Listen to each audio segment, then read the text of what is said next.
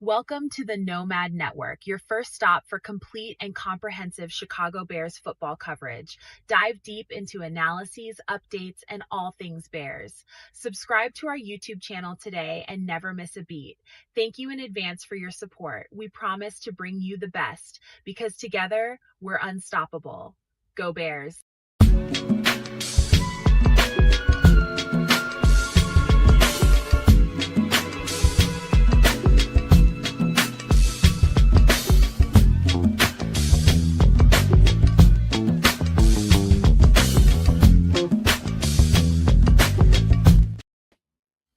Yo, no maniacs, right back at you here on this Wednesday night, this hump day night for you, man. Here to give you the content you love, you deserve, and we're here to deliver that for you tonight.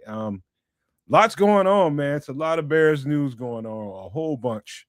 In fact, I just got word because I was so wrapped into this Roy Jones documentary, Roy Jones Jr., the boxer. I just found out just a minute ago that the Bears met with, I think, 3, 4, 5 people. One of them, the guy that we were just talking, one of the guys we were just talking about Sunday night, the Godfather, Big Dante Corleone. That's interesting as hell. But you know, they're meeting with players down there at the combine, man, and that process is starting, and they're getting along, you know, getting the information that they're looking for, and soon after that, it'll be medicals and all that kind of stuff, and then guys will be doing all the running they have to do, jumping and all the stuff they do down there at the combine. But hell, we got a hell of a show for you guys lined up for tonight. Everything down the gamut that we always do every single week on the show. Plus, we got a chef in the building, man. So without further ado, man, we got a lot of stuff to get to tonight, a lot of content prepared for you all, man. You guys are going to enjoy because it's what we do on the network, man. We have a good time on the show, man. And let me pass it on to Canada real quick. If he's ready, he's muted. Hopefully he knows that. Well, thanks for identifying it nonetheless. It's Wednesday. What it do? What's up? Good to have you guys with us. We're going to get down to it. And yeah, there's been, interesting stuff with our favorite football team. And we'll get into all of that as well as, I'm sure, all level of other shenanigans. So thank you for joining us, all y'all out there in the chat. And things are cool in Canada, as in it's snowing again. Hey, let me ask you a question, man. You ever had a TV for a long time and you just had it because it's never disappointed you? It's always there. You just had it for a long time. You didn't realize how shitty it was until the TV went kaput. Because I've never had a TV go kaput on me. I've always had a TV for a few years and ended up giving it away to somebody. Just always cycling out TVs all the time. And this one, I've had it since I met my girlfriend, and that thing went kaput on me. That's the first time I was like, what the hell? Anyway, long story short, man, in the middle of her off day, we was binging a show, and this thing just went kaput in the middle of the night. What were y'all watching? Can't remember. It was good, though. All I know is it was good. Oh, we was watching The Witcher. Oh, okay. Which was good, man. What up, Big Daddy? I haven't done The Witcher. I'm slightly biased because I tried the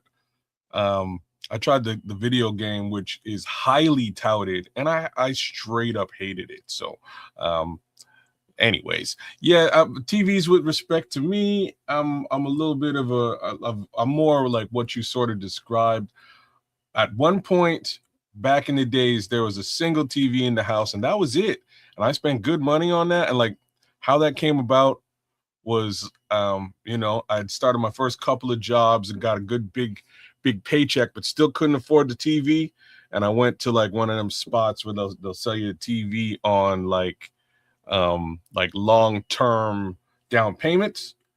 And my word, man, I must have paid 4 times the actual cost of that television at the end of the day. And I was like, never again. I would just buy my damn TVs outright moving forward. So moving forward, I've been doing that, and I got it 1, 2, 3, 4. There's at least 6 TVs in the house right now, and one in the garage that's just in there. the closest to what you're describing is my favorite TV, which was my first like big flat screen TV. It was a 47-inch, and I wound up giving it to my son. At one point, we had 2 TVs sort of stacked on top of each other in the basement so we could shoot each other on Halo and Call of Duty and stuff. But then I wound up moving the bigger of the 2 upstairs into my room, and he kept his down here. And eventually that one just went the way of the dodo bird, man. It just went goodbye. And he decided to go and buy his first TV, and I took him out to the store, and he bought a dope ass TV. It's a Samsung. It like syncs with every Samsung piece of equipment that I have, including my refrigerator, and I don't know what for. But all anyways, syncs with everything. And he up and left to college maybe 6 months later. So I got a dope ass Samsung in the other room that I never use. That's my TV store. But yeah, never went. My bad, kids. I was muted, man. You know That's what? all right. That's what I bought. I think Samsung. You bought a Samsung? Yeah, I think Samsung products are superior. So couple of TVs I bought. I learned some things, man. You know, there was a time back in the days when I was really about sort of the name brand and what they did. And in some cases, and generally with televisions, it's kind of true. Like Sharp is actually a really good brand because of what they do with the Aqua series. LG and Samsung are both also very good. Sony is good, but better with the sound than it is with the actual video. In any event, after working in the computer industry for HP and Dell, I learned that basically it's just parts in a box, and they put a brand on it and they ship it overseas. I disagree wholeheartedly, and in fact, I do believe in certain types of products, like a car, a vehicle. Man, you can keep all those people talking about, buy American, you're not American, all these patriotic MFs around the world. I'll take a Honda over all this shit. Well, Honda will not let you down ever. You have to run that bad boy you can put 400,000 miles on a Honda before that thing start breaking down. These are factual words, factual statements that I cannot refute. It's funny because my daughter's trying to get her first car and figuring things out, and she doesn't really give a damn as long as it's either a Honda or a Toyota, because she's driven in a just beat up ass Toyota, and it's okay.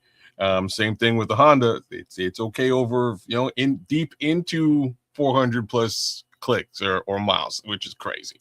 But when it comes to like North American made stuff, it's kind of like what I described though, because it's all this. They have like, man, and it's not just North America manufactured, not necessarily North American brands, right? So if it's North American manufactured, they have like a blueprint of a set model. So we'll say the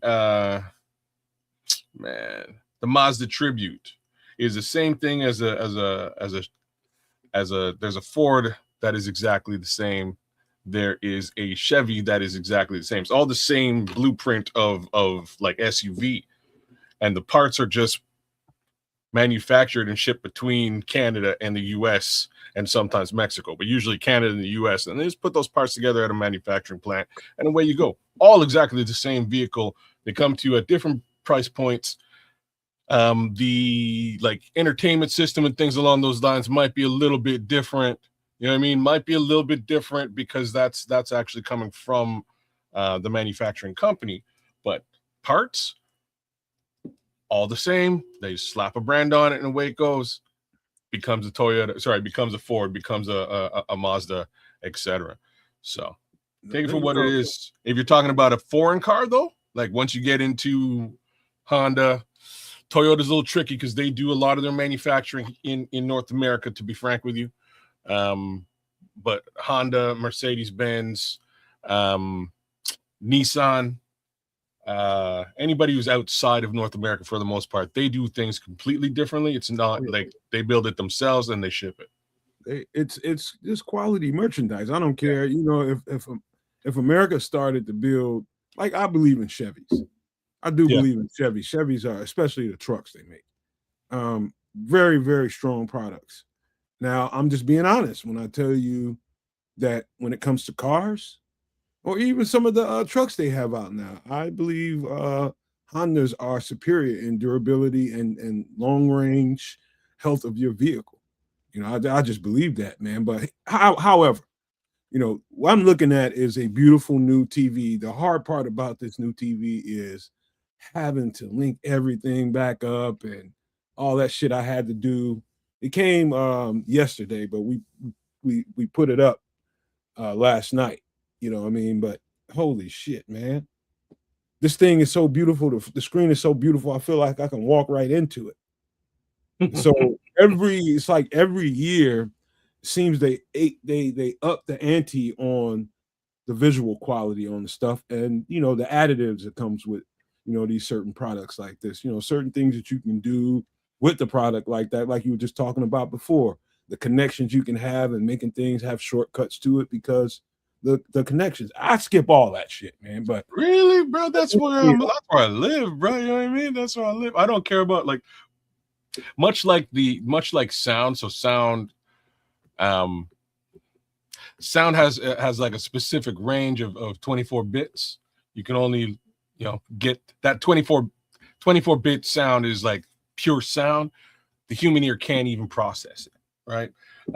Once we get into 4K, 8K, I don't give a damn. Like as long as I can see it, I'm good. You know what I mean? Like it's pretty good.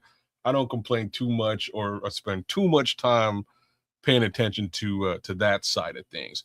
But when I can do stuff like stream from my computer back to my TV or vice versa, or even like one of the coolest features that I found was that, and I bet you Samsung, I don't know if you have an Xbox or whatever, but they've got the Xbox game streaming or cloud game streaming built right in. You can just USB plug a controller into that thing and play certain games, man. Just run it right off your TV. kids had one for about a month. Gave it to my kids at work. See, it's so like you don't really need the machine. You just need the subscription, the Game Cloud subscription. But you can just run certain games, whatever they have loaded up that's compatible. You can just plug a controller into that TV and run it right off the TV. So me and my son were playing Fortnite right off the television with no console, which was like we were both like wilding. This is crazy. This conversation never comes up. It's gonna sound like I never even owned it because I never had it long enough to own it. I got it that week. I took it to work and it really stayed at work. And the kids took over. I was like, "Fuck it, y'all can have it." But that's just how that works. You know what? I don't see the chef in the kitchen. I'm waiting until I see him in the kitchen. I know he can hear us, but when I see him in the kitchen, we can go.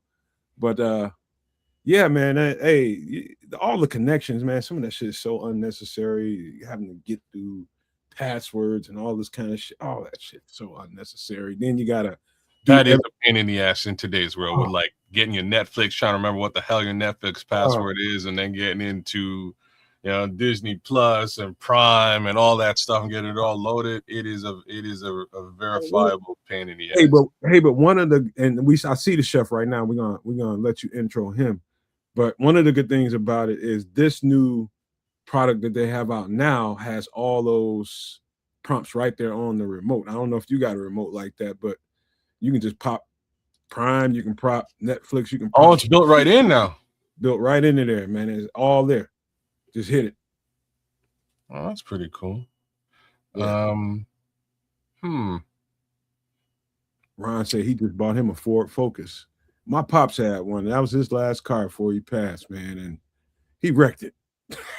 he tore that motherfucker up. Let me tell you, man, I used to hate that company. It had, and like the hatred has grown a little bit since I interviewed with Ford and they decided to go with somebody else. But after that, it is fully subsided because the work that they've done on their, like, I'm going to call it their entertainment systems, best I can call it, but the things that they've done inside those vehicles it's high end, y'all. It is. I mean, I seen it, man. Just remember, we got a chef in there waiting to start cooking. Give us You a ready thumbs to go, up. chef? Give us a thumbs up when you're ready. Oh, he's ready. Oh, he's always ready to rock and roll. All right, let's get the chef. Let's get the chef rocking and rolling. Chef Tripp's doing his thing. I don't know what he's got cooking, but odds are I'll be starving at the end of this little segment. So here we go.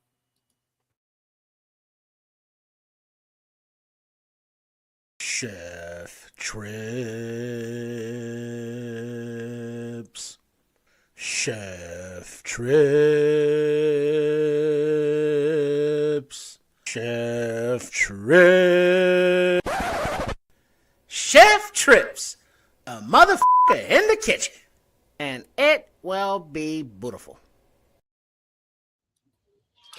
And there's our guy, the chef himself. What it do, chef? What it do? Hello, can you see me? Can you hear me? We can do both, chef. You're live and direct. Well, welcome to the kitchen of Chef Trips, and I am your owner and proprietor, Chef Trips, and as we are known here on Some Extra Sauce, I am that MFer in that kitchen. There he is. And since we have sat through your car and TV stories, I've already started heating up our pan. So go to our Echo. There we go. Echo. Nah, I think you're okay. Okay. Now. Oh no! Wait a second. Come again. Is there still an echo? Is that better? Yeah, you're good to go now. I got you. Hey, Chip, Okay, cool. hey, chef, can you turn your volume down just a little bit? Just a little. Not really. Okay, don't worry about it. Keep going. I can do it. Okay. Now that we have our pan over a medium-high heat, and we have a little canola oil, so it can handle the higher temperatures. And now we get our pan and get our oil nice and hot. And here I have already dried with the paper towels and pre-seasoned the fish fillets. We can go to the full screen here on the food. I seasoned here the fish fillets with the Creole seasoning, but you can also use the Cajun seasoning because what we are making are similar to what they would call po' boy sandwiches. But these are po' boy. Well, similar. These are similar. So stay with me now. So as we get the oil, we're waiting for it to get a little shimmy ding dong. Y'all shimmy yam shimmy yay. Rest in peace to the ODB. So now that the oil is dancing a little bit, we want to make sure it's coated because when we put the fish in, we want to leave it undisturbed on one side for about 5 minutes. Here we go. Nice. Give me the sizzle. mic so I can take it away. And sizzle. By the way, chef, I have that same pan collection there. Oh, very nice. Pretty good brand there. They are. And so we want to make sure they all get the little oil underneath, and then we just leave them be until the 4 to 5 minutes. And then that will put a nice sear underneath the bottom side. And then we will turn them over for another about 3 to 4 minutes. And then they should be done then.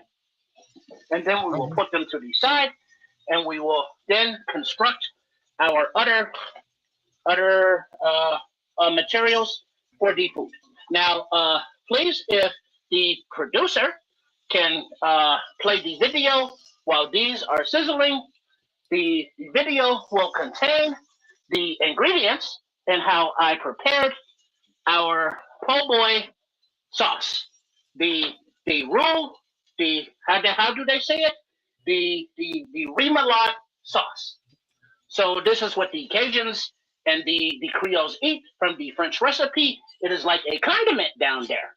So I will show you how to make this in your own kitchen So go ahead and play that video, please. Please enjoy this condiment staple from the Louisiana Creole cuisine, the Ray Moulade sauce. In a jar or sealable container, mix about 1.5 cups of mayonnaise, about a quarter cup of Dijon mustard, a quarter teaspoon of salt, 1 teaspoon of black pepper, 1 teaspoon of hot sauce, 1 tablespoon of ketchup, 1 teaspoon of lemon juice, 1 tablespoon of Worcestershire sauce. Give it a little mix. 1 tablespoon of horseradish mustard, 1 to 2 tablespoons of sweet relish, 1 teaspoon of paprika, 1 teaspoon of garlic powder, and 1 teaspoon of cayenne pepper, which I am omitting. Add these ingredients to taste, so a little bit more or a little bit less of anything you desire. Mix well, seal with a lid, and refrigerate for at least 6 hours before using to let all of the flavors marry together. Use this condiment to give your foods a little Cajun or Creole kick. Find all of the instructions and ingredients on the Shea Trips page of our website at sportschicagostyle.com and subscribe to my own YouTube channel at Chef Trips. Thank you. Enjoy. Please. So that is the sauce that I made before, and now it is time to turn over our fillet of the fish, and they come out nice and easy. Boom! Look at that beautiful crust on the bottom. Okay, what kind of fish we got here? We are using the fillets of the mahi. Oh, wow. And so now that we turned it down, we reduced our heat to a medium low, and we will introduce a little butter to the pan. And we want to melt that butter.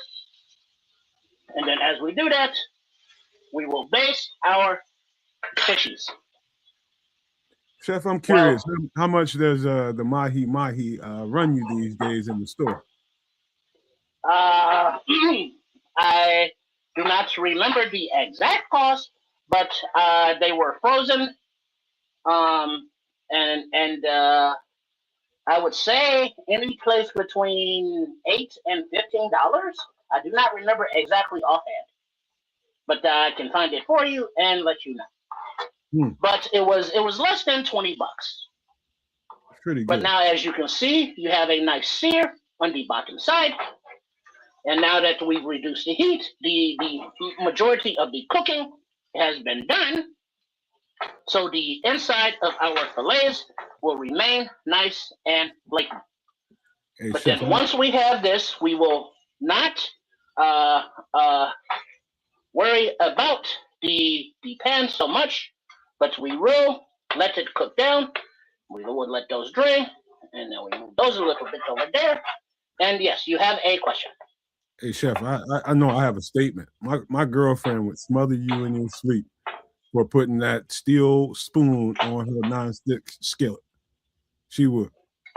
She bought silicone stuff for that reason.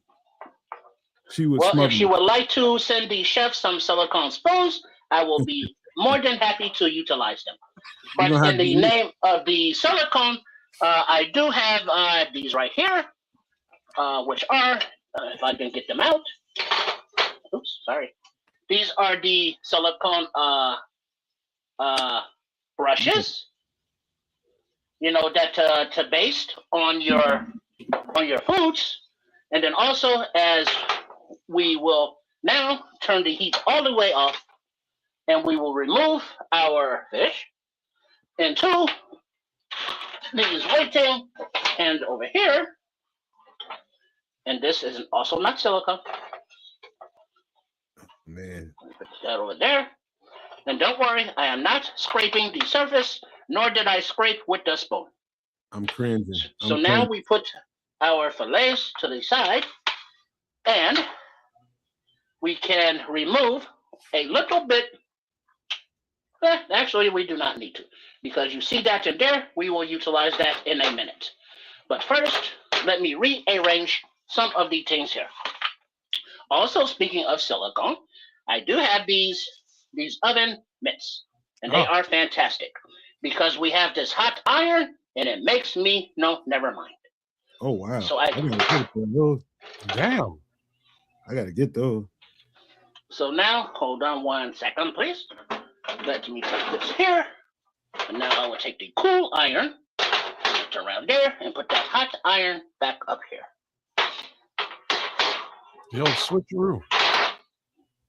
Look at that. And also the not that I have an Amazon store to sell these or anything, but just to let you know that this is like a hot pad as well. But it's also like a mitt. And then, it comes with the other mitts, and then both of those. And they are all silicone as well. Oh, that's real cool. All right, so now that we have our cooler here, we have a work surface so that we can see it on the camera.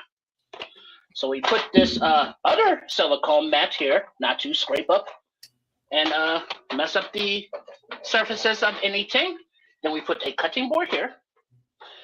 Well, but first, I have to wipe this. Clean as you go. If you know, you know. So now we put this here, and we will show you how we will roll these up. And then we will bring them back. So these are whole wheat tortillas. You can use whatever you like or whatever you have available. So now we will utilize our roux malade sauce, and we will put some of that on the tortillas. One more time with the name? Tortillas. No. Roux malade? Roux malade sauce. Okay. It is Cajun. It's more of what you said, Ked, just room a lot. In French, that means 6th Street. There's a 6th Street everywhere. There's a 6th Street everywhere, somewhere. Well, maybe on 6th Street is where they came up with the recipe, and they named it after that. On the 6th Street and Canal of the Nolans. So after we put a generous portion over here, and I'm only putting it on this side for a purpose. So we will do all 3 at the same time, or you can do however many you prepare. So we basically making a really nice fish taco. Yeah. That like a fish taco wrap, but yeah. And so we will do some diced onions. Onion. You gotta say it like that. Some diced onion. I'm good with the crunchy onions on there. I could take caramelized too here. Onion. And then we will add some of the diced pickles. Okay. That'll bring out some nice so are those dill pickles or are those sweet boys? Or these are dill pickles. Okay. All right. I did, as you saw in the recipe, there was a little sweet relish, but I forgot to mention in that video that for the sweetness, if you do not utilize the sweet relish, you can also use honey. Oh. Uh-huh. All right, so after we put those on there, now we also top them off with a little bit of another crunch and another garden vegetable of the lettuce. This would be a nice crunchy ass sandwich. He likes the crunch, man. He likes the crunch of them vegetables. Well, it's also going to be a little bit crunchy with the fish too, right? With just a little bit, you know, a little bit. Nice. Now it will not be as much of a crunch as if I had fried the fish. Yeah. With the batter and the coating. Exactly. All right. So now that these are there, let me put that away. And now for our final add-on, we will get the piece de resistance to keep the French team alive. By the way, Chef, I'm loving the healthy twist you put on this thing. Well, I do appreciate it. And while we are getting it together, shout out to all of the nomadiacs, and whether you are tuned in on the Nomad Network, or at Kids the Canuck, or at Sports Chicago Style, a shout out to all of you. And as we get this together, remember that you can customize these ingredients and these sauces and spices as you will, according to your dietary requirements and or restrictions, and the food you have available. So now, add some cheese, of course. I'd be tear so that in half so we Chef, can I'd make be it. so tempted to load this up with so much tomato because I love tomato. Well, tomato will be good as well, but I did look at those, but they were not in season, and they did not look very succulent and very good. Understand. So a good tomato, when it's a good, strong, beefy beefsteak tomato, and it has that flavor, and it's like, but a bad tomato just will ruin the meal. That's kind of the only tomatoes I grow, Chef. And this year we might add some cherry tomatoes to the mix. But that's something that we'll talk about a little lovely. later on. So now we will add our fish to the top of the little bed.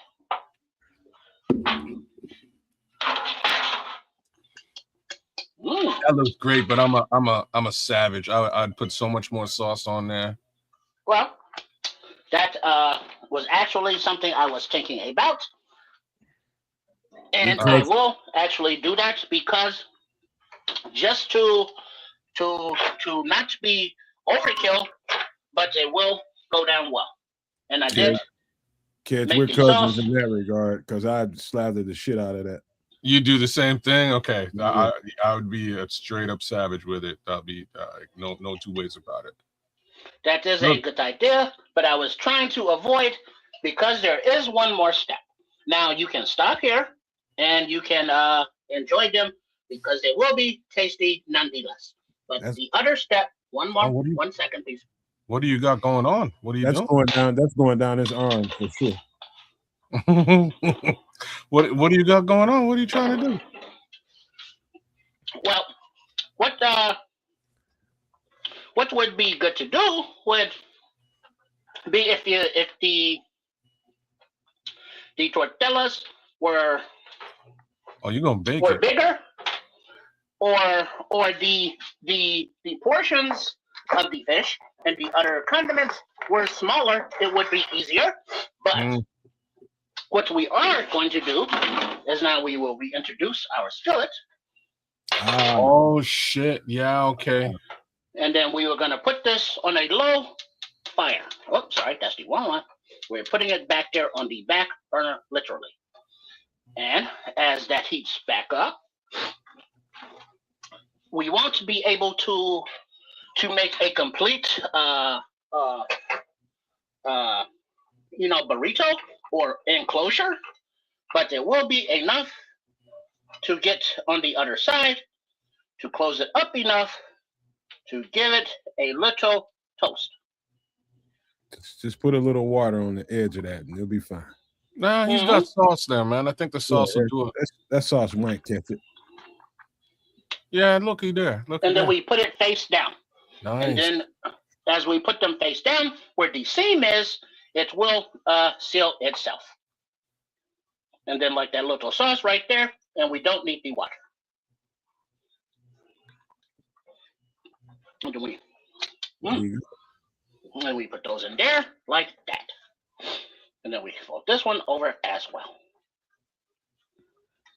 Yeah, I'm eating the dog shit out of this. Me too. Okay, now we move that out of the way for a little bit. And we find our towel so we can of course wash our hands. And then the cheese will become an adhesive at some point. Say again, please. The cheese will become an adhesive to keep that thing together at some point. Oh, that is very true. Just the heat. This will fry up, man. So it'll get a little bit harder and stick. You'll flip it. It'll be golden brown and beautiful in a minute, man. This is It's good. Yeah, this is a solid little meal you got here, chef. Thank you very much. And what we do, we move it around a little bit so it can absorb the butter and the other oil and the fish remnants. And now it's has something to fry up on the tortilla. And so we just leave it there and let it brown up, and it will stiffen there. And then we'll give them a turn and let these sides get crispy and crunchy as well. Beautiful. Might have something going on here, chef. So these are similar to the fish po' boy sandwiches, but they are more of a seared mahi fish fillet with the homemade remoulade sauce and the tortilla wraps that will be grilled. Or in other words, a grilled fish taco. Okay. There you go. But I had a little more description in mine, but yours works as well. So the remoulade is sort of like a bit of a spicy tartare. Is that a good call? Yes, it is obviously more fancier than the regular Dijon mustard, since that's in there, and the horseradish mustard in there, and the ketchup. And so it is a spicy but tart and a little tang of sweet. But it is almost like a variation of any kind of onion ring sauce, or a Big Mac sauce, or Mac sauce. Yeah. Just with the more regional spices and seasonings of the Creole and or the Cajun. Hey, kids, do you have any Creole seasoning in the house? No chance. Shame on you. Oh, I'm not. Well, okay. Look, I don't have Creole, but I got Cajun. Okay, that's close enough. You got to open up your repertoire a little bit. Well, like I said, Cajun and Creole is to my understanding. They're cousins, but they ain't the same, bro. Okay, they're pretty damn one close. has more pepper than the other. Which one? Creole? I believe Cajun is the hotter one. I think. Creole is the more flavorful one. I got a big old jar Creole, of Cajun that I use all the time. But that'll burn your ass up now. You gotta be careful with that. Oh man, you see me, man. I'm that's where I'm good, man. I'm straight with the spice. I know exactly how to take it. But All right, this one right in the middle looked like it came apart a little bit, but we're not going to worry. We're just going to let it sizzle up and get harder. Well, if you got a bigger spatula, you can take care of that real quick. Well, but I will let it go first. Okay. And then, are there any other questions and or comments from the chat? No, they're just watching. They're watching. This is probably the first time I ever seen you chef up without a side dish, though. No, it's the first time I've ever seen it. This is the first time I've ever seen the chat quiet while he's they're just staring at just staring at it. I'm so with it. That is very good. I thought about making a nice rice or maybe some even dirty rice, but that didn't happen. This is a good. I like this, man. I've been eating a lot of salmon as of late. Maybe I'll switch up and try maybe some mahi and do something along these lines too. You know how I know this is right? You see that juice oozing out the bottom of that middle one at the top? Yeah. That's how you know. Yeah, that means you used the right amount of sauce. Oh shit! Yeah, you could probably turn the heat up a little bit, chef. Oh, you sear that out mid heat, mid to high. That is very true. I just want to avoid it a little bit of the popping. Make sure, because of that, now before we do turn the heat up, we will add our screen. See, there's the guy. You try to eat all three of these, you will need a nap. You think he ain't eating all three? Oh, at some point, but he better not do it tonight. Them three sons of bitches is gone. Oh yeah. Just save one for Triple R, man. Do me a favor. I will do that, and I will send him over one to his studio as he works on the editing of the various videos over there from the family of the sports Chicago style content of creation. Sweet. You guys, hey kids, you ever watch this guy named Dre in Dallas on TikTok or he's on YouTube too? This dude has got the biggest bite.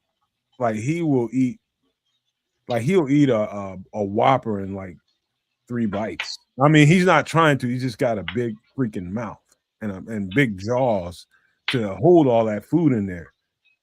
So, like, some people can really put it away, man. I don't know. I'm just hoping the chef don't do that. I'm just saying that can't be healthy, man. You gotta. I learned a long time ago. You want small bites.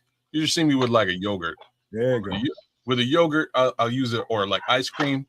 I resort to using like the smallest spoon in the building. That's smart, man. You know what I mean? You want to get through. You want to have a few. You know what I mean? You want to taste your food, man. Taste your fucking food, man. Jeez. Exactly. Let that shit marinate in there. So now that we have them turned over, we will give them a little wiggle, and make sure they are also in the remaining remnants of the oil and the butter. And now we will let this other side toast up. As you can see, these are nice and crispy. They look like big fish taquitos. Missy Nova, you still watching? What do you think? I'm trying to. Missy Nova's the wife. I'm trying to get her to make me some of these there later in the week. What up, Missy? Hey there, Miss Missy Novas. We love you, Mrs. Kidd. Let's see if she'll make me some of these later in the week. We love you. Well, do you have the access to the what kind of the fish? Do you say you have access to the salmons? Well, I eat salmon all the time. Don't make no difference. I have a really cool shop right next to, like, it's about 4 minutes from my house.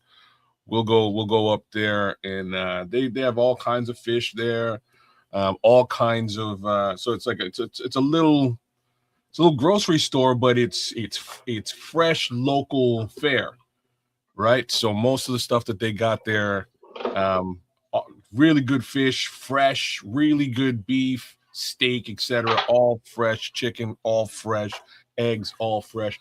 So we just reach over there and grab what we need. So I'll go get some.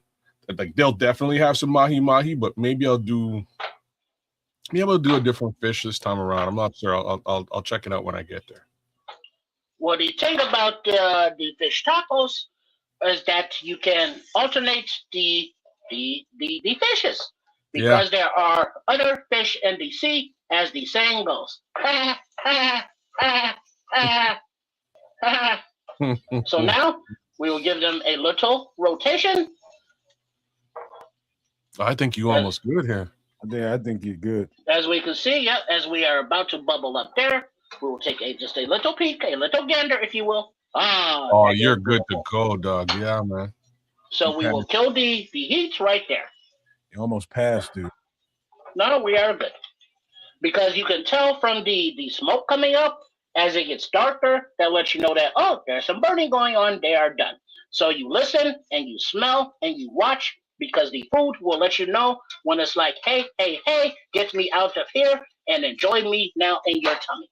So he just gave y'all a real good tip without really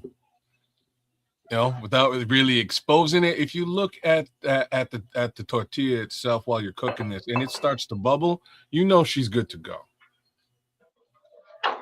Right, you can take it right out right when it starts to bubble, and you can see it from the other side. That is very true. So now, as they are done, the heat is off, and it will not hurt them to stay there in the pan. It will keep them hot. It will not dry anything out, but I did remove them from the heat as well. Nice and crispy. So now, go ahead. We move this out of the way. And we will put it over here so that we will have a good visual. Chef, you planting seeds with Mama Canuck. Well, as better to plant these seeds in the kitchen with Mama Canuck than any other way. I was waiting to see where that was going. Why? It Well never done. fails, does it? Well done. All right, now we will swap out the other hot iron. There. So this way, I can put this to protect there and go the long way for the shot. It was a beautiful Like shot, so. Chef. All right. Thank you very much. This is a beautiful shot. That is a really nice fish taco, deep fried, if you will, and or po' boy Yeah, I can see that. tortilla, as you would say it. I just want to see if the sauce listen it to held the up. It held up. You see that coming out of the bottom? The sauce is all in there.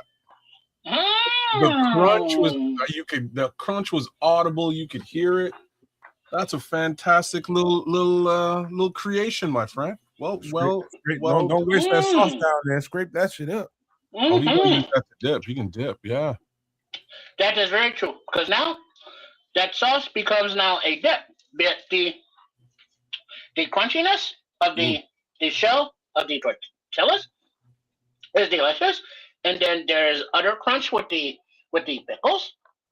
And then when you get into the fish, it is like, oh my goodness. It is a beautiful thing for a fish lover, or if you are a participant in the season of Lent. On Fridays, instead of having meat tacos, you have pescatarian tacos, and that means fishies. Oh, Mr. Wait a Charles, minute, Charles. Mr. Charles says he does this every week with pollock and blackened fish. I enjoy some good pollock now. As you see in there, the meat of the fillet is nice and flaky. Wait a minute, Chef. Something just happened with your visual. I don't know what that is, but something just slipped into the way. There you go. There we go. Now, the light and flakiness. Yeah, that fish is cooked well, man. It's cooked really nice.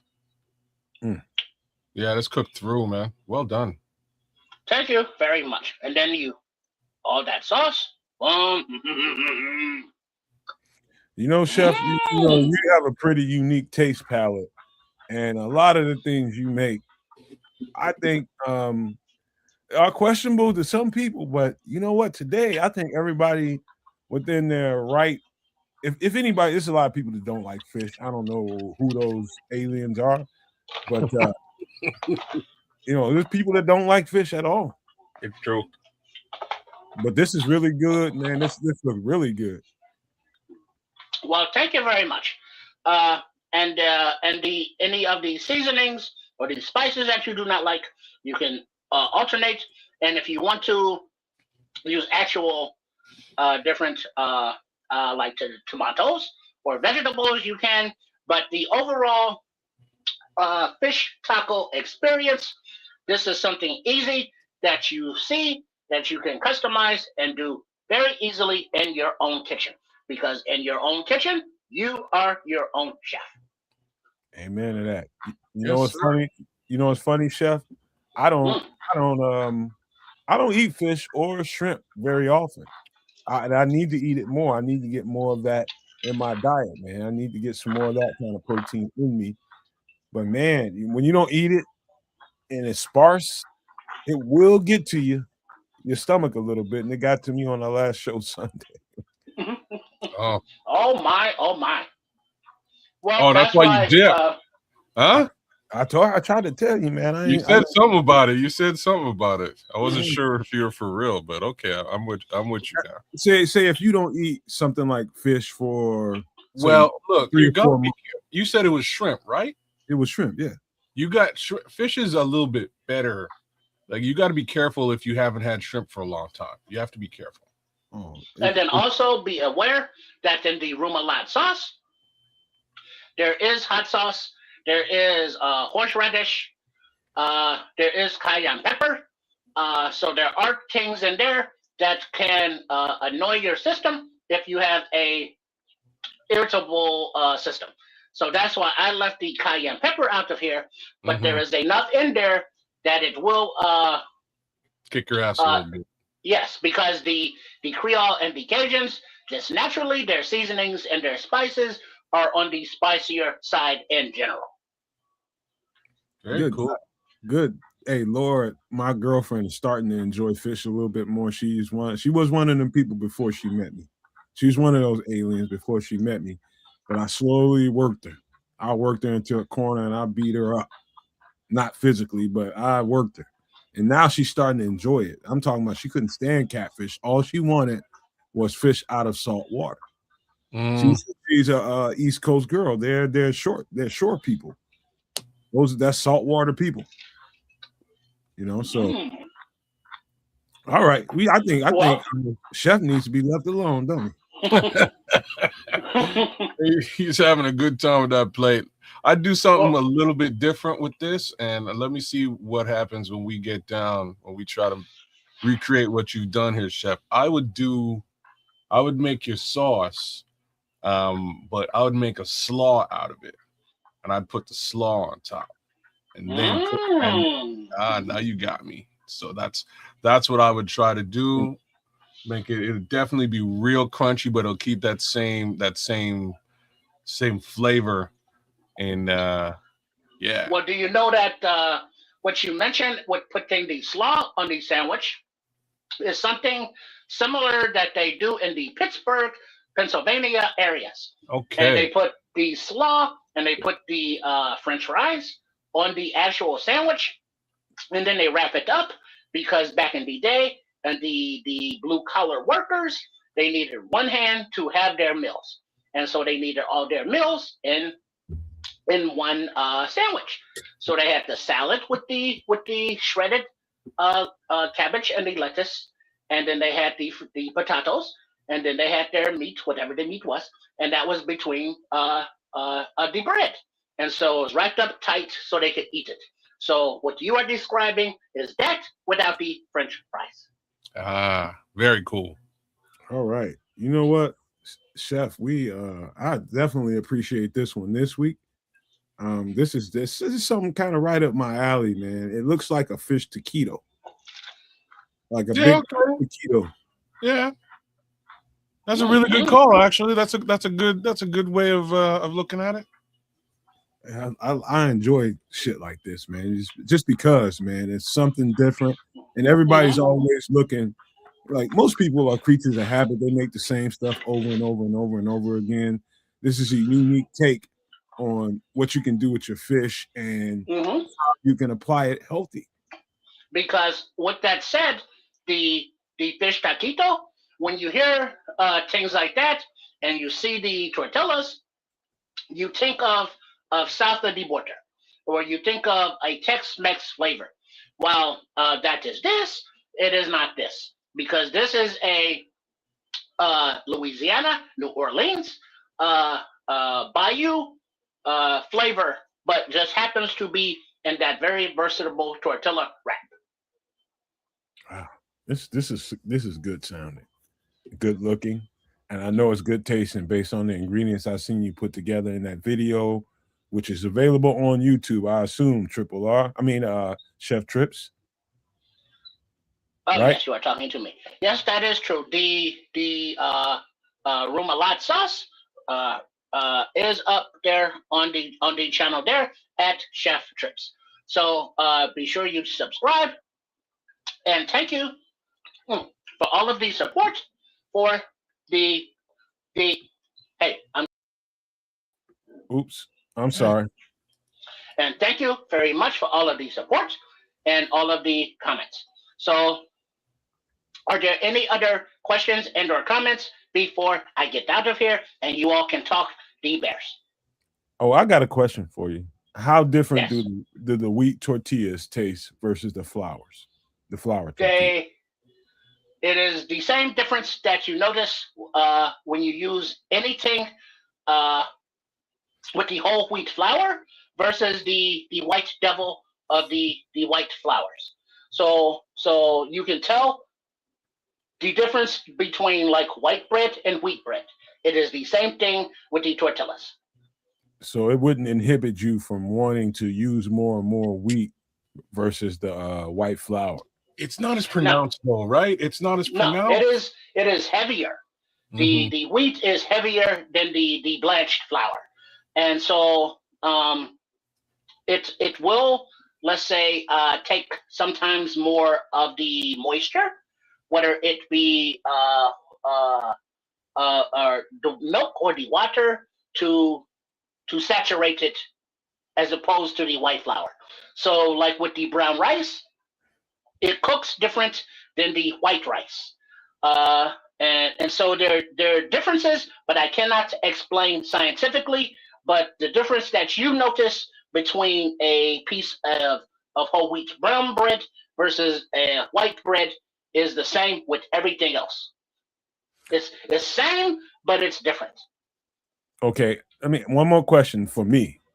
What if you how do you think good caramelized onions might have been on that particular dish? Those would have been very good. But you will also need to know that a good caramelized onion takes time. So that is very low and very slow Yeah. with the heat. So that is another step that you add to it. That is not a problem, but it is another good idea that I did not think of. Thank you very much. So the next time I make this, I may use the caramelized onions. Well, I'm like you, chef. I'm kind of one of those people that likes to caramelize but likes a little bit of crunch. So I'm a I'm kind of I like my caramelized onions a little bit medium rare. So Well, that is good too. But also remember that in here, the tortilla shell had a little crunch to it, the pickles had a little crunch to it, and yeah. the diced onions had a little crunch to it as well. And then even though there was not a cornmeal or any kind of a flour coating over our fish or any kind of batter, the the sear had a little crunch of its own as well. So there is plenty of crunchy, crunchy, crunchy to go around. But even the good caramelized onions, when they are slow and low cooked, they will still have a good bite or a good crunch to them, even though they are translucent and bring out their natural sweetness. Wow. Really good, And man. maybe even when you are doing the onions, maybe add a little apple cider vinegar and a little brown sugar. Okay. It took me half chef. I just want to admit something to you before we get ready to get out of here. It took me my half of my life to be able to accept onions in any dish. And the more and more I use them, the more and more I apply them to dishes that I have, it's just heightened. It's just taking my food to another level and taking my palate to another level for accepting those onions. I'm telling you, man, you gotta get them red onions up in something, because the kick that they have, they're powerful and it's delicious. You just gotta you gotta accept. Once you accept the Look, red onion into your life, it's a different story. Put that in but your now look pillowcase. at this right here. As it now has rested a little bit, you see, even though it is not totally closed, that it is one piece, and so now it is solidified together. And even though you see that right there, it is still dripping, but it is you see how the crunch and how the toasting of the outer of the tortilla makes it hard. Hey, chef, So that I is got a another suggestion step for you. that is worth it. Yes. Next time you have to go renew your license plate and you have to go to the DMV, slide one of those in your pocket, man. You get front of the line real quick. Especially if the dude is working. If you knows, you knows. Yeah. Ah, All shout right, out to close. dude. That's right. Yeah, I missed the dude, man. I'm gonna have to get in contact with him. Go ahead and close him out, kids. I don't want to get in the way. Or you want me to? Yeah, you can close them. Well, are there any other questions and or comments? Chef, I think the only comment we have is we love you. That was an awesome dish. Thanks for putting it together. And I will be chefing up something along these lines myself this week, I'm sure. AKA, I will be coaxing the wife into doing it. Well, that is very good, and I hope everyone does try this in your homes, because as I believe it was Nomad mentioned earlier, This is the same ingredients that you have. Is just putting the different flavors together in a different way. That will give you a different experience because you eat every day and you eat the same foods every day and you eat them the same way every day, and it gets boring. So give a little excitement to your taste buds and have a party and invite everybody into your mouth. And so make sure you are subscribed to the channel at Chef Trips and at Sports Chicago Style, and a shout out to Coach Tripping, to Trip, and to Triple R, who will be joining you as soon as we can transfer the technical aspects of the feed and all from here in the kitchen of Shea Trips. So until the last Wednesday of every month, which now will be in March. So in the last Wednesday of the week in March, of the month in March, you will be back here for another episode of a MFer in the Kitchen with Chef Trips. Until then, enjoy. Bye. I love that guy. Thank you, Chef. Wow. You know what? You know what, kids? We all need a little diversity in our diets and our routines and how we, you could be delivering the same food to your diet, right? But how you deliver it to your diet, you know what I mean? There's all kinds of variations to how you can go about that. I love how he did that. I love how he did that. It was all creativity. He did a great thing there. The you asked a really good question with respect to the whole wheat versus either a corn tortilla or white white flour. You probably wouldn't notice. You probably wouldn't notice it at all with all of the other things that are going on, the sauce, the just the spices, etc. You probably really wouldn't notice it, especially because it's sort of cooked down in butter, etc. I don't think it would really come off. Other little things, you could try the same general idea with a pita. Just putting that out there. Pita works very similarly with these wraps and frying them. There's like a new phenomenon out here where I'm at. It's called the deep fried or crispy shawarma. Really? Oh my goodness. Jumping off the charts right now. Brand new thing. They're sort of doing similar things. They they wrap a shawarma up or donair or euro, very similar situation. And they just roll it over in butter and fry that thing down. And it's delicious, man. Hey, man. Crazy good. So similar take. I'd be careful with that. Yeah, man. I ain't crushing it, but I had to try it. It was super good. Yeah. You try everything, but oh man, that's almost too good. It's almost like, to me, that's like fried ribs. Like, man, ribs already good and fat as it is. Yeah. Oh man. Like, you know how have you ever had someone that made a really, really good pork belly? Yeah. I've been to restaurants that made really, really good pork belly all over Atlanta. And it's so good that you forget the amount of fat that's there. How it's a certain amount of fat that every person needs in their diet, but there is a certain amount. You have to put an exclamation point on that. There's a certain amount of fat that everyone needs in their diet. But once you get to past a certain point, that's too much. Like, pork belly is so good. Like, if you like bacon, pork belly will turn you into a fiend. Well, it's sort of like Canadian bacon. I don't know if you've had P-meal bacon. Yeah, Canadian bacon. Dog. Yeah. Anytime I can get Canadian bacon, I'm gonna hurt somebody. It's good. It's funny, we don't really eat it that frequently in Canada, but when you get the opportunity, you can't pass it up, man. You can't pass it up. It's so good. It's delicious. It's dog. I love Canadian bacon. I don't know what it is about it. It's like a piece of ham on steroids to me. Yeah. Mixed with a piece of bacon. Yeah. It's like they took ham and bacon and put it in a kumite, and the winner came out. And that's what That shit is pressure, bro.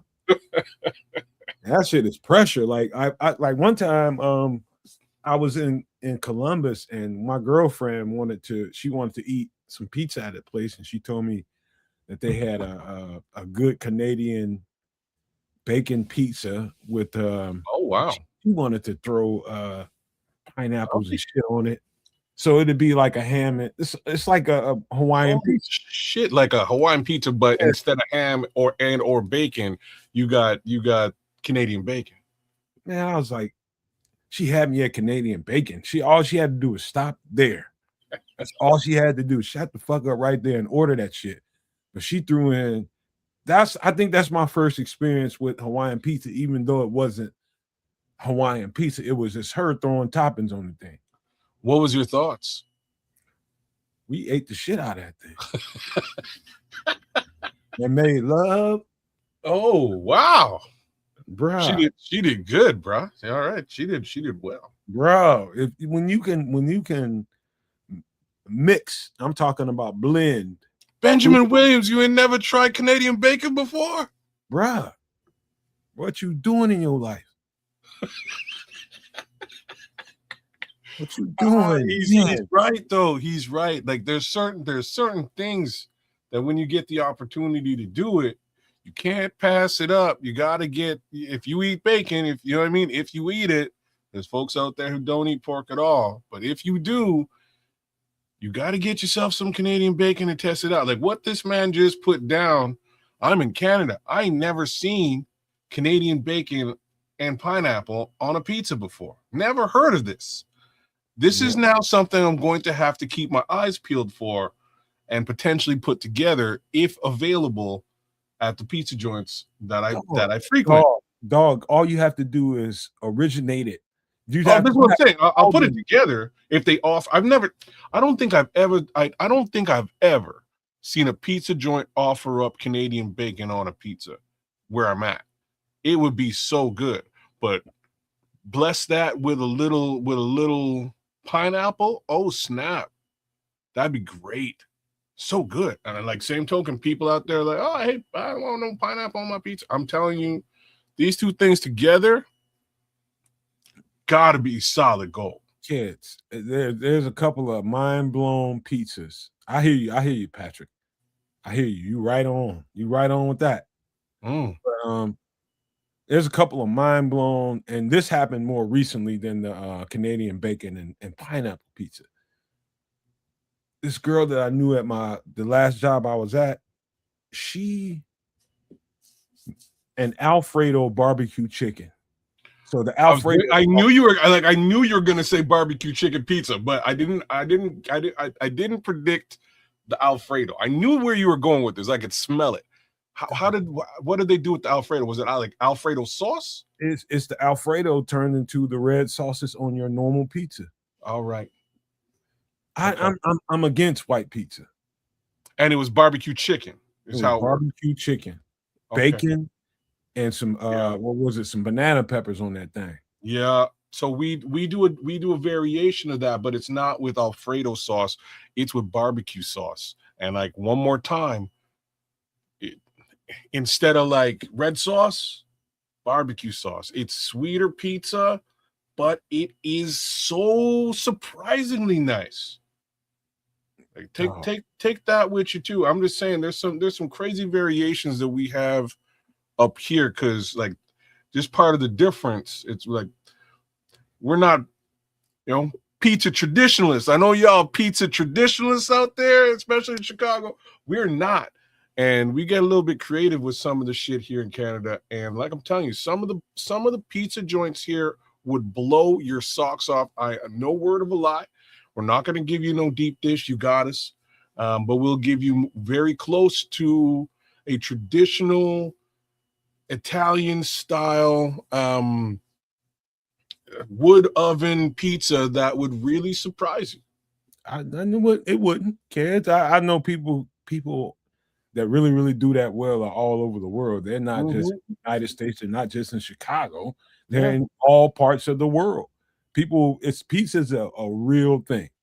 Now, I want to say this to you, man. When she brought that pizza to work, I always told her, and she was one of them people. I told her, Maloney, don't try me. Do not try me with this bullshit ass pizza they got out here. I'm not interested in this bullshit. I like pizza the way it's supposed to be made, with sauce. Traditional pizza. Yeah, I like it like that. And she's just, I'm gonna prove you wrong. All right. She brought that motherfucker to work, man, and she was like 15 minutes from the place that made the pizza. So she got there in like 7 minutes. Imagine that. And that thing was piping hot when she got there. And she was just like, hey, yo, you gotta try this. I bit into it, and she got on my nerves until I tried it. It was like a good minute and a half before I tried it. And it was still piping hot when I bit into it. I told her right when I bit into it, I said, I should have slapped you. And she looked at me and she knew right away, okay. She forgot for a second who she was talking to, like, whoa, and she knew that was a good thing. But for a minute, she was just like, hold up, man. What you on, man? What you on tonight? But it turned out to be, that's my first taste of any pizza that didn't have a red sauce in my life. And she put extra cheese on it. I was like, what? I'm gonna tell you about the craziest pizza I've ever had, and it's one of the best pizzas as well, and it was a shrimp scampi pizza, bro. So very similar to what you're talking about, white sauce on it, but the white sauce was like, I don't know, it was like a seafood type sauce. One of the Any food can go on pizza. You know what I'm saying? Like, it was one of the baddest pizzas I've ever had. You can have breakfast pizza with eggs and bacon and sausage. What can't go on a pizza? Pizza, brother. But what can't go on a pizza? Pasta. Oh, okay. Well, that's just too much carbs. Like, I know what you're saying. That's like carbs on top of carbs. It's like having rice, noodles on top of rice. You know what I mean? Like, I'm kind of with you. But outside of that, if we're just talking about an arrangement of vegetables and meats, an assortment, you can pretty much do whatever you want to do. But this shrimp scampi pizza, because my wife loves seafood, man. We went to this one joint, and I won't say they have the best pizza, way better pizza in town, but this, mixture of flavor jumped off the pizza. I was like, holy crap. Like, I never thought shrimp on pizza would be. Come on. You know what I mean? It was so delicious. Any meat, any vegetable, I guess. But anything. Well, let me tell you this. You gonna put rabbit on there? I enjoy a Hawaiian pizza. I do. But I was ordering Hawaiian pizza one night, and I was like, let me substitute that ham for some Canadian bacon. See, that's what we talking about. And cheese. Let me get that mozzarella. You know what I mean? And so it's like with the pineapple and the Canadian bacon, and then the mozzarella, and then it was delicious. And then like some black olives. Oh, come on. Patrick Higgins. Kansas, that Bloodsport movie reference was good. That shrimp piece of shit ain't right. That's a bridge too far, my Canadian friend. I'm telling you, Patrick, if you like shrimp, there's a spot, man. The shrimp scampi pizza blew my mind. I didn't think. I think it's too much, man. This is what I thought, but my wife was like, you know what? I'm getting this because I love shrimp. I want to taste this. So just like you, very similar. She was like, look, you need to try this. This is badass. And I was like, come on now. And I got it. I gotta agree with her. It was a pretty badass. Anything. Next thing you know, it's cut up hot dogs on there. No. But like, really, you'll find all kinds of different toppings you can test out on a pizza. But being in Canada, I've never done Canadian bacon on a pizza. I have to say this, and I'm gonna have to. I'm gonna go fucking hunt for this shit now. All right. Nice. How about this? Since we're gonna roll a little bit instead of. How about this, man? What y'all think about this? Let's see, smothered turkey wings. Yeah, good. Good Ingredients: onion, bell pepper, sage, turkey wings, veggie broth. Okay, so that's the smothered flour, bay leaves, and chicken broth. So you're smothering it in veggie and chicken broth, correct? Dog, it's the broth brings the vegetable broth, and this is just me from trial and error. You'd be surprised what that vegetable broth, the flavors of all those vegetables mixed up in that broth can bring to the table and up under those turkey wings and help give it an herbaceous flavor. The sage, that's going to give you that kind of Thanksgiving kind of flavor. The bay leaf is going to just round the whole thing out. This is my particular recipe. And it's just from making some turkey wings over and over. Like my pops, he liked when I did this with the legs. He liked the turkey legs to be done like this. But me, I'm a wing guy. But man, this will put a hurting on everybody around you. Okay. You're about a couple months too late for me, but because I kind of dodge turkey for like 6 months after Christmas, maybe 9 months. 9 months. Have you ever bought like turkey wings or turkey legs parts? I'm not gonna go do that because then the tryptophan will kick my ass and I'll wake up somewhere. Okay, let's simplify this thing. So, are you more of a turkey white meat person or a turkey dark meat person? Dark meat, though. Okay, so this makes a lot more sense in that regard. When you say trips, because I ain't a turkey white meat person. I'll eat it if it's done right. Yeah, I'm more of a dark meat guy myself. But these wings, it's just historically, when you think of turkey, you think of Thanksgiving. Yeah, in the holidays. That's it. Right, the holidays, Christmas. From the end of November through January is when you eat turkey. Yeah, and then it's like, well, for so long it was all about the butterball in the oven being nice and golden brown and juicy and not dry. And the little thing popped out when it was done after about 6-8 hours. You know what I mean? And then it was like, oh shit, we tired of that. Let's fry them. And so now you got people, blowing shit up, trying to fry turkeys. But when it, comes out, this is good. It's just a different flavor profile for the same old bird. But having year-round individual parts of the bird, like maybe get you a turkey neck and put in some beans or some greens or something, just for the meat and not for the meat, but for the flavor, while you slow cook those beans or vegetables or whatever they are. But the smothered turkey wings, I don't know if you are familiar with, but Taste of Chicago, every year when I was little, they started having in the 70s.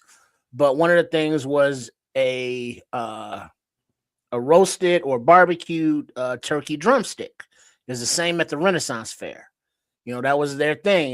Being a little fat ass kid, that's all I look forward to. Is like, oh, the Ren Fair. It's like, yeah, ye old, yeah. Where's the turkey drumstick? It turned into a whole movement called the turkey leg hut, bro.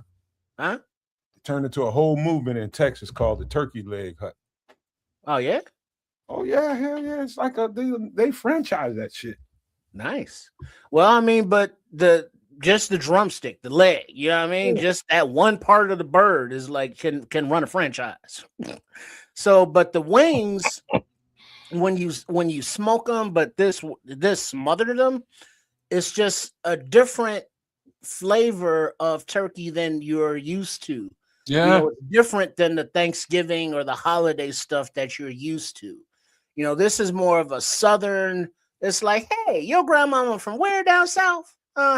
She got people down there too. Yeah, me too. You know what I mean? This is one of those comfort foods that has the layers of flavor, with the vegetable broth, with the chicken broth, and your favorite, the bay leaf. Yes, throw that motherfucker up in there. And it just warms you from the soul on out. And then you serve it over maybe some rice, You know what I mean? So you have all the gravy and all that juice absorbing, maybe some mashed taters, you know, and a nice vegetable on the side. And this is a very healthy meal because you know turkey is not fattening. Um, you know, in the broth, you know, use the whole wheat flour instead of the white, and it's you know a healthy twist, flavorful, comforting comfort food meal. And if Very you want to get jiggy with it, you know, go ahead and bake you some mac and cheese. Yeah, very true, man. Listen, and I'm gonna go to this comment that Paul Rodriguez put up there. He says turkey is a dry ass bird. And my entire let's just say again, half of my adult life, that's exactly how I view turkey. I would avoid turkey like it's got shit, like it's shit on a stick. I just don't want nothing to do with it for half of my life because I ate dried turkey as a child. And I'm just like, I don't want no turkey, man. Because what's left over for the kids in my home was all that shit in the middle of the turkey. That's the breast, that's the, you know, the breastplate and whatever is else left around there because all the adults ate all the good stuff, the legs, the wings, and all you that's what it was. And that's how I viewed turkey all my life. But you know what? I haven't eaten dried turkey since I was a little boy because over time people have learned to really freak turkey out. And I'm talking about in the dopest way possible. And this is one of the dope ass ways to do it. How you go about this is you take these things, and the best thing you can do with the turkey, I don't care whether it's turkey Taste the part, shit out of it, bro. baste it once you got it cooking, but brine it first. Yeah, okay. Just let it soak up in something. Yeah. Brine it first. And my suggestion to you all, and I think a really good flavor that is underrated with this particular fowl is orange. Slice up some oranges in your seasoned brine. I mean, really slice those oranges up, some good navel oranges, throw them in a brine, and put all the seasonings you would put on that turkey in there, and let that thing sit for about 12 hours. And what you come out with is immaculate. Bro, you can do the same thing with duck. But since we're talking about turkey, this is you know, I don't know who's tried that out there that can hear me, but use orange in a brine.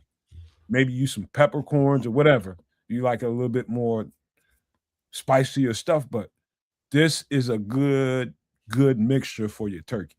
And then once you brown them in the skillet, good browning on both sides of that thing, you put them in the oven and you start making your roux. The roux is what you finish it with. Okay. Yeah, definitely. That's some definitely some good stuff. And the brine is important because it sucks that gamey flavor out of it, and it moisturizes it. And the difference that the orange would make, I would think, would be the acidic aspect of it. Absolutely. And because of the orange is basically not liquid, but very hydrated, very wet, very what's the word I'm looking for, kids? That it'll stay moist for a long time on the interior because it's just full of juice. Yeah. You know, the pulp is just full of juice. So you put that in there, and then that flavor, you know, is cutting into the gaminess, and then it's just giving it that little twinge. And you never taste the orange per se, but it does enhance the flavor of everything together. You can do anything with it after you've done brining it. You can fry it, bake it. You can throw that thing on the grill. But the fact that you brine it is the acidity from that orange or whatever you put in there that's got acid is going to tenderize that meat overnight. And so by the time you've done that the right way and had it cook a long enough time, it's going to be fall off the bone kind of meat.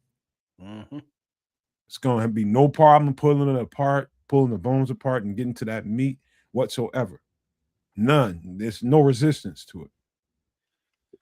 And the thing about turkey wings is that there's a lot of meat on them there bones. Oh yeah, you're having a good meal. You're having a turkey wing. Even like you might even be able to share that damn thing, but you're having a good meal. I ain't say all that. He ain't sharing it with nobody. Is a translation. I can mop all 4 of these. Oh, word, really? Oh yeah. Damn. I wouldn't at one sitting, but give me a couple of days, it's over. Okay, all right. Over.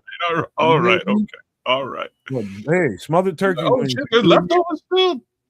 Dog, man, these ain't You know gonna what we last. have over there. Anything that got gravy on it ain't gonna last at my house. Okay.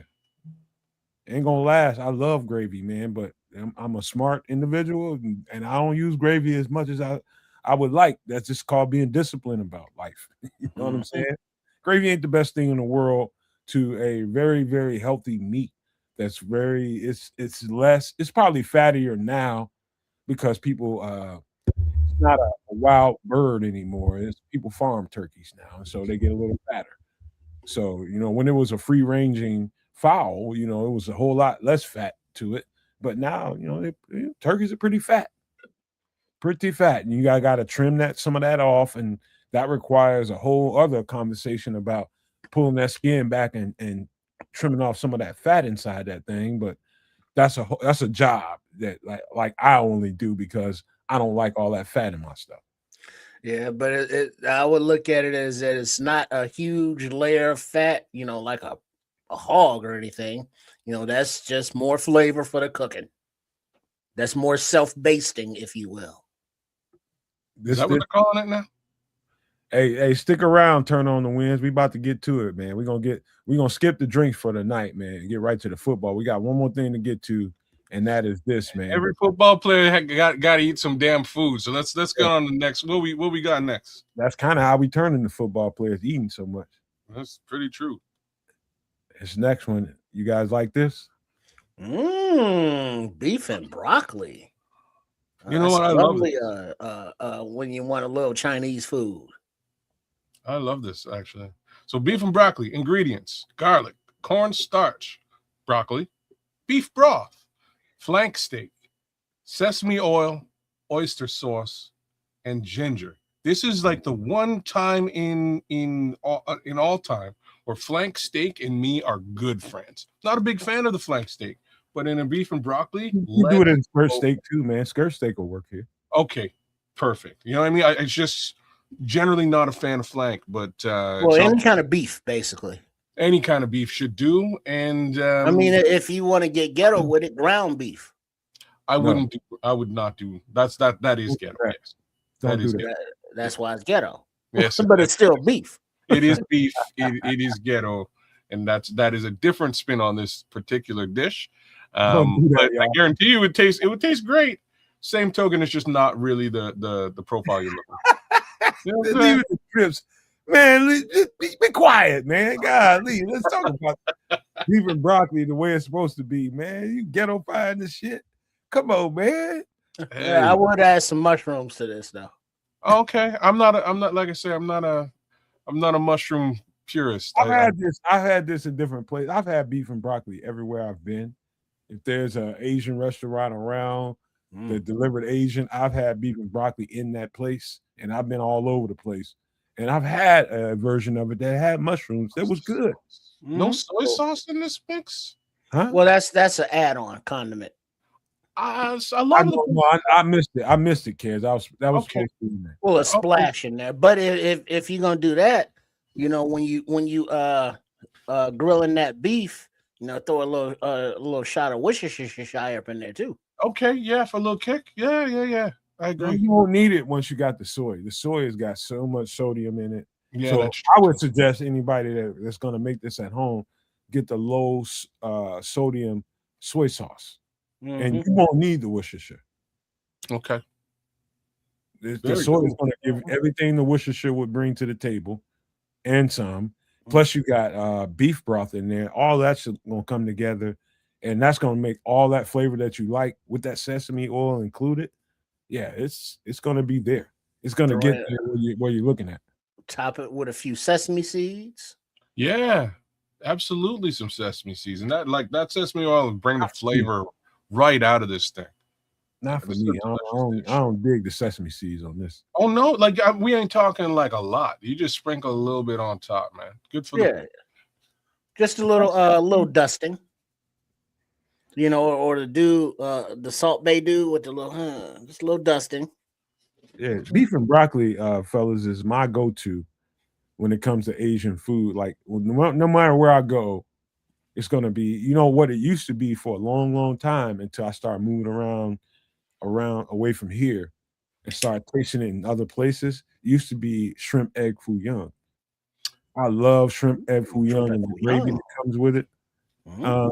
But it, like, if you're used to eating in a certain way in your vicinity, everything else is gonna taste different. You know what I mean? So it's like, ah, Man, I I done had beef, egg foo young, shrimp egg foo young, whatever.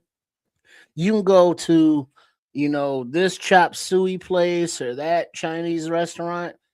All of them make the sauce different. Some of them don't even make the sauce. I'm not gonna buy it.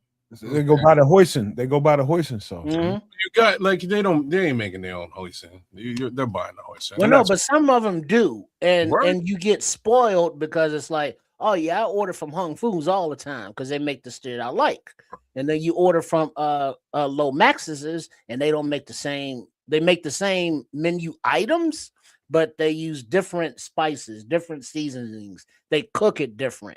I guarantee you those are two real Chinese restaurants. Here's- Just Kansas, if you guys want to hear something weird, man, and I'm probably not alien when I say this, but I'm gonna say it. So when me and my girlfriend make a whole Asian order, whether it's beef beef and broccoli, shrimp egg foo young, whether it's, she loves chicken lo mein. Crab Okay. rangoon. It might come from 2 or 3 different places. We make the same. oh snap! Literally, it'll be like we order from here, we order from here, we order from here, or 2 places, whatever it is. But we might get Asian, and they might come in a couple, 2 or 3 different orders because you like this there and you like that there. That's wild, bro. I've never had the balls to do that. I think that's probably the best way to say it, because there's some, like, I've got some pretty good Asian food just up and around this joint that I'm living in, man. This suburb, and one of the joints makes these egg rolls. They do 2 things that blew my mind. So they make these egg rolls, and they're huge. They are massive, and they're super good. Top 2 egg rolls in town, and I don't mind going there. The same joint makes it's a battered shrimp and bacon, and I don't know how else to describe it other than it's one of the most delicious things I've ever experienced. Super, super good. But then there's another joint, and it's a little bit further away, and they have the best chicken balls in town. And like, what makes it so good is their sauce is amazing. And they like, when you receive it, like, they package it, it's all marinated in the sauce. It's so good. Like, a lot of the time you get your chicken balls outside of the sauce and you get the sauce separate. These folks marinate the sauce on top. It is delicious and it's purposeful. And you know them joints that have been around for like 40 years, they're doing something right. And this is what this particular spot does that is righter than everybody else. They marinate their chicken balls, and they're super good. But one of these days, I'm gonna do like a hodgepodge, like you're saying, and go link up a couple of different spots. It's a good idea, bro. It's a good. I've never even thought about doing this. This is like this is a very, very good suggestion. One of these days, we're gonna do this for sure. You know what's strikingly good about it? Let's just say you're like me, you ordered all the stuff I said, the lo mein, the beef and broccoli, you ordered the shrimp fried rice, whatever those 3 items are. Here comes the lo mein first, and then y'all kind of trying to give it a second before y'all dig in, but like, I don't know when it's gonna come. I'm seeing the order is getting close. Let's start eating lo mein first. Let's start eating that. Next thing you know, you got to stop eating that, and it's right on time. Here comes the next. Nova, she's in. It's surprisingly a good synopsis, bro. I didn't know that. Like, it's coming out of the kitchen at a certain pace. Right. You got to get up from your meal for a second, but you're glad that the next part of the meal is coming. So the wife is in. She's just chimed in. We're definitely going to do this, babes. We're going to do this.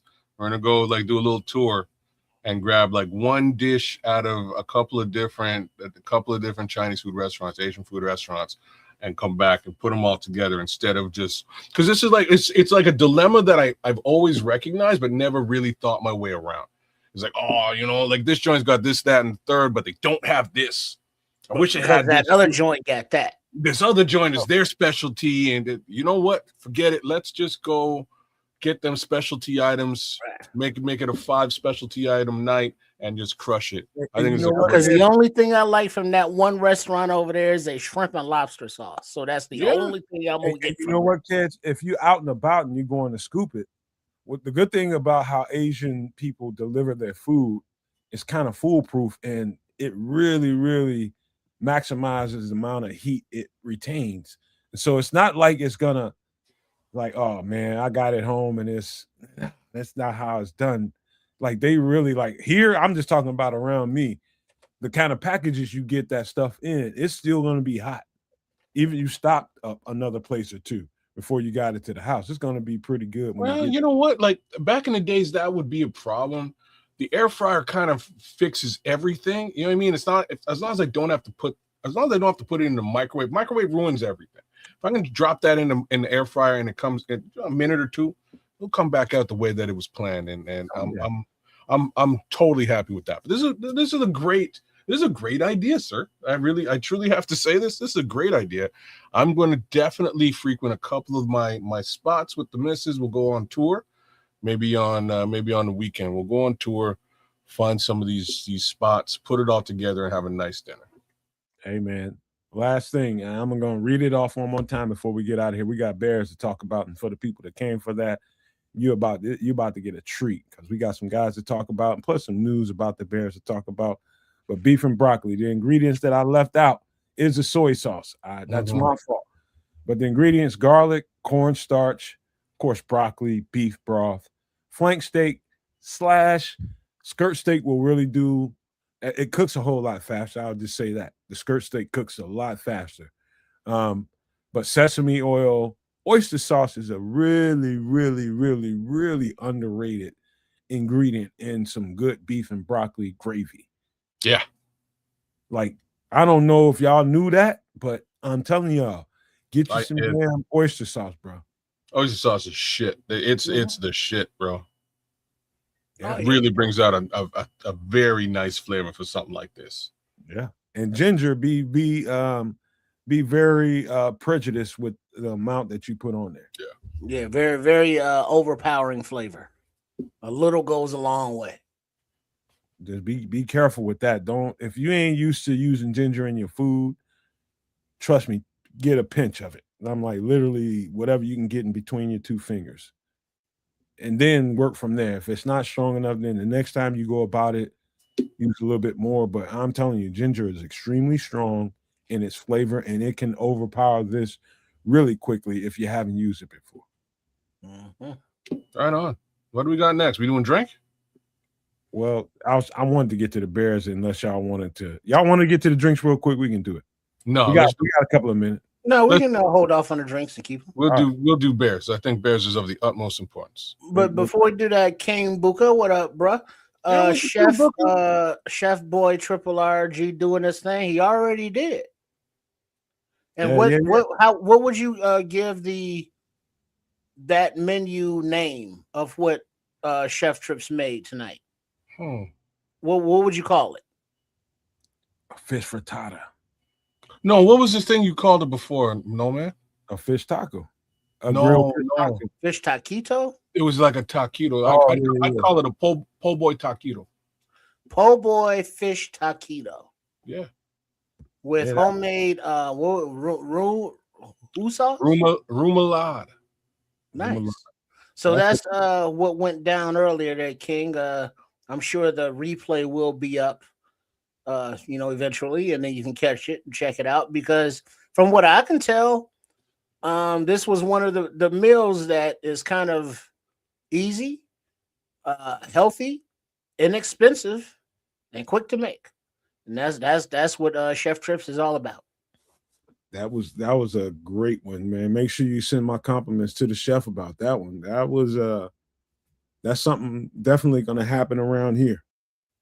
definitely going to happen around here. Yeah, I'm all about trying to get some diversity in the diet, man, and trying to deliver the same stuff, but in a different way all the time. Mm-hmm. But we need to talk about some Bears, man. You ready? You ready, Trip? Yeah, let's go. So first thing is this. Send it. Some of the news that we've been talking about for a few weeks now, I think we've been talking about the idea, at least 2 weeks, and talking about the idea that Tyson Bagent might get traded, and there's some interest in him. The first thing I heard about was the Cardinals were interested in him, and it was until you hear Ryan Poles and Ben Johnson talk about it, it's just rumor. You don't really give too much credence to the speculation, right? But they gave absolute credence to it while they were interviewing at the combine. And Tyson Bagent, and what I enjoyed about it is you heard all of the feelings that we spoke about here on the channel and the thoughts that we passed around about, okay, do you think it's a good idea to hold on to him because we're about to make a run? Or is it better that you can get whatever value you can get from this guy and take your collateral from it? And all of that came out in the interviews. I've seen every interview that Ryan Poles had. I've seen every Ben Johnson interview that he had, and it was the same. They really like that guy, and I don't blame them. There's a lot of time spent developing Tyson Bagent, and you should be a little reluctant, especially when you feel like you have a championship caliber team and you need a qualified backup in case shit hits the fan. And so for those reasons that we talked about here for a week or two, you should consider whether whatever people are offering you for Tyson Bagent, whatever those phone calls are, you better make sure you know that, if you part ways with Tyson Bagent, just know what you just gave up. And if you do, I know the draft pick sounds good to a lot of people, but it's just a draft pick. You got to make a run. So I think they're caught in a dilemma. I really do. I really do. I really do. I believe, hey kids, and I believe Tyson Bagent is worthy of going to another team, the right team, and getting a starter opportunity. I believe he's earned that. Atlanta, Miami, Vegas, not Vegas, but Cardinals. Arizona. I don't care where it is, but so long as he gets an opportunity. Ian Cunningham wants him. They talked about making sure they do the right thing for Tyson if that happens. And so they're gonna put him somewhere where he gets an opportunity to start. So that's what they basically said. So Ben said that. So press conferences galore this week. It was pretty cool. We got some good insight into what's going on or what might be going on as we jump into the combine tomorrow. So with respect to Tyson Bagent, basically Ben Johnson said that he's one of 32 quarterbacks that should be starting in the NFL, in his opinion. And that, to me, says quite a bit. There are quarterbacks out there for certain teams that probably should not necessarily be their starter. And that's really the comment that he made. So putting him in that echelon is it kind of shows respect. It does. It definitely shows the respect that Tyson Bagent has earned from his head coach. And in my opinion, that's worth its weight in solid gold, considering what the head coach has done with quarterback play since his tenure in the NFL. Jared Goff, Caleb Williams, etc. Right. So I think that says quite a bit. But them just sort of acknowledging Ryan Poles, more or less acknowledging, this was sort of a nice thing to hear about, that there is interest in Tyson potentially. That was really cool to hear, in my opinion, because I didn't expect him to acknowledge that. I was much more under the impression that these are rumors that are flying around during the offseason. All sorts of, it's lying season, all sorts of BS happens. But they actually acknowledged it, and I think that's cool. And Patrick, I'm in full agreement And here's where we get to that number 2. League thinks he can play. I think he can play. I think he has. It's never gonna get that high. Here's why I think it might. Why I think it might get to, like, they should be asking for a 2. And why I think they should be asking for a 2 is this reason and this reason alone. The few backup quarterbacks who have been traded for and started for other teams, for the most part, have all been traded for a second-round pick. Jimmy G is an example of this. There's 2 other examples, and they're just a little bit older than I can remember off the top of my head. But Jimmy G is probably the most recent backup pick to move for number 2.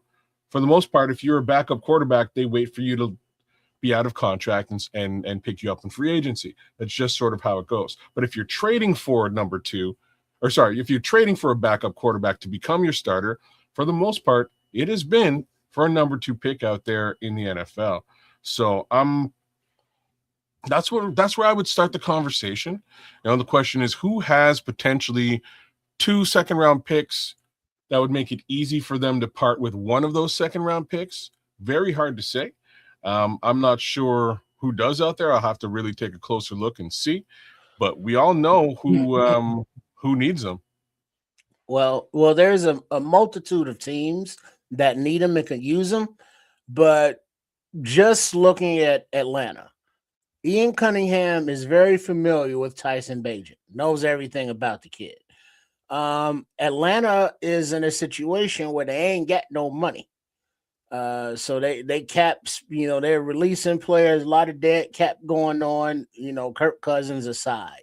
They franchise tag Pitts, so they want somebody to throw the ball to Pitts. They need somebody to quarterback, and they can't count on Penix, because of his issues.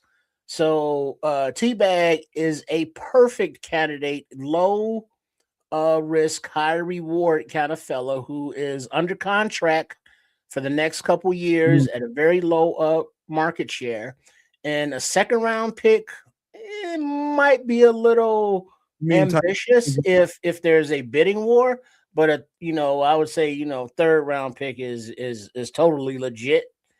So you mean Tyson Bagent, right? Huh? You mean Tyson Bagent, right?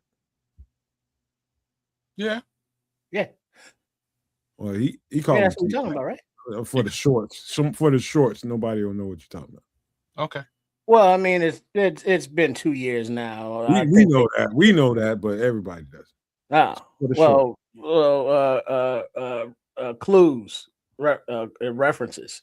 But so he is, a perfect candidate to fit in the interim that a team like the Falcons are in. So, depending on who now becomes a question. There's the other two. Do you want to bring in, whatever quarterback Ben Johnson says, I want to develop this kid, or do you bring in a veteran and then, whatever route that goes down is a front office and a head coach, quarterback kind of thing is like, what do we do here? But if the price is right, you got to do it because you can't keep it forever. Well, hold on for 1 second. Like, damn. Hold on for a second, Trips, because Patrick throwing something in here. Matt Castle, he's talking about Kevin Cobb. Yeah. Cobb was traded for seconds. I just imagine, and I don't know, I would imagine that those two guys that were backups were probably on championship teams or really, really close to championship teams. I know Matt Castle was on championship team. I know that. Kevin Cobb, I don't know if I know the coach. I can't remember who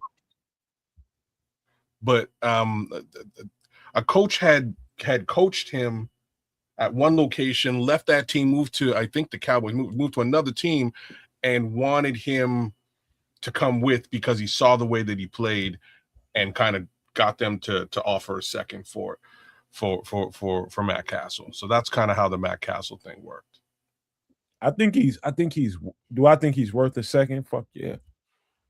But especially when the market I think that's where you set the bar at. I think that's where you set the bar in Mhm. negotiations to Mhm. make sure that you know that the person that you're talking to across that phone knows that this is where we are with them. Yeah, there was a car dealership that said we will not be undersold. What is that? Solozzi Edelson?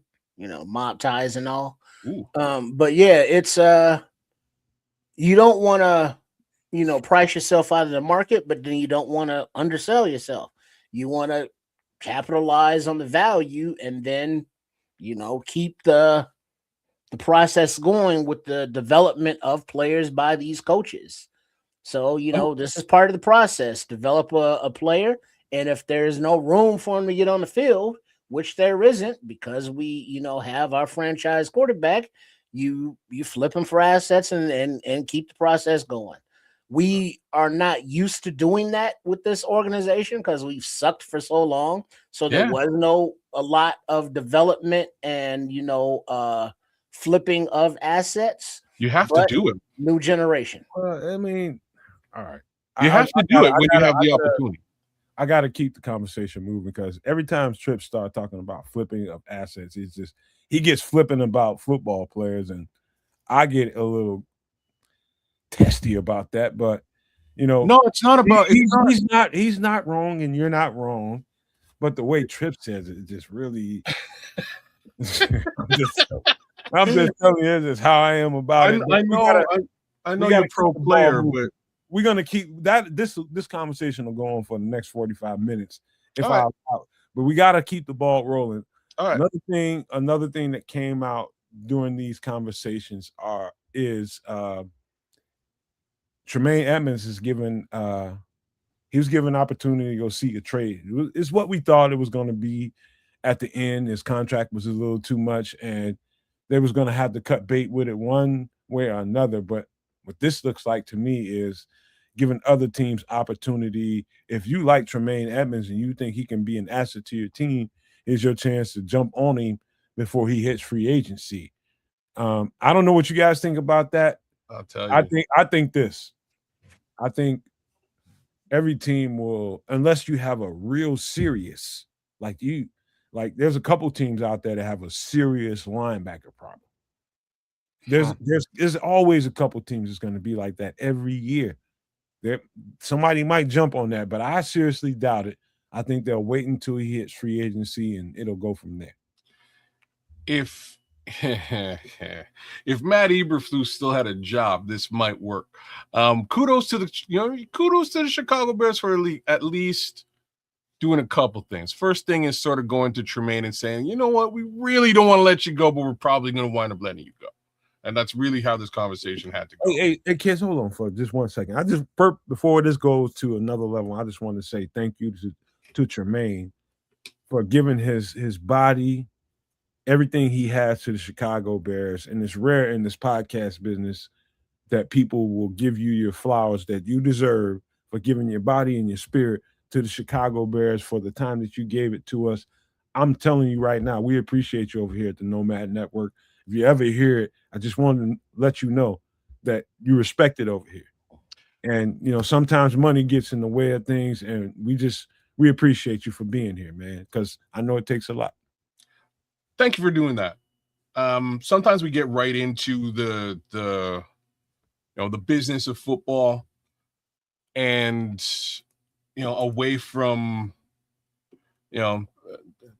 giving a little bit of kudos where kudos are deserved. I am going to say that I had personal problems with respect to the contract versus the man in the first few years of Tremaine Edmonds' play here with this team. But once the head coaching shift happened, we saw, in my opinion, a completely different Tremaine Edmonds.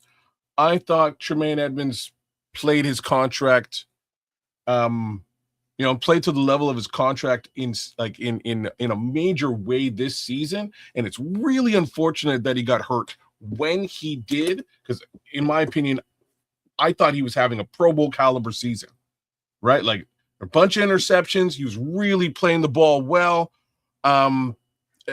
We saw a different Tremaine Edmonds this season than we had in the past. Again, maybe it was just because it was a contract year. I don't think so. I think Tremaine Edmonds in this scheme is much better than Tremaine Edmonds in Flus's scheme. All that to say, love you, man. You were amazing. And I really hope this once I'm finished talking about your contract situation now. So them looking towards letting him go has everything to do with the dollar and leadership, etc. I think all of those things are traits that he brings to the table and reasons why they potentially want to keep him here in Chicago.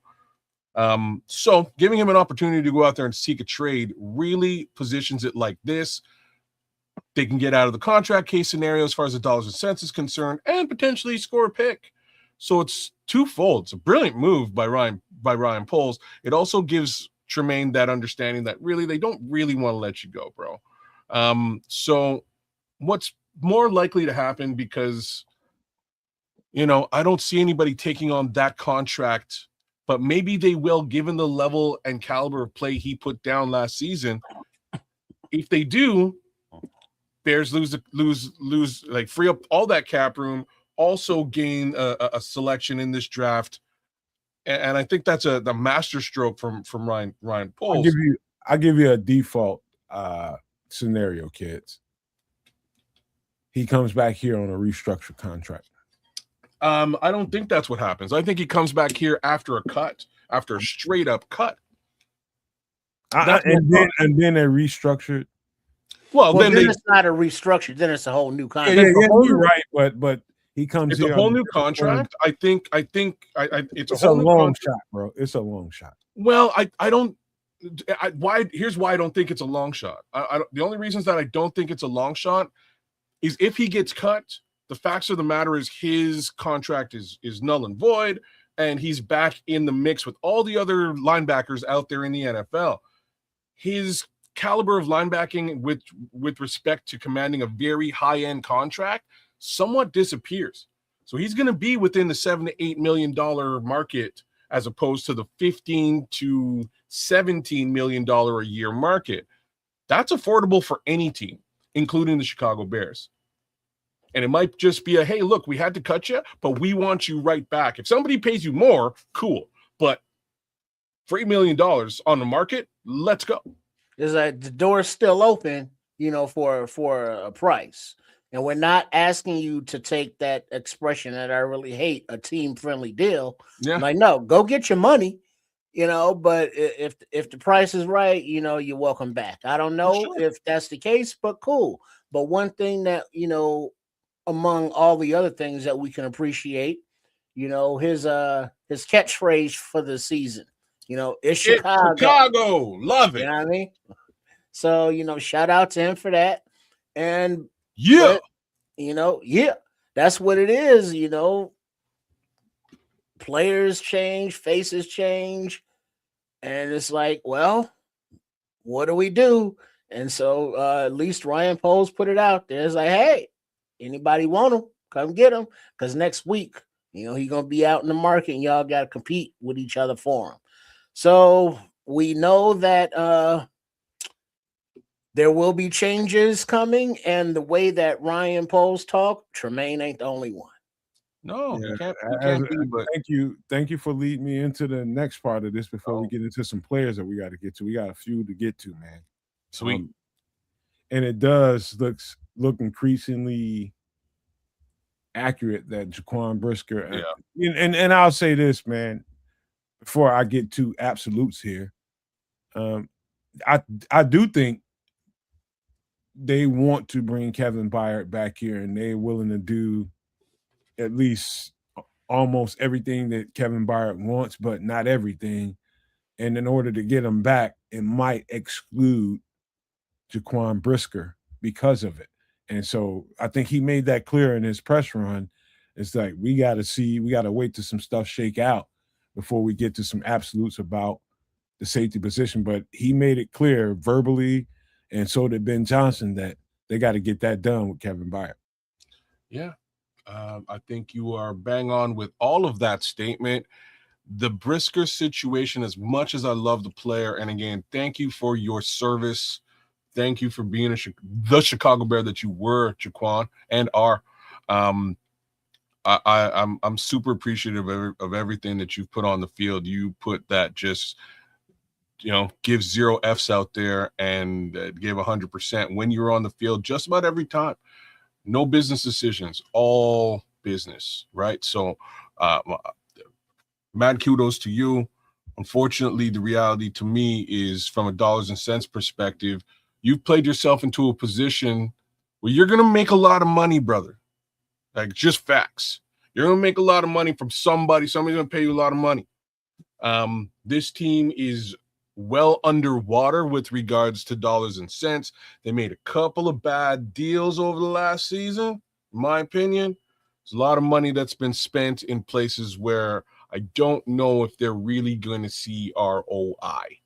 That being the case, you're somewhat a casualty, but calling that what it is, you do stand to make $12 to $15 million on the market within the safety market, and that's hype. That's good. That's good cheese, doc. Get it. Get that paper. Do what you have to do, and don't look back. It has nothing to do with the fans. The fans love you. I think the organization loves you too. You were lights out in this playoff season. Like, the boy played like you wouldn't believe in the playoffs. It's gonna be half of that, kid. Huh? It's gonna be half of it. You think it's gonna be half? Because he missed the entire season with 2 years ago. Fair, but he didn't miss the entire season this season. He played the entire season out. Right? I don't know anybody, and I think Flus did him the worst. I think the fact that he left him out, and I think he blames Flus for that. But that's a whole other conversation. That really hurt his market value. And there's a lot of people that need Jaquan Brisker, and he is valuable and he's worth. So you're saying $15 million, but I don't think his market value is going to land there. Well, this is what you're saying right now is some real shit, Nomad, because that leaves him in a very similar situation as potentially Tremaine Edmonds. Yes. I don't know. In my opinion, I think the market for Jaquan, because of his youth, is closer to $12 to $15 million in the safety market, which is deserves that. Which I know, but bear with me. It leads the market. If you're saying that due to the injury history, which is significant, that comes back down. That brings him back down to a reality of about $8 million, right around where we were saying Tremaine would be. I think the Bears can stomach that. So again, it would be a situation where they'd have to cut him, allow him to go, be the free agent that he is, get what he gets out there on the market, or potentially come back here at a much lower price tag. I'd be afraid if I was Jaquan. I think he is. I'd be afraid of the market because of what happened the previous. Because of the injury history. I'm with you. I mean, the market ain't friendly. That's just that's just a feather in the cap of people sitting around with money and able to judge you, your performance and your availability because, you missed a whole year. They can take that into negotiation. Hey, we're going to give you. It's not good.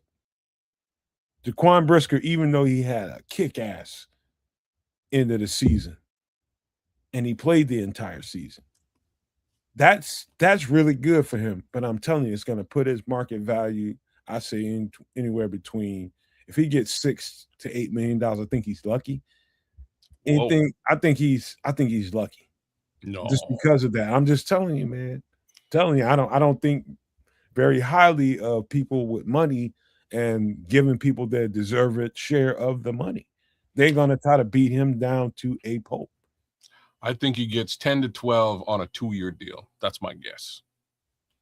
And the 2-year deal is very specific to the length of all that injury history. We'll see how he goes. We'll renegotiate after 2. If he's been healthy, we go again. If he hasn't been healthy, gives us an early out.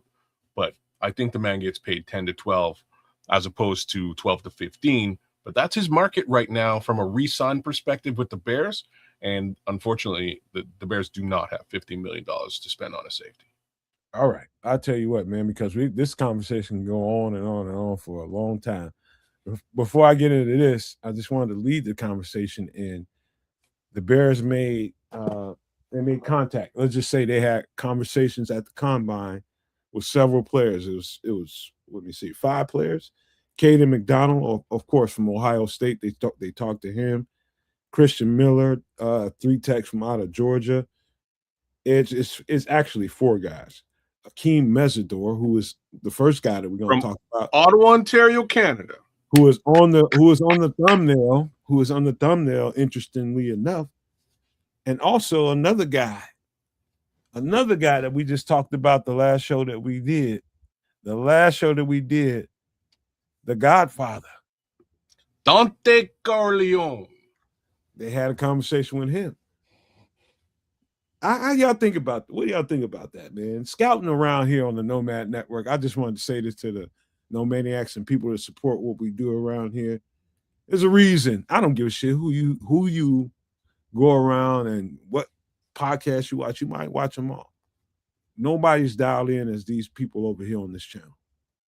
So I'm gonna say this out loud. So 2 years ago, my cousin sent me a text message. My cousin in Florida. Shout out Shorty. She sent me a text message and she goes, "Who's Akeem?" And I was like, "I don't know what you're talking about." She goes, "You know, your son." I was like, "What?" She goes, "Yeah. How many kids you have again?" I was like, "What do you?" She's like, I was like, "You've been met my son already. I don't have any kids named Akeem." She's like, "Are you sure?" And she shows me a picture of Akeem Mesidor. And I look at this kid. I'm like, "Damn, this kid looked a lot like me when I was about 17 years old. Like, where did you find this picture?" Because, like I say, I know Akeem, and Akeem grew up here, and he didn't have the dreadlocks and all that, or the goatee. When he was a little kid, he didn't have any of that. He was just a little kid running around. So now I see this picture of Akeem. I'm like, damn, yeah, Akeem looked just like me. Actually, this is crazy. She's like, "Yeah, I thought it was one of you. I thought you might be the baby daddy and just didn't tell us." So I'm like, this is the wildest claim. She's like, "Yeah, he's out here playing. He's playing for Florida. He's playing for Miami." So it was a hilarious conversation. But since that, I've been watching him and paying a little bit of attention to this kid. And again, this is a kid that I watched when he was growing up. He's always been a beast, man. He's always been a monster on the edge. And it proves that he's not just a monster on the edge. He's a monster 3-tech. He'll go inside. He'll go outside. This is the kid that I hope winds up with the Chicago Bears. I'm just going to say that out loud now. I have my fingers crossed. I'm hoping Akeem Mesidor becomes a Chicago Bear at the end of all of this conversation with regards to the 2026 draft. That is my hopes. Can I tell you something interesting about his story? What? What's interesting is he is an edge rusher. Yeah. But he's such a big kid. He's like 6'3", 6'4", about 275. Yep. Last year, and they had a very interesting team. There were some guys that came off that roster and ended up in the pros, and they're pretty good. They were light on the interior of that defense. And they asked him, "We need you to kick inside and play D tackle." He didn't argue. He boosted his body weight up to about like 280, 285, somewhere in that neighborhood. I think some people, I might have heard them say 290. Somewhere in that neighborhood. But I don't 290 in this picture, but I'm with you. No. This is all this year. Mm-hmm. I think 280, 285 was probably more realistic when they asked him to kick inside. I remember watching him because I was watching other guys like Simeon Barrow that was on that defense last year. He was an edge rusher. He was more of a 3-4 kind of guy. But long story short, watching Akeem Mesidor, I noticed him. I definitely noticed him. This guy pops off. And the interesting thing about Akeem Mesidor, guys, that maybe I don't know too many people that know this, but he's coached by, I think Jason Taylor's a Hall of Famer from the Miami Dolphins, edge rusher, right? I think he made it to the Hall of Fame. If he's not in the Hall of Fame, he should be. Edge rusher from the Miami Dolphins. He should be in the Hall of Fame. But this guy's being coached not only Akeem Mesidor, but also Ruben Bain. Ruben Bain. And when you watch him on tape, kids, what really, really sticks out is this is the first thing that jumped off to me when I really started digging into Akeem Mesidor's tape. I was like, he looks like a pro. He's got pro. His technique and skill set is like pros. And like typically college players don't get to that level in college. But because he has Jason Taylor mentoring him and coaching him, you can tell that they do heavy hand work. Hands are really, really violent, man. Really, really violent and active at all times. He won't let you keep your hands on him. He's going to get your hands off of him. And his rush technique is superb. Not only that, he is excellent at setting the edge. He's equally, I'm telling you guys, this if Akeem Mesidor falls to the 25th pick, it'd be hard for me to tell you that there would be a guy on that board that's better than Akeem Mesidor. And the Bears are going around the entire combine telling people that if they have to draft at 25, they're going to draft the best player available. If he's at 25, it's hard pressed for me to tell you that there's a better football player at 25 than Akeem Mesidor. I'll just put it that way. Today, and we'll see what happens after next week, because I will be surprised if his stock does not rise. But they have him just a bit closer to like 34 right now in mock drafting. I don't buy it, kids. I assume, like, we'll see. I think his stock is going to raise, so it may bring him closer to that 25 number. Right now they have Caden closer to 25, and that's like the guys that they selected are all the guys that I've been sort of looking at from a DT / edge perspective. Can I tell you another note before you start telling that kids? Should be noted that one of the things that Brian Post was asked during, I don't know if it was Florio or Rich, somebody asked him, what do you think is deeper, defensive tackle or edge rusher? Or edge. Before he said edge. Yeah. And so what that says to me is I think the opportunity at D tackle in free agency is probably more viable than people think. I think they may go there in free agency, like I've been saying for 2 weeks. Don't be surprised if they did that. And they feel really good about the edge rushers and where they sit in this draft, and they think they can get a guy like this. So you're thinking about your guy with the 3 names. Which one? I'm blanking out Franklin? on it. Yeah. John Franklin Myers. Yeah, man. Yeah, so maybe they go get a John Franklin Myers, save a couple of bucks, and then go draft one of these guys. Why I love Akeem for this team is again, you could really do some creative shit with him and potentially, like, if the things that they say about Dayo Odangbo are true, just them having the general idea and want to kick him into to the inside and the outside on different, in different situations, you can do all that with Akeem, man. And my son's going through very similar stuff. They've kicked him into DT this year. He's put on a bunch of weight, and now he's so much stronger than what he was before.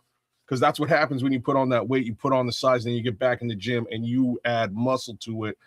And he already has that pass rush pedigree. And same with Akeem. Akeem already had that pass rush pedigree. So they can do some really creative things with this kid on again, inside and outside. And that's pretty much why I think he'd be a great, super sound fit for this team. Yeah, he can pass rush. Yeah, he can set the edge. But he's pretty damn decent on like stuff in the run, too. He's question. All right, now as every player or prospect does, they have their warts, let's say, and some of the detractors from Mesidor has to do with being 25 years old, his age, and now is that a risky to take a prospect that old, that early?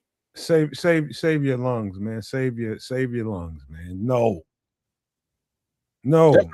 Definitely not. Like, the only reasons that I'm saying that is that if you're coming from Canada, you're likely to be 25 years old. And why that is because the path isn't linear. These Canadian kids aren't coming straight from Canada to, in most cases, to the US. Not only that, people need to understand that college football is pro football now. People get paid. You can become a millionaire in college. And guess what?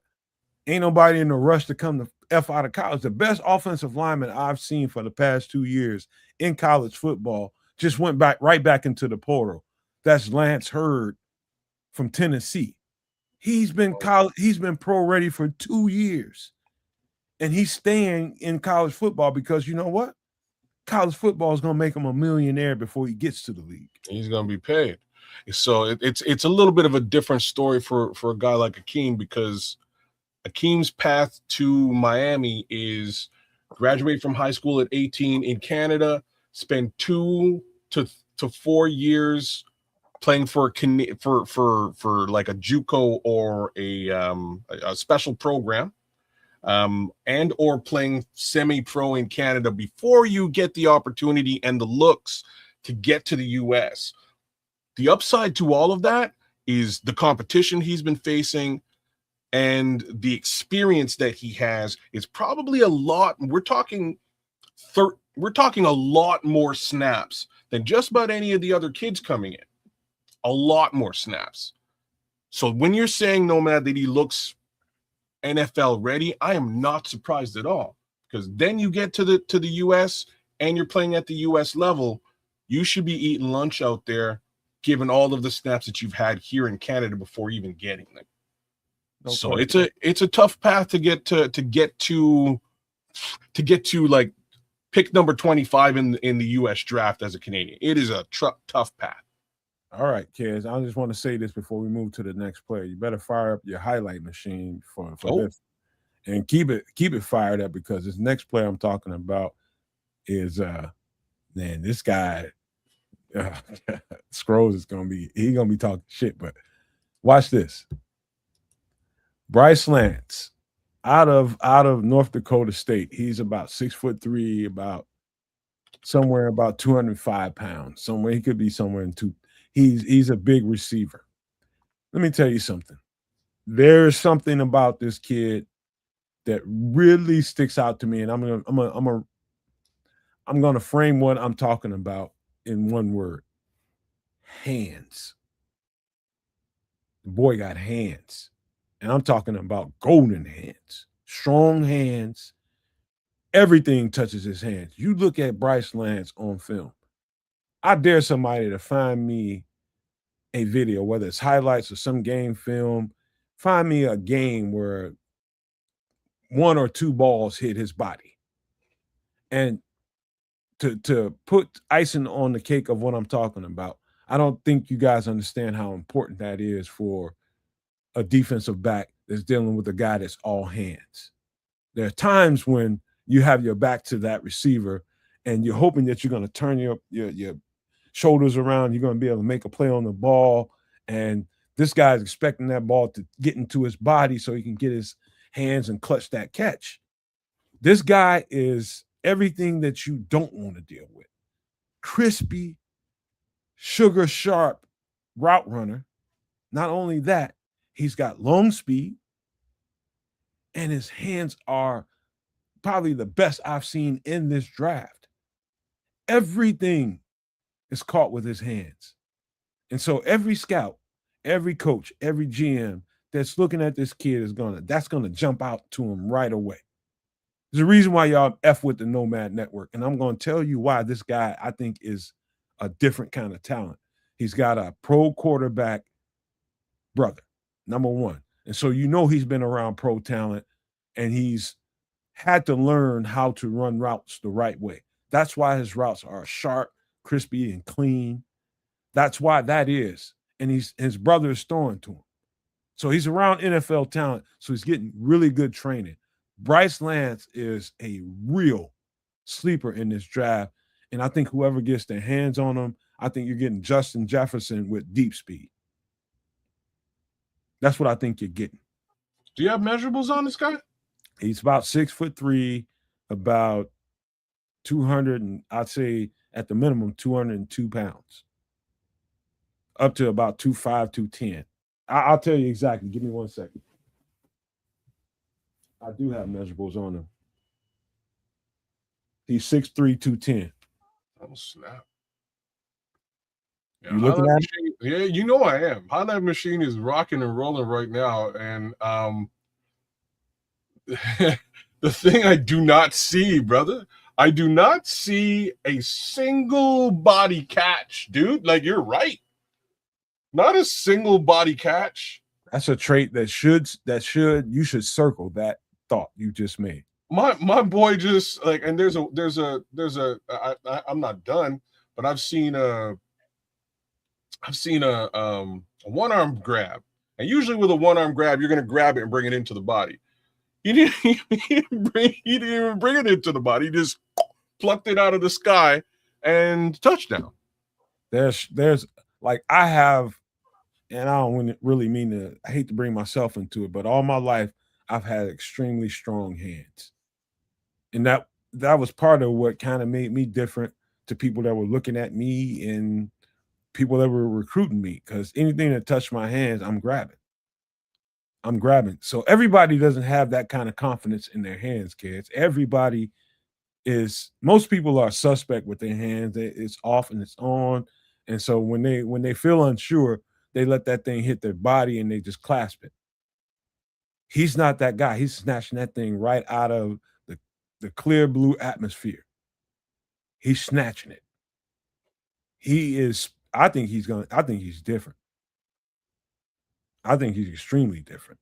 And having a brother that's a professional quarterback is just enhanced that, because he's been around all those professional receivers and quarterbacks. He knows how to do what he needs to do and be really, really good at it. I'm telling you, Bryce Lance is a true blue sleeper in this draft. And whoever gets their hands on him is going to have a good one for a long time.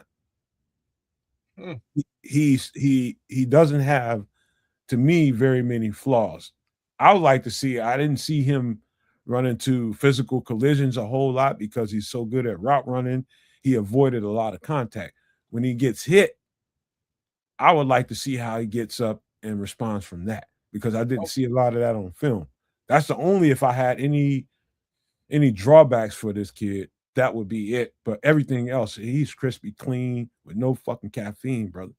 Yeah, there's like things like blocking prowess are probably the only other thing that I might question. I don't know, because I haven't seen it. He's strong. He's going to dominate. But at 6'3", he should be, you know what I mean? He should be able to put on a good block. He won't have any problems there. Man, that 6'3" says a lot for a wide receiver. You love to have those rangy, longer guys, but being a rangy, longer guy, he's fast. He's putting on really good speed. The routes are crisp, and he's kind of twitchy. I like him.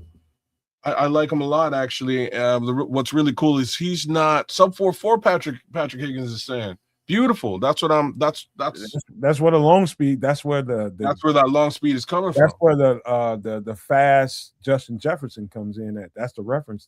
That's where that came from, because he can open up your whole offense, man, because he can take the top off of that thing. Man, I like that. And like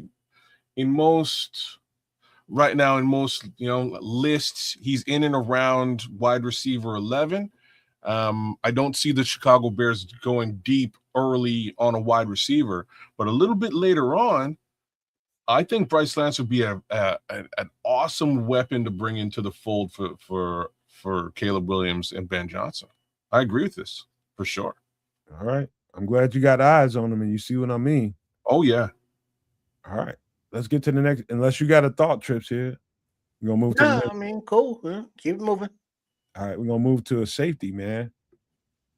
This is A.J. Halsey out of another sleeper. A.J. Halsey out of LSU. There's a lot of safety conversations being had around who's the best, who ain't. Let me tell you something. This is a true ball hawk. This guy sees ball, gets ball. Does he have the fastest long speed in the world? I would say no. I haven't seen him run the 40, and I don't know how fast he can run. But I can tell you this. Neither did John Lynch, Hall of Famer. Neither does number 22 from the Minnesota Vikings that plays right now. Would you consider him a free or a strong? He's definitely a box safety. He's a strong. I like look at his build, and like you could tell he's a box safety. AJ Halsey is 6 foot, 222 pounds. Okay. Could be a little bit bigger, but that 222 is just rock. But he knows that he lacks like deep speed. So that's why you wouldn't play him in Kevin Byard's role. This guy's a true box safety. What is Jaquan Brisker? A true box safety. Yeah. You want to replace a Jaquan Brisker, you get a true box safety. And he is elite in filling the run and fitting the run. Elite. He is going to get your ass on the ground. Not only that, I think he's even better in coverage because of his instincts. AJ Halsey's instincts are, to me, top tier in this draft. You're talking about somebody that can see the game and understand route concepts and make plays on the football. He is top tier. He ain't going to get all the conversation about, some of these other safeties that are in this draft right now, but I am telling you, this guy knows his flaws, and he makes up for them by seeing it, understanding it, and being able to react to it. His instincts are elite. I'm telling you, kids, this is a bomb football player, and he's going to knock the piss out of you once he sees you. Yeah, I watched a little bit of his stuff earlier on because, just because of all the safety talk. He doesn't no business decisions here either. This would be a great look if you have to move on from a Jaquan Brisker. He's coming in and he's putting bodies on the ground. He's putting bodies out of bounds. But that doesn't mean he's got, man, who does he remind you of? He reminds me of Ed Reed with those instincts. I wish I could argue with that because he gets interceptions too. You know what I'm saying? Like he'll hawk the ball with those instincts, but at the same time, he will put you on your ass. You know what I'm saying? So Ed Reed ain't Ed Reed. Ed Reed is one of those guys. He wasn't terribly fast either. Yeah. But because he knew the game, he understood route concepts and offenses and how they group up combinations of receivers and what can come out of those concepts, he was able to stay ahead of the game. And you can see that in a young AJ Halsey. That's still a college football player. You put him around some really heady safeties like a Kevin Byard of the world, and he just enhances. Simply put, this is a really, really, really good instinctual football player. But he's a box safety. Don't mistake me for telling you this guy's all world. He can play anywhere in the safety. No, he's a box safety. Yeah. And you'd be happy with that. What you looking at, kids? Are you pleased with what you're seeing? Oh yeah, he does all the stuff I need him to do. He has instincts. He has instincts to again hawk the ball and get and make plays on the ball, which is key. But good around the line of scrimmage too, kids. Then you get to see him on the line, and you get to see him in the run game, and you get to see him just make tackles and make plays. He's a force to be reckoned with on the field, man. When you got a really good nickel cornerback, this guy becomes another linebacker. When you don't have a linebacker on the field, let's say you leave one linebacker on the field, like Tremaine found himself out there many, many times. You leave one linebacker on the field, you feel good because you have AJ Halsey out there that can really supplement that role. You get what I'm saying? So you can get kind of freaky with it. Yeah. I like it. And he is lined up again very close to one of our selections. I believe selection number 57 in today's look. I expect all these things to shift here in a week's time once we get a closer look at all of these young players in the combine. But we'll see what it looks like. I think he'd be a great selection if we are in the safety market. All right, let's keep rolling. Let's get to the next football player. Amari Washington out of Oregon. This guy is 6 foot. He is 6'3", 330 pounds. But you can't tell that with the way this guy explodes off the ball. 6 foot. I'm gonna repeat that. Amari Washington is 6'3", 330 pounds, and can really, really explode off the ball. The thing about Amari Washington, and I'm gonna give you a little bit of a downside, but it's not a real downside. But he's true to the college football player, and he's gonna win more times than not off of his size and speed. In the NFL, he's gonna have to refine his technique a whole lot more. So he's gonna really, but I think he's a really underrated football player on the defensive line in this draft. I think his traits are absolutely tremendous. Absolutely tremendous. You won't hear nobody talking about him because they're talking about all these flashy name guys. I'm taking a quick look at him. He's first of all, like, he's a big lad, man. He's a big boy, like not big like Big Bill, but strong, and you can sort of see how strong this guy. Like, look at his arms in this picture that we're looking at. He's just a baby, man, right now. Oh, what's going to happen in a couple of years when he starts to, grow some chin hairs and all that, chest? Wait, what? Amari Washington is a man, and he's not a man yet. If that makes any sense to y'all. It does, especially when you get a look at his baby face and all that. But his arms are massive. Like, he's going to move human beings around, and that goes almost without question when you watch him play. He's splitting the line and he's moving bodies left and right. We're going to need somebody like this in with respect to moving on from a Big Bill potentially, if that's what winds up happening. I suspect maybe we move away from him, and maybe we move away from Chris Williams as well. If that's the case, this is a good look in that for the inside. He is he's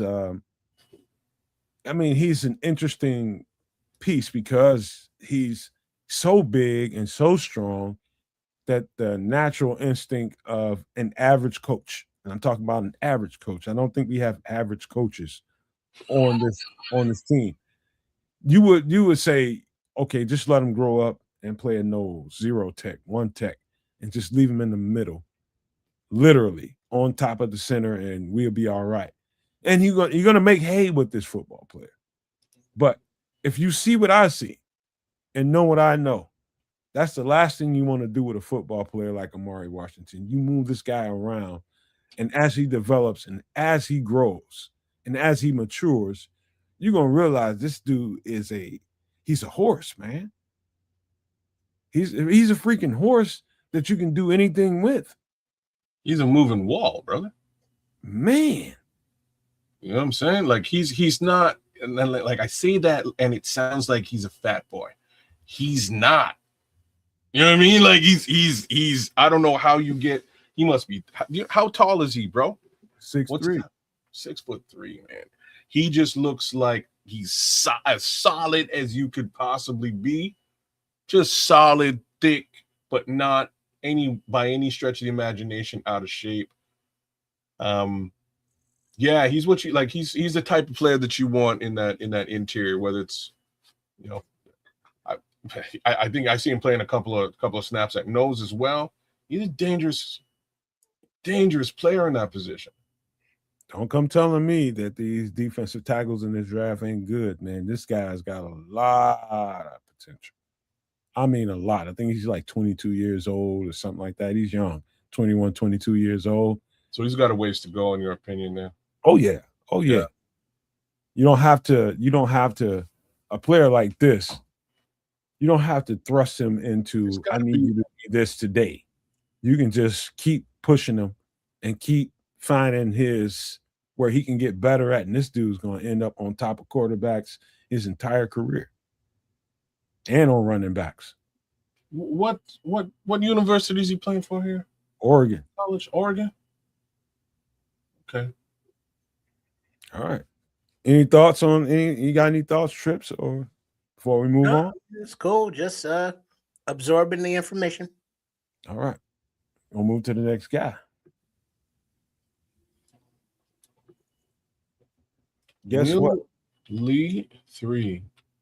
Out of Texas A&M. Guess what? I've seen some really, really good man-to-man corners. I'm talking about really good. This is a good man corner draft because I think this, man. I think there's still at least half the league that has an emphasis on man coverage. And then there's the other half of the league that play a lot of zone, and they're looking for certain types of cornerbacks.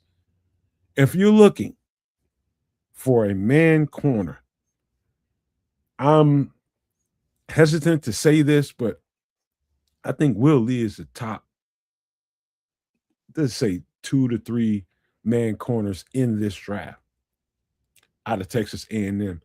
Absolutely sticky. He's absolutely sticky. I absolutely love his man corner reps. His transitions are so clean and so natural. When I say transitions, let me explain what I'm talking about. When he's in phase, when that receiver's en route and that receiver starts to break down and he has to break down with that receiver, how he transitions into breaking on that ball. So, kids, if you're looking at any of his highlights, you're going to see that pretty quick. This guy can break on the ball. And what do we have here in Chicago? We have a man-based defensive coordinator that has an emphasis on man-to-man coverage. He wants to play man-to-man more times than not. Not to say that he's not going to play. Then it sounds going to play plenty of zone like every other defensive coordinator. But when you need to get off the field and you need to put a man on a man, you need to have absolute assurance that your boundary corner, that's what Will Lee is, a boundary corner, that I think can play some slot if you needed him to. That adds to the versatility. But this guy is, I think, technically one of the more elite cornerbacks in this draft. And I don't think anybody's talking about it. Will Lee III out of Texas A&M. You're talking to a cornerback or a cornerback is talking to you. Take it from me. This something is good in man coverage. And when I tell you he's good, I think he's going to be excellent. Just putting it out there for you. I'm seeing good stuff on tape, man. He is I fully understand what you're talking about with the in phase comment, right? There's situations where he'll lose, a receiver will make a move on him, and under normal pretenses, it'll take him take a normal, a normal DB a step or two to get in phase, to get back in phase. He has a way of sort of getting in front of the ball, which is very interesting to see. And it's not a situation where he's taking the ball away quite that frequently, but I don't care if he's getting interceptions. As long as the ball ain't going to the receiver, that's your job. You know what I mean? Break that pass up. You know what's great about him? It's even when he loses, and that's going to happen to every DB. I don't give a shit how good you are. Of course. Even when you lose, how good is your closing speed? If you lose, so the ball's in the air and you lost on the route, how fast can you close? How good is your twitch? How quick is your twitch? Excellent with Will Lee. And that's why I can sort of see you making the comment about potentially also in the nickel position in the slot.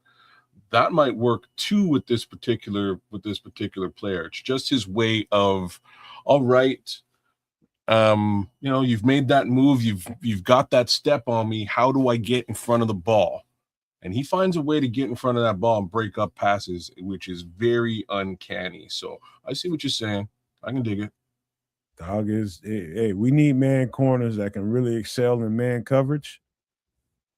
Trust me when I tell you, Will Lee is in the top echelon of what Dennis Allen is looking at in Hallis Hall. Trust me when I tell you, I know what he's looking at. I know what it looks like when you can really, really play man coverage. Trust me when I tell you guys. Take it from me. Will Lee is at the top, probably at the very top of what Dennis Allen is looking at. Whether or not we get him is irrelevant, but he's got all the traits, all the qualities that Dennis Allen is looking for. Every single bit of what he needs, what he thinks Will Lee doesn't have. They have the people in that building to help him get to where he needs to be. He's 6'1", 192 pounds. Looking at him on film, I feel like they kind of boosted his weight a little bit. I think he's more like 182, but that's irrelevant to me because I'm I'm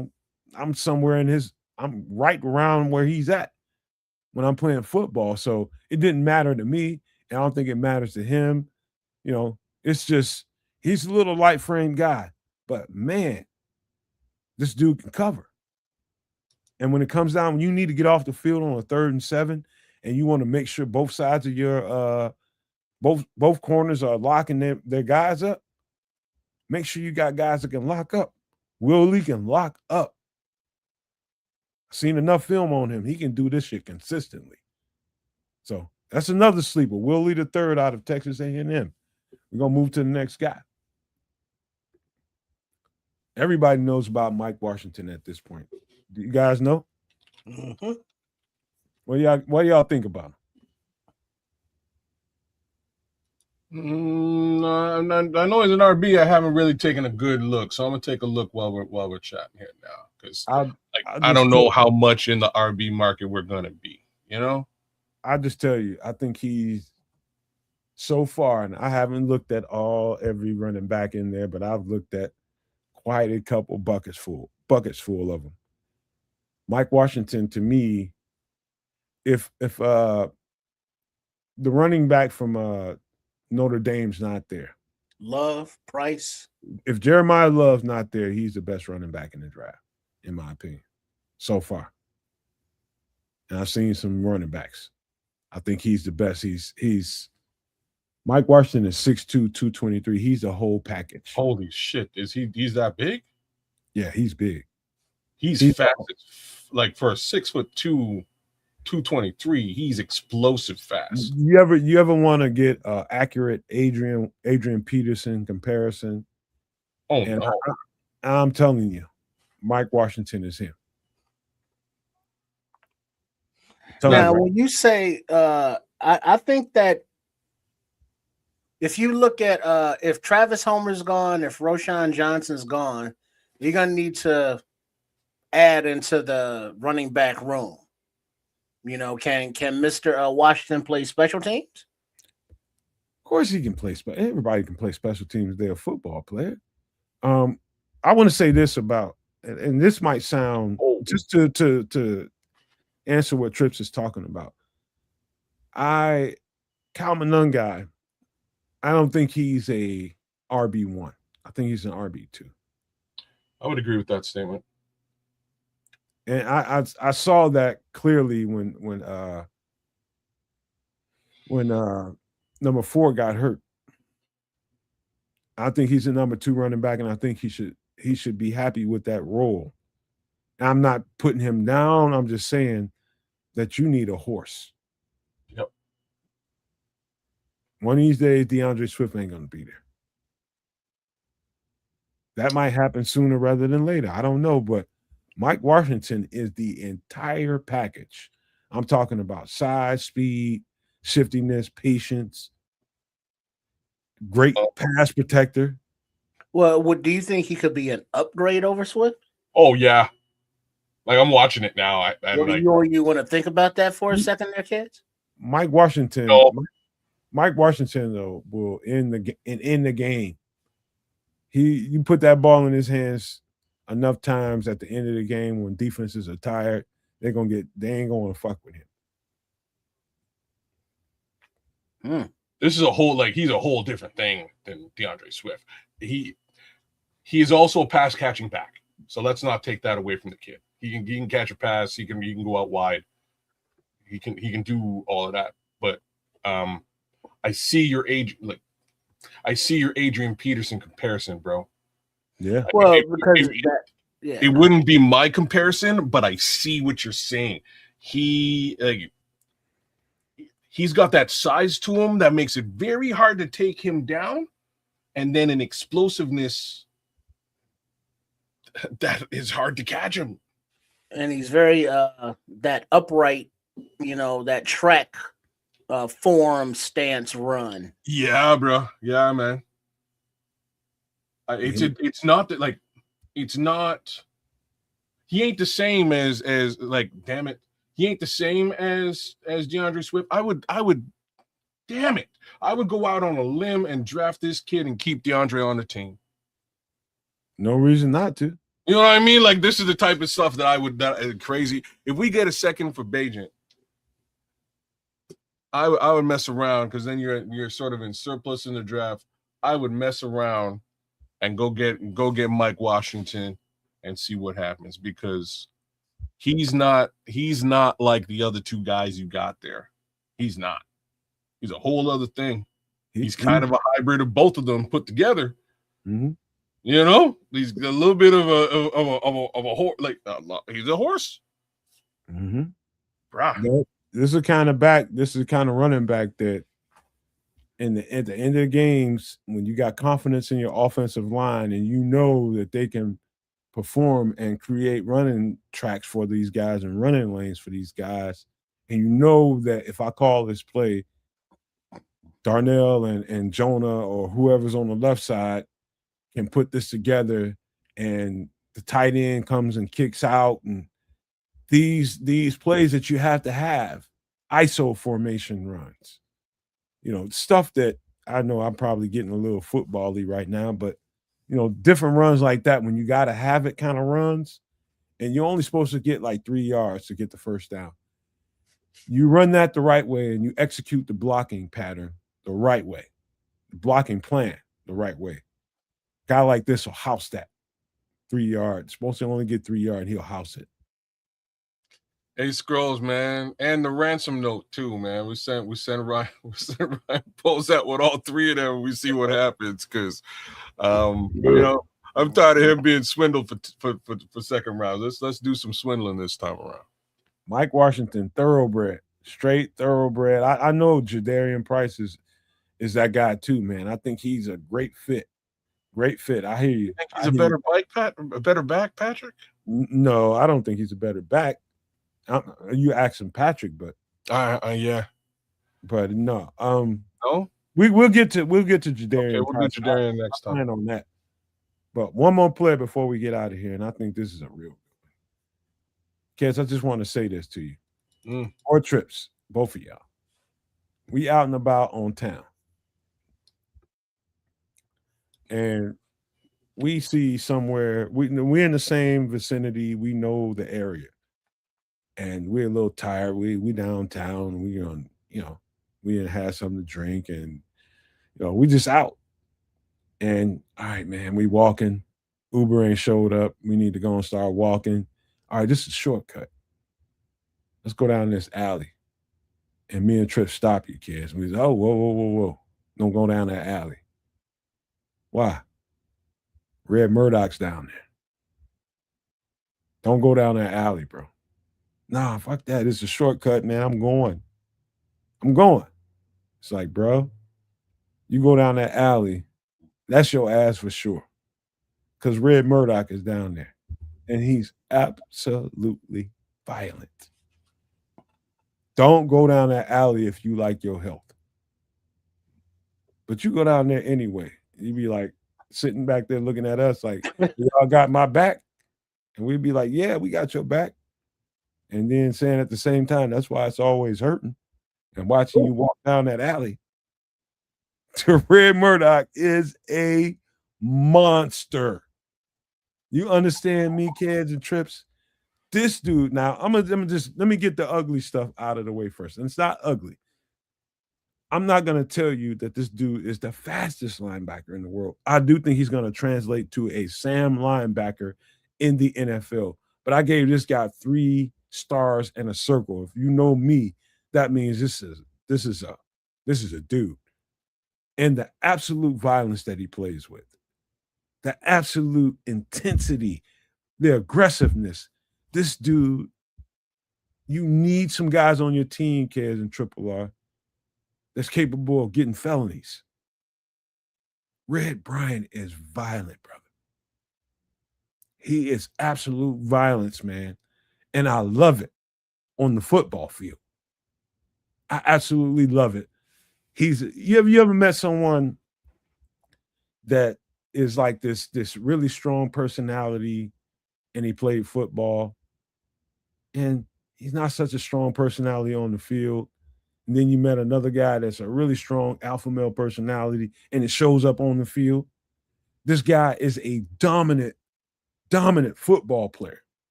And you know it. The best thing, and this is unfair to Red Murdoch, but I got to say it. The last time I seen a guy play with this much actual physical aggression in the NFL on a constant basis was Ray Lewis. This guy aims to make sure that every time he touches you, you feel it for the next day or 2. That's how he plays football. Red Murdoch is one of those linebackers. I hope to God that we get him because we need those kind of attitude guys. He's an enforcer. Straight up, I just love watching him play football, man. He's a throwback, bro. You muted, kids. By the way, before Ked says anything, let me Thanks for catching me. He's 6'3", 240 pounds. He's perfect. He's 6'3"? 6'3", 240 pounds. Yeah, because they got him here at 6'1", what I'm looking at, but same token. He's bigger than 6'1". He looks much bigger than that. He's great, man. He's like, you're saying he don't look fast, but he looks so fast, bro. He's football fast now. In between, that's why I think he'd be better as a maybe not sideline to like. I think I feel you. Like sideline to sideline, he's not super fast, but he has this way of just creating burst at the linebacker position. He might be a little bit patient to look for where a hole is or where a gap is and shoot the gap super fast. He gets a couple of steps in that gap, and I wouldn't want to be in there. Like if the gap's the alley, please don't let me go in the alley. Still, that's what I'm seeing here. This kid he's got good instincts though, to top that off too. Good instincts, trying to take your soul, snatch your soul with a tackle. Yeah. Anything in his fucking area code will pay taxes, man. Yeah. We'll pay taxes. And I think any really, really good contending football team, any team that you think is a Super Bowl caliber team, has a couple cats like him on it. You got to have guys like Red Murdoch. Red Murdoch is, I don't know if I've enjoyed a film this entire offseason watching these football players more than I did Red Murdoch. I was just like, that's what I'm talking about. That's the football that I know. That's the football that I know. Be effing physical and effing violent about it because football is a violent game and you need to act like that. You know, is it the best thing for your overall health long term? Probably not. Probably not. But if you're going to play this game, understand what comes with it. We need absolute mayhem and violence. Do you not see that on film, kids?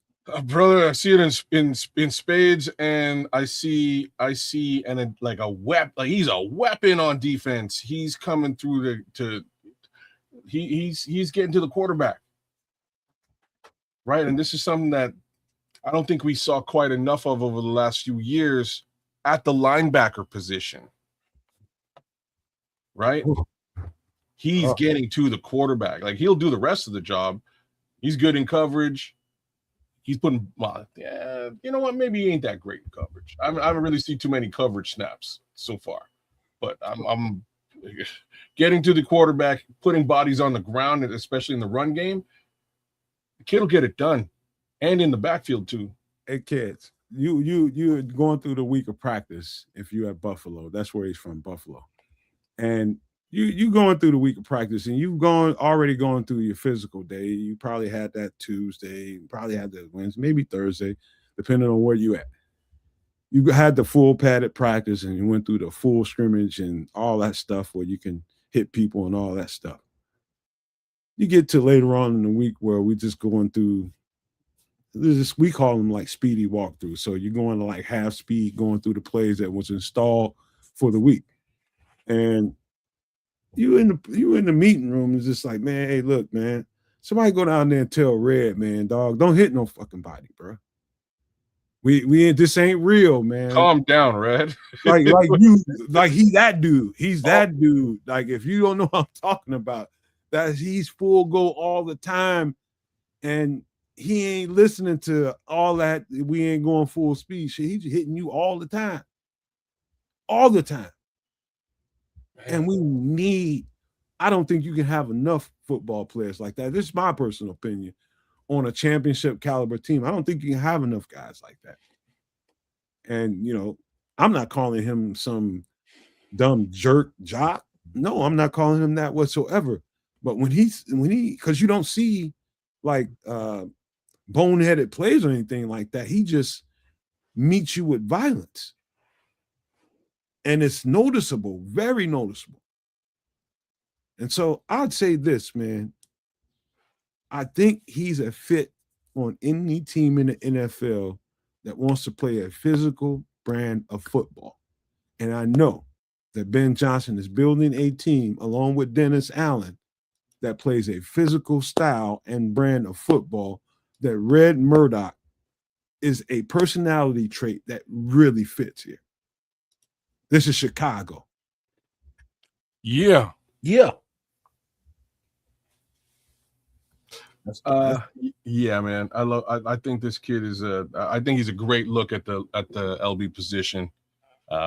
Given the potential of Tremaine moving off, he looks like, I can't really compare his game to Tremaine Edmonds that we've seen.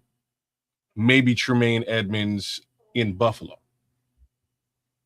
just gets he gets in the backfield, this guy, which is something that I think we really need a heck of a lot more of from our linebacking core. So, yeah, Red's a good look. I tell you another noticeable thing about him on film that you probably might have looked over when you was looking at them highlights is, how running backs are told to pass protect, right? If the linebacker shoots the gap and you need to get him off the quarterback and block him, be there and don't flinch. Don't flinch. Man, that linebacker is like a brownie to him. I mean, that running back is like a brownie to him. Give me that while I'm on my way to eat this cake. So I didn't really overlook it. There's multiple snaps of him running clean over their ass, ain't he? Just swallowing them. There's one where he just reaches past, like, he took the block, but he reached past the RB block and took the RB and the QB down at the same time. And there's two separate snaps of that. The running back got the block. He stayed in the middle of all this, but it didn't make any kind of difference to Red Murdoch. He didn't give a damn that he was there. He took that quarterback down at the same time, regardless. Man, literally, kids, I'm looking at this cat film, and I fell in love with it so much. This has been going on for almost 2 weeks now. Quietly, I've just been watching this shit, going back and back. I'm just like, boy, what the fuck they been feeding you? Gunpowder? What? This dude is on fire all the time. He shot out of a cannon. Trip, I'm telling you, watch this boy, man. Watch this boy right here. I'm telling you. maybe later on, but man, he's a real, like, people tell me all the time that football ain't the same no more, and I agree with them because you can't do the things you used to do like when I was playing, and just like it ain't fun to watch them when you can't hit nobody. He ain't adhering to that. He's like the Ray Lewis, Ed Reed, that era, Sean Taylor. They just running through your ass. Yeah, I could see the violence on the scant few brief highlights that I was able to see. That he gets his hands on you going down, but leave it to Red Baron to leave a Red Baron comment. Damn. All right, that's it, man. Man, we spend the rest of the show talking about this cat right here because I enjoy. Yeah, you're right, Benjamin. That old school football is way more. I find myself watching that often, like when I'm on my way to sleep and I'm just dozing off and I just need to, you looking at the TV right before you go to sleep. And I had to learn, man. I had to quit watching all that violence before I go to sleep, man. And I started thinking violent things in my dreams. And I don't want to be like that no more. I ain't like that no more, man. So yeah, put different things in your frequency. You watch, you get a couple of highlights here and there during the day. It's enjoyable, but don't be watching that shit while you're going to sleep because you can manifest that into your regular everyday life, man. Yeah. Because there's real violence in them videos, bro. I watch them. Ray Lewis got like a 45-minute reel on TikTok that just like, oh my God, it's better than sex, bro. That's how physical a football player I am and how much attracted to that kind of physicality in football. So it's easy for me to fall in love with Red Murdoch. But that's it, man. That's it for the football.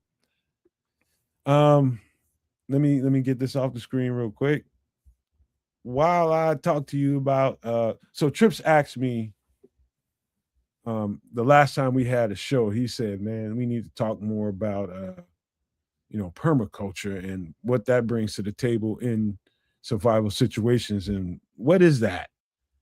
And that's definitely survival. And we're going to explain to you why after we get done with this intro in just 1 second. Give me a minute.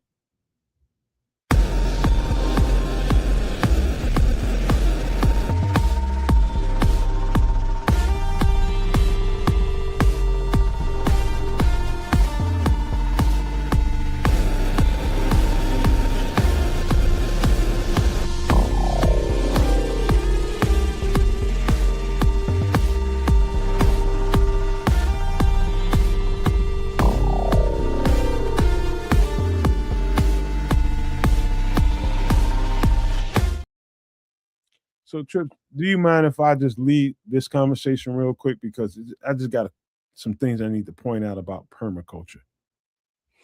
Yeah, go ahead. It's really short and sweet. So, permaculture is really short for permanent agriculture. Permanent agriculture. How can you create permanent agriculture? And the bottom line to it all, to me, is really being one with nature and really being in tune with the soil around you. And if the soil isn't as bountiful as it is in other places, different things that you can do to get that soil to be kind of productive. That's what I take away from permaculture before we get into a deeper conversation. I just wanted to put that out there first, just before you get started. Right. Sure.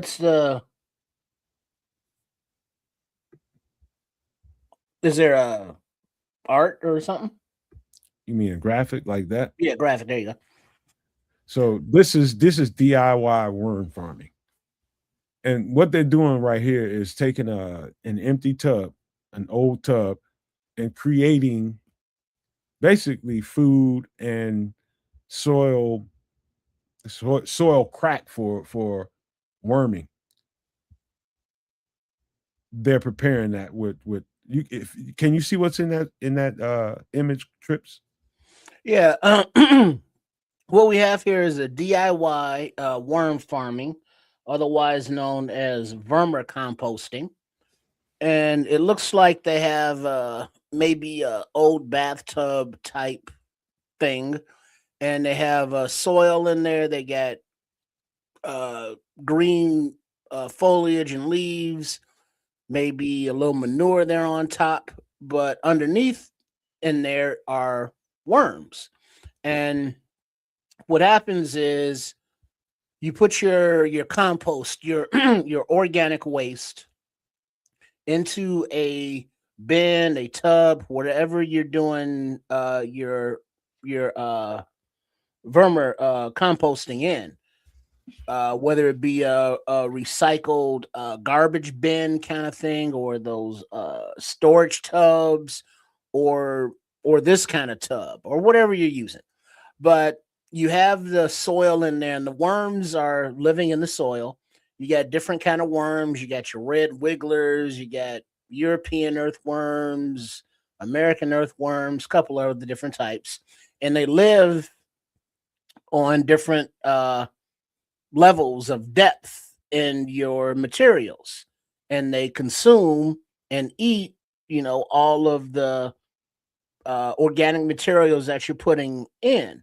And as they eat it, they process it with their body, and then they go number one and number two, and that is the result that you want, because the liquid of their urine, is like liquid gold, and it's good for your garden and growing things. And then their poopy, you take out and then you put back into your soil to re-energize it, put nutrients back into it, so that you can continue to grow, in the same area without, totally sucking all of the soil of its nutrients. So in a doomsday or scenario where you're off grid and you have your property or wherever you're at, you want to use the worms, first of all, to reuse that organic material, so it's not going to waste, it's not rotting. You don't have to worry about disposing it. And then you are recharging your soil to, that you're growing for your vegetables. And so it's a cycle. And so you're reusing the waste materials into materials to feed you.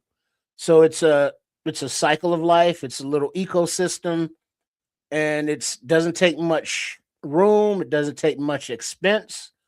But it's worthwhile to have a sustainable, garden and other areas. Okay, I'll tell you what I see here. What it looks like to me is I'm looking at the ground that they're standing on, and that dirt looks a little reddish, orangish, sandy-ish. It looks to me like they're in an environment where the dirt isn't as fertile. I see the patchiness of ground beneath them. If you can look at it real hard, you can see it's not a lot of strong greenery growing around their feet. And that to me looks like a situation where they're trying to basically feed the earth and make it more productive. And that's to me what permaculture means. Is no matter where you are, like we live in Illinois. Illinois, all you got to do is go outside and cough up a couple of seeds, and you'll have a plant next year.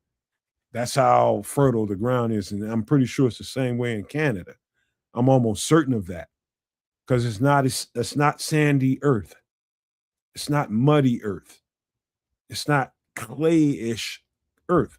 It's really, really strong black dirt. I know, at least here in Illinois. And so we live in a particular region where you don't have to so much concern yourself with not I'm not saying you don't have to concern yourself with treating the soil, but treating the soil is different in different regions of the country or the world, depending on where you live. This is particularly, man, like I'll just give you an example of somebody that does gardening every year. The less you turn over your soil, the less you till it, the less you mess with it, the better it is because nature takes care of itself. There's nothing in nature that goes to waste. Absolutely nothing. A carcass, leaves, not nothing. A tree stem, not nothing. Everything is really particularly made to add to the cycle of life, and that is nature. You are particularly made to add to the cycle of life. Your body is. And so that's what permaculture is. How do you create a permanent agricultural environment around you? And so, to the people that want to do farming, that want to do gardening, know this: the less you turn over your earth, the better the life is that really feeds that earth underneath it can thrive. And if you have to feed your earth more nutrients to be so that you can have abundant growth, this is what you do. You get you a tub and you mix up coffee grounds and some old weeds and probably some old cabbage and whatever you got around your kitchen that is green, put it in with some earth. You want to generate some worms. This is how you do it. That's one way to do it. Like how I learned how this works, trips and kids, is my leaves in my garden. The first year I got here, it was so much shit around here. I was able to put like 3 or 4 contractor bags worth of. It was a lot of stuff. I mean, piles of bags behind my shed where nobody could see them because of where I live at. I got a tall wooden fence behind it, so nobody could see them. I knew they were there. I was so busy rehabbing this property, I forgot they even existed back there. And so here I was, probably in year 2, maybe 3. I go back there and I'm like, damn, I got all these bags. Remember, I got 2 sheds sitting beside each other, but there's a space in between them, especially in the back. So I just piled them up back between there because I didn't know what to do with them. I go back there a couple years later. All those leaves that I piled up in there, it's all dirt. And not only dirt, there's worms all in and through there. You know what happened? Little critters, whether they was groundhogs or wherever they were, squirrels went back there and nipped at those bags over time, and it created life from the ground. And so the earth got involved with the leaves, which is food. It's nutrients to them, right? And so they went in there and all the shit and piss came and turned into dirt. And so dirt was created, earth was created through the leaves that I thought were garbage. And that's how I learned, kids and trips. That's how I learned that everything is to be cycled. And so from that point on, I knew not to ever throw away my leaves or burn them. If I burned them, I put them right back into the soil. Yeah, what you did, you unknowingly created a worm, trap, because you left it down, you left a food source there on the surface. The worms come up and then they're munching through it, and as they go into the bag, now they're in the bag. And so, they have to actually find and search for that little entrance on the way in once they get in there. And so it's nature. It's the different worms eating the foliage, eating the garden waste, and re-energizing that soil. So, if you let nature help you and you help it, you can live, you can survive and thrive.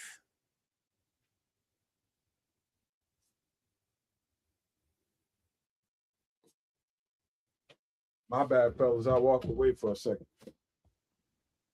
I was giving kids a chance to say something. Yeah, this ain't my can of worms. This is definitely compost. Now, let me give you some advice about people that's thinking about doing this. There's a lot of people that will tell you that composting is the way to go. You create a whole lot of earth by doing it. You absolutely can. But I'm going to tell you something right now, White Ghost. If you got property and you are interested in doing this and you want to use your waste around your house, you know, you got old lettuce, you got old whatever, eggshells, and all this kind of stuff that people create compost with. Here's the thing, I want to tell you something. If you're going to do that, put that shit so far away from your house, it's ridiculous. Because what you're going to invite to your house is things you don't want around your house. Nobody tells you that dark side of composting. Well, the insects, the things that would go into the food that are there, you use Rats and mice, brother. well, yeah, but there's a garden material. It has like two names. It's like a scientific name. But you mix that with the soil and that cuts down on the attracting of like insects and bugs. But then you cover your compost with like a hard top, like on those totes or whatever you're covering with, so nothing gets in there. And then you layer in the top of it, like a little damp newspaper or cardboard, because that will also bio degrade and the worms will eat that. But it keeps a layer to keep the smell and the things inside and things outside. Well, Uh, Patrick just made a really good point here. This, if you will read that, Trips, I go into a little bit deeper of what he's talking about. Said hard to find good compost. Most compost sold is still too hot. Took me a while to determine what's good and what's not. Do you know what happens to things as they decompose? Yeah, they heat up. Well, they give off something too. Oh, gases. Mm-hmm. Just wanted to put that out there. Stinky. They give off gas. They give off gas. Like, man, in fact, I had so much gas these last couple of days, boy, I burned this motherfucker up. All the gas I had, all I gotta do is strike a match, and this whole thing is doomed. But that's because I was eating wrong for a few days, man. But anyway, when you're composting and you're putting a lot of materials together, the chemical components combined with the other chemical components of whatever you're putting together, there's always a reaction to it, right? Every action is what?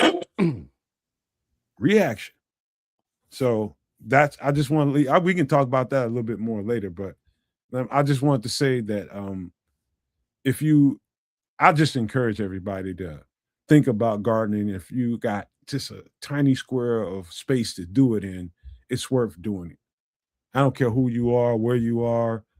We've shown you different ways that you can do it inside your apartment if you have to do it, but there's ways to provide for yourself and to help nature be nature, help your body be natural, help the earth be natural. And I don't want to sound so much like I don't got no problem with tree huggers, but if I sound like one, so be it.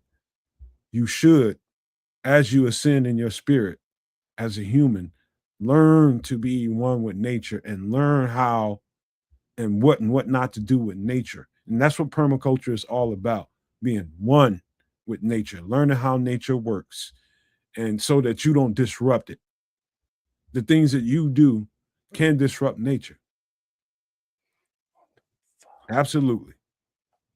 And so one of the biggest things I can tell people is if you start doing, urban farming or wherever you're at, don't turn over that dirt no more than you have to. because you're disrupting the natural flow of the earth.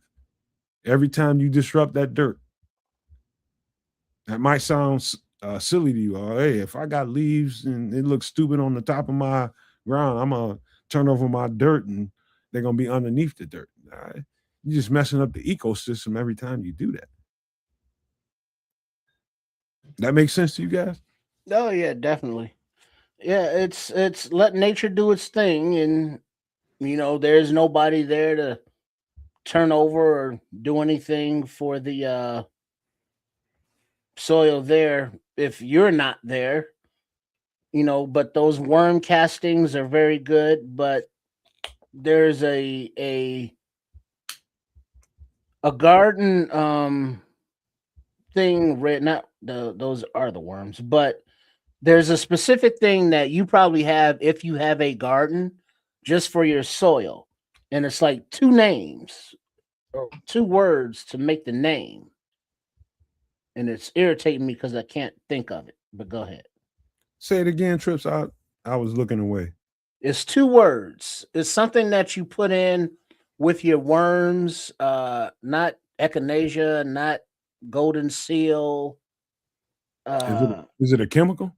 Yeah, some kind of natural chemical or chemical.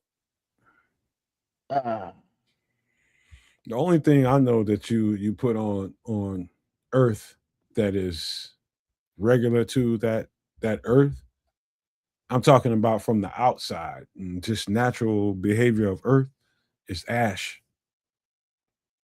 Yeah, well, yeah, but that ain't what I'm thinking of. It's got a name, and as soon as you say the name, be like, oh yeah, that stuff. Because you find it, at your Home Depot type in the garden area.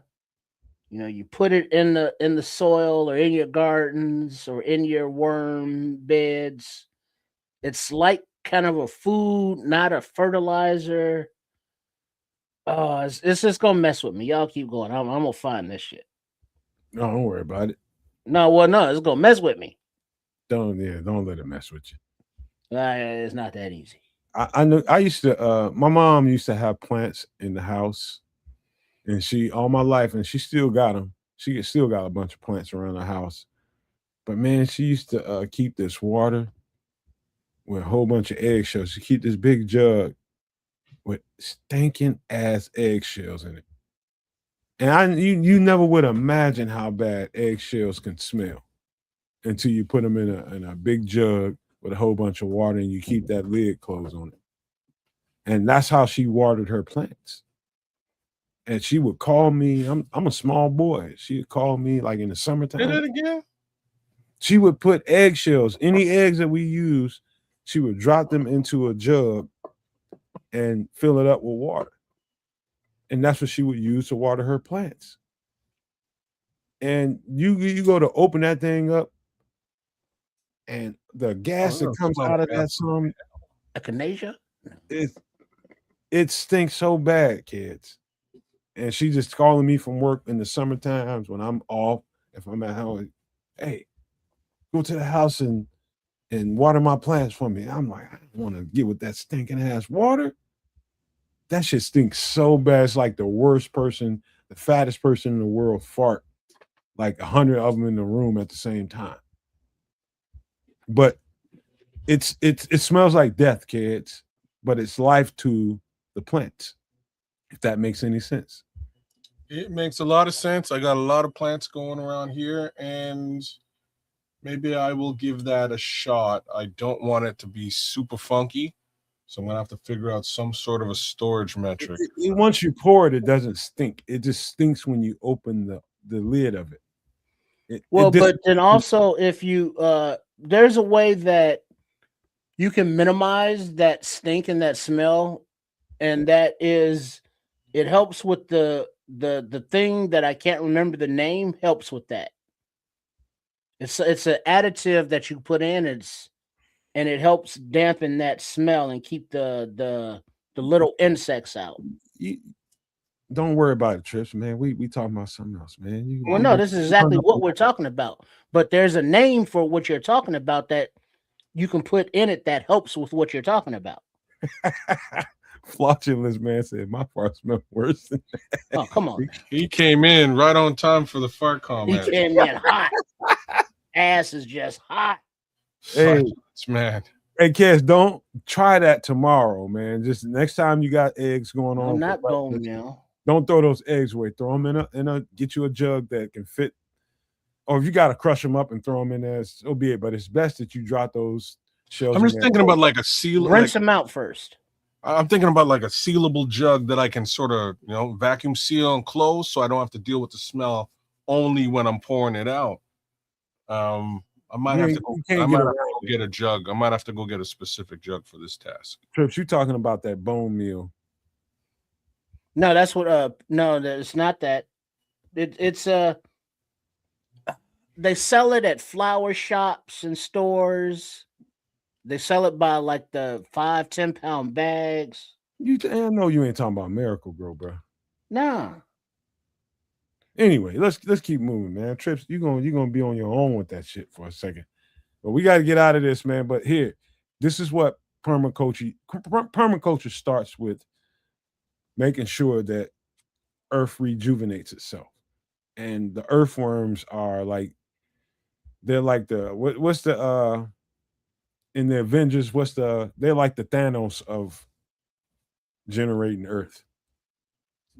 They are it. I don't understand this reference. They powerful underground. Okay. All right. Now I get you. They are powerful. Like we are above Earth, so those earthworms are under the earth. So they really irrigate the whole thing, plus add a little bit of poop ski, I suppose, into the mix. That shit turns into dirt. Okay. Interesting. All right. I love the worms. You done with this, Trips and kids? Because we can move on. What do we got next? I got a more interesting story to talk about. Well, not more interesting, but it's an interesting story. I just want to lead it with this.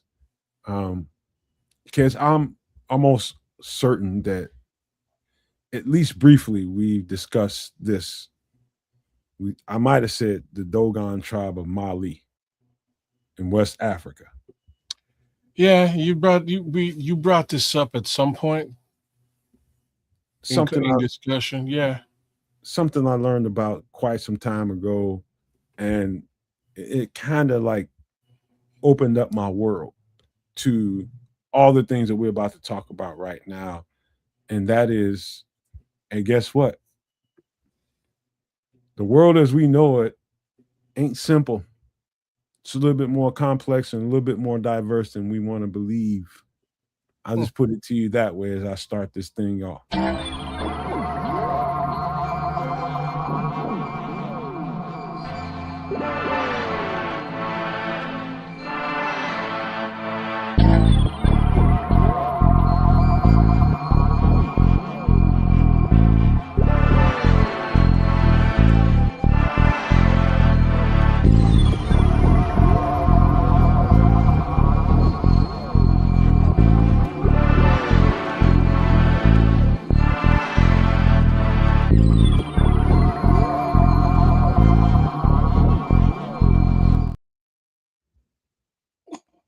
So what we have on screen is a kind of a constellation system, right? Mm-hmm.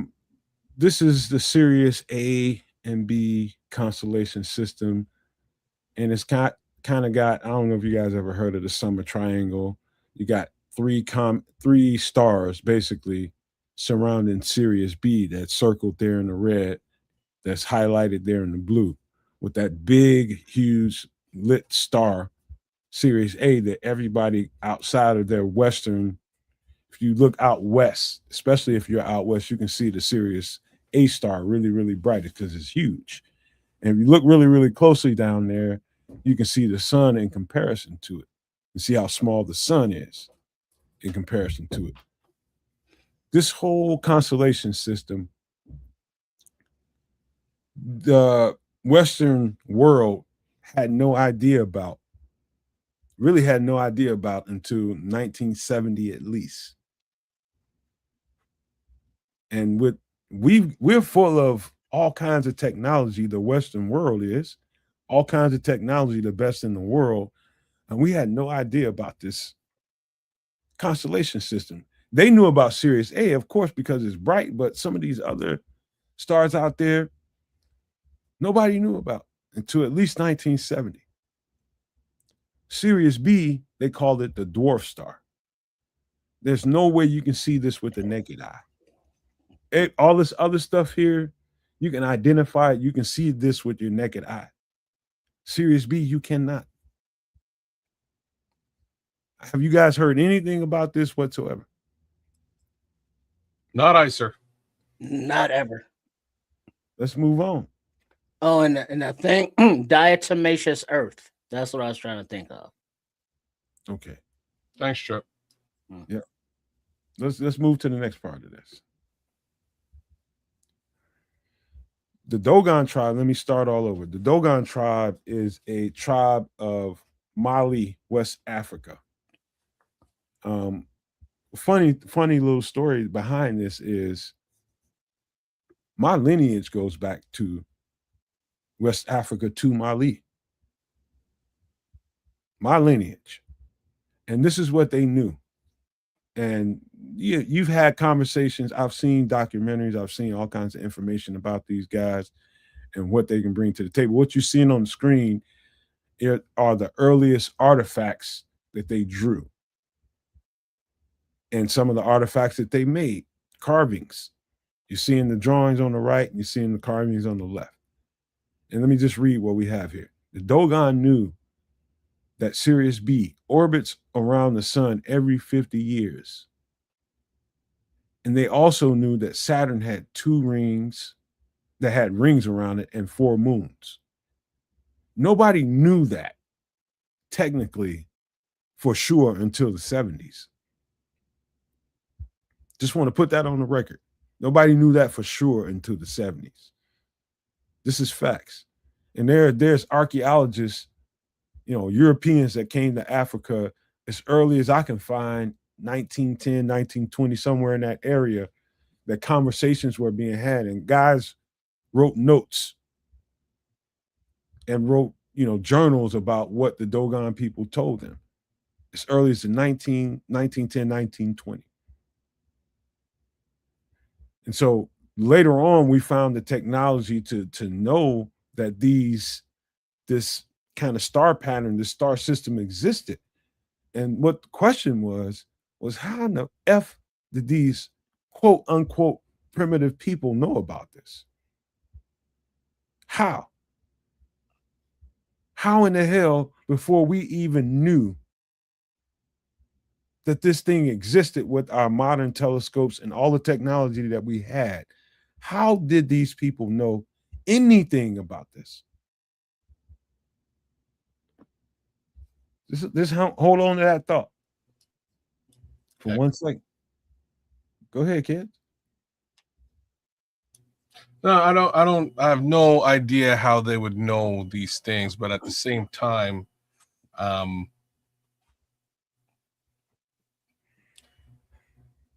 the amount of understanding and knowledge that you could glean as a society or a small group of people over the centuries of time should not be what's the word I'm looking for? It should not be ignored or belittled or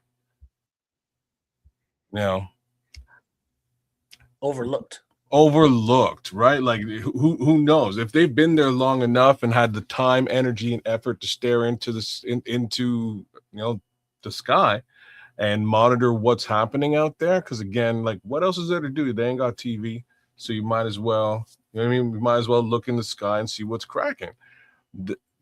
They would be able to. They might have been able to determine a little bit of what's going on up there for their own purposes. And that, from a human ingenuity perspective, doesn't really surprise me all that much. But of course, the Western civilized man would show up and be like, yeah, y'all full of shit. That can't be. What do y'all know? That's exactly what happened. What you're seeing are, interpretations of original drawings on the right. These are interpretations of what was seen. And if you look at these things really, really closely, the ones on the right, look at the image third to the right. You see really, really small mouths, real like little portal holes for mouths. And you see down at the bottom left of that image, you see kind of no mouth there. And so that leads me into this conversation. Just kids, be interactive with me. If you don't mind, you are trips, it doesn't matter. Just read this off for me for a second. Just read it off and we'll debate what you see. Sure. To the Dogon tribe of Mali, the Namo are revered amphibious fish-like ancestral spirits sent by the creator god Amma, often called masters of water, considered the first progenitors of humanity, symbolizing life and sustenance, described to have human upper bodies with fish-like lower extremities. That's the short story. Progenitors of humanity, basically creators that bring life. So these people basically created life based on what the Nomo said. That's what they called these beings that came from Sirius B star system. They call them Nomo, and amphibious like spirits that are masters of water. I just want to throw this out there before we carry on and go forward. You guys ever heard any kind of stories about mermaids? I'm sure you have, right? Mm-hmm. Sure. You ever heard any stories about sirens? Mm-hmm. Yes. They sing their songs. Okay, what do you think about that? Each one of y'all. I'm talking about the sirens. Well, supposedly the sailors on the ships would hear their call and follow that voice into the depths of their own demise. So, could it be like little fish kind of type people thing? Sure. But that was the ancient story, or the legend, the song of the siren led, sailors to their ends. So go ahead, kids. I didn't have much to add. That's basically what you would hear. In my opinion, it's just like these sailors had enough and jumped off off the boat. I don't know if there's necessarily really any sort of sound that you would hear out in the middle of BF nowhere water, ocean, but that's the way that it's depicted. There's some sort of a sound that they're hearing, which more or less hypnotizes a man, and that sailor man walks right off into the ocean to get closer to that sound. They're almost drawn. So you guys I've had some land sirens too, Scrolls. I know exactly what you're talking about. You guys are right ass, y'all dead ass on point. Some of the stuff I've heard is there are benevolent and malevolent sirens. Mm-hmm. What is a benevolent siren? A nice one.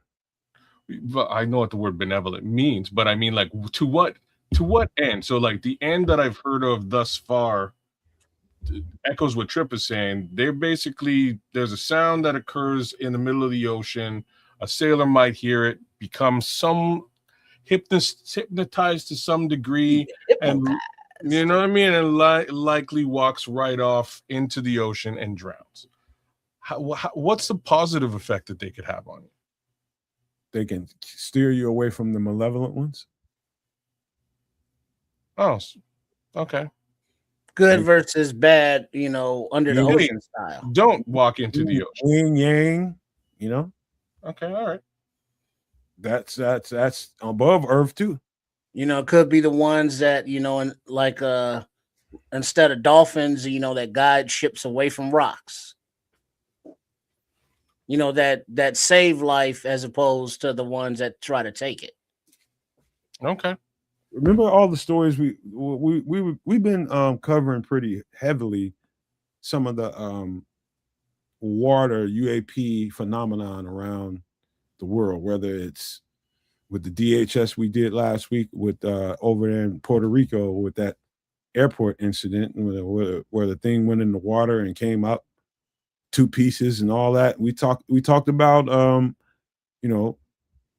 conversations about we have a sitting senator that has said that there's 5 to 6 underground bases, UAP, well, let's just say extraterrestrial bases in the ocean as we speak. 5 to 6, he's confirmed. His name is Tim Burchett. Go check it out. And I'm not with the politics that come with it, but when you get guys that get into a skiff and get credentialed information that they are not allowed to speak to in the public, and he's telling to you in the open without giving up classified information, can you confirm or deny this? And the question that was asked to him, can you confirm that there are possibly extraterrestrial bases in the oceans here on the planet Earth? He says, yes, I can confirm there are 5 to 6 of them. Go watch the video. Go watch the video. And it can get partisan if you want it to be, or you can just take the information as it is.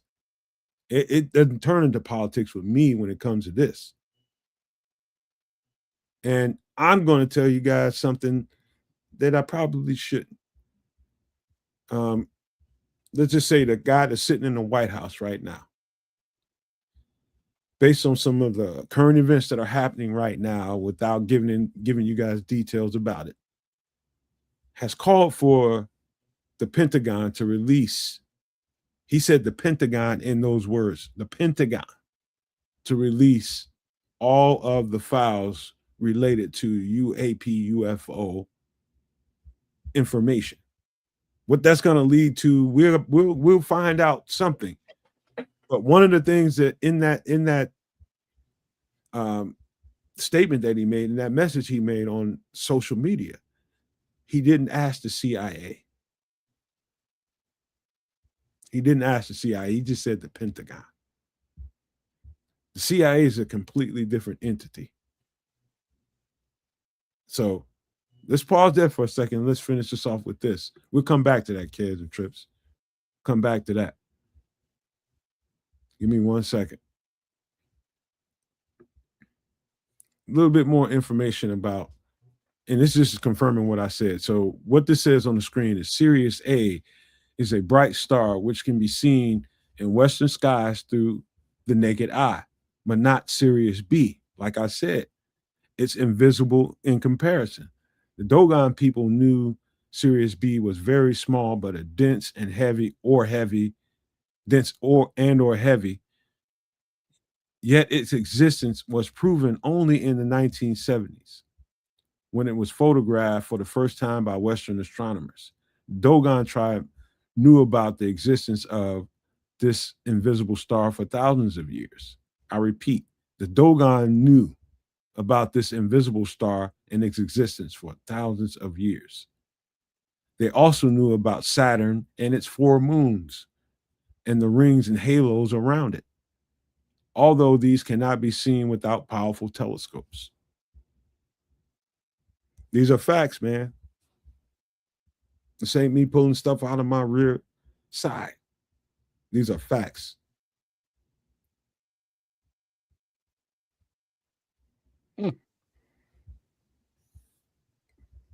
I'm just leaving it open for y'all to talk if you want. You did, and I don't know what to say because I don't know where this is going outside of where you were before, and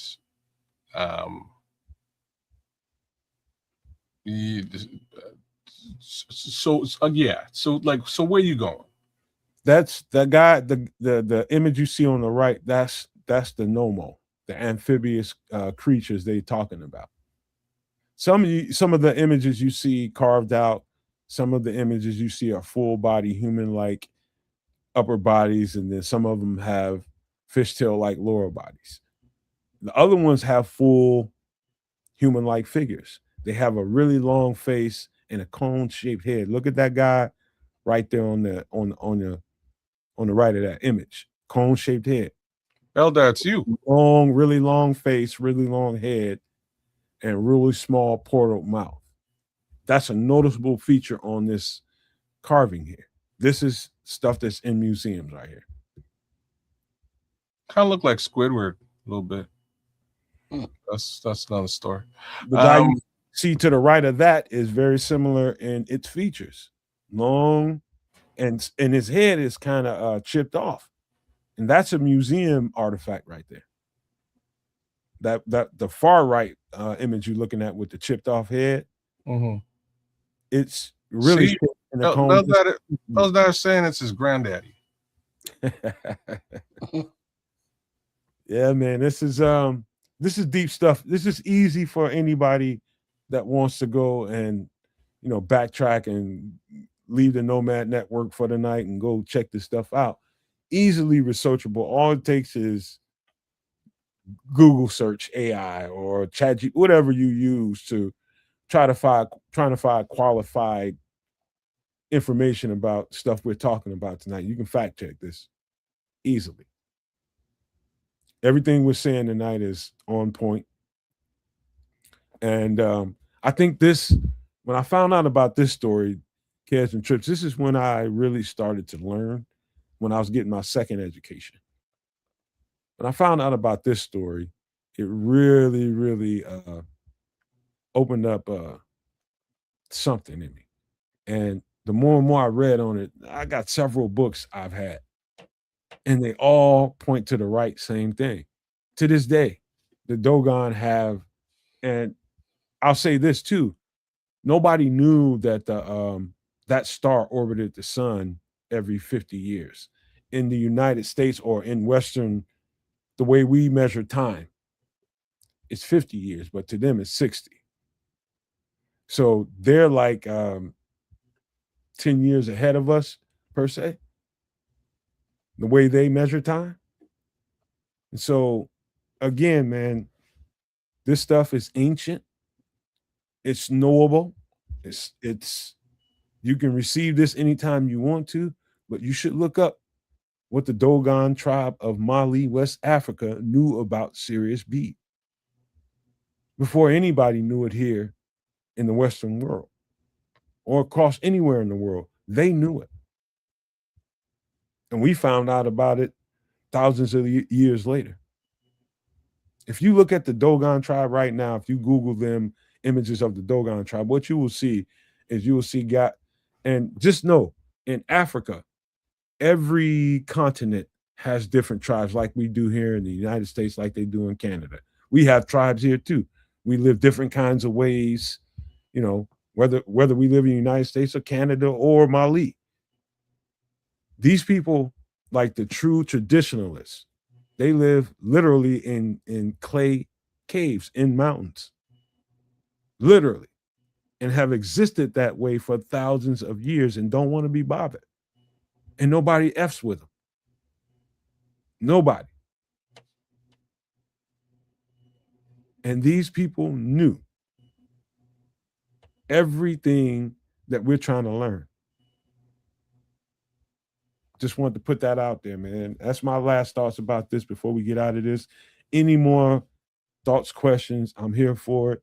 I'm glad to talk about it.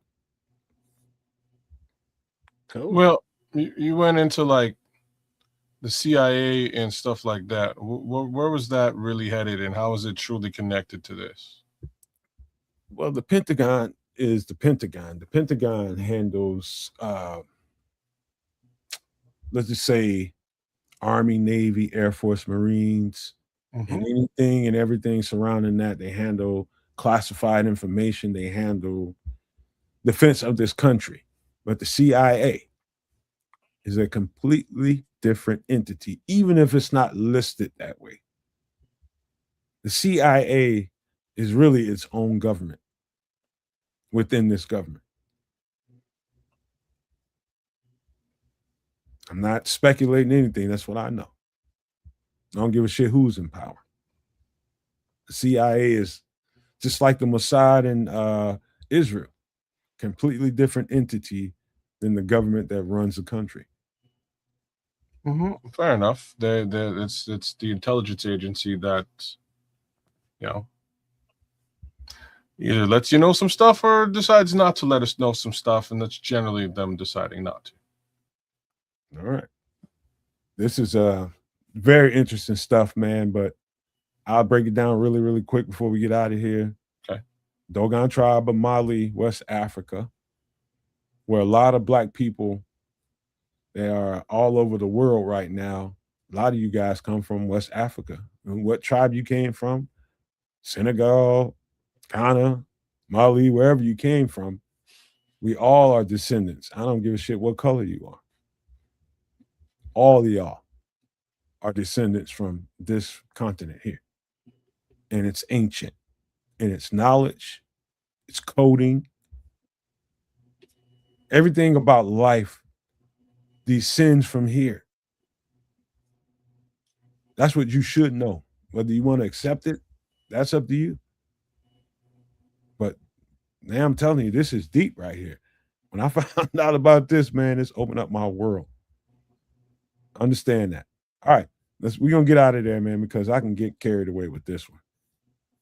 And we're gonna do some stuff that I think kids are gonna enjoy doing. What we doing? Give me a second. All right. My mouse went dead on me. Hold on. Damn, it's dead. Oh, here we go. My bad.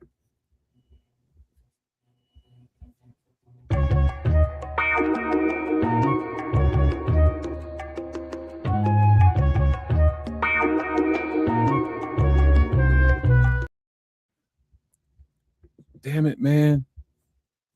Hold on, bro. What happened? My SHIT started messing up with me, man. But I gotta put this on the screen. I actually think Trip's gonna off more on this one. You will choke yourself. What do y'all think about this movie, man? I don't know if I've seen this one in full, to be honest with you. What? Well, this is a Stanley Kubrick movie, Full Metal Jacket, an epic story of the Vietnam War. It had a lot of actors in it, young actors. It had a lot of classic lines from it. From "You will choke yourself" and "Me love you long time." And the story of young, Americans sent to Vietnam, to fight in that conflict, and the things that they had to go through from their own side, the things they had to do, the things that were done to them, and just the whole fog and haze and hell of war, and coming out on the other side without being too PTSD'd, if you were lucky enough to get that far. So I mean, it looked at a lot of different angles, and it was very cohesive the way it flowed. There was the drama, the conflict resolution, the interpersonal issues with fellow soldiers, and this is beyond the enemy, quote unquote, Charlie. So I mean, it was a very Stanley Kubrick type movie with a little little war flavor. Let me say this, man. Trips is so right. He's giving you. All right, I'm gonna give you, kids, if you've never met.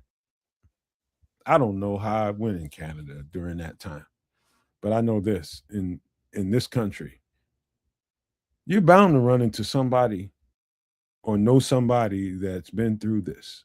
And you knew them, at least. If they still here, they still here. But like, I've met several people that's gone through this war. Marines. This movie is about, in particular, this is about Marines, and I have a few Marine homeboys. Show me your war face. Yeah, they are all kinds of not put together. Let's just say that, because of their experience. None of them have fought in the Vietnam War, but the people that I knew that did fight in the Vietnam War, I don't know any of them that's still here. Met them as a small boy, and they were tripping, bro. You're talking about it's so deep and it's so ugly. And you know what's to me, this movie was really, really poignant for people that have gone through the military or the Marines in particular, and how they came back. And if you experience people that have gone through that, that's one thing. But the worst thing about it is meeting people that were on the other side of it that ended up here. That's the worst part about it. And hearing some of the stories of what happened to those people and how badly there's pictures, old time magazine pictures that show the destruction. And to me, that's what sticks with me is the destruction and the carnage to people. Over what? Over what? And for what? To me, that's what Full Metal Jacket just showed, this side of it, and how you should be sensitive to the soldiers that came back from there and what they did over there. That's, but it's a lot of color in that. Yeah, this is one of those. There were a lot of films like this, during the 80s and late 70s. This is like one of the ones that kind of slipped through the cracks for me. I'll be completely frank. Treat yourself, brother. Tons of clips on this. I probably will actually go back and watch this. I've seen tons of. Does this mean Ann Margaret's not coming? Yeah, dumbass. Yeah, there's lots of clips of this that I've seen, but nothing that I actually have not seen this movie in full. This is you have to. This is a movie, kids. Get some popcorn, get the missus, sit down, and just open your mind and just watch. It's one of the best movies you ever seen in your life. Huh. Okay.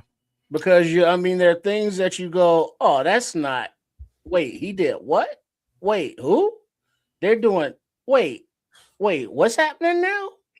But it was very, I would say, realistic. Because a lot of those soldiers came back not only messed up mentally, but came back hooked on drugs. Yeah. And over there, their superiors, their COs knew, but they didn't care because they had a job to do, and that job was, to unalive people. That was their purpose. And those people could be of any ages, sexes, genders. It didn't matter.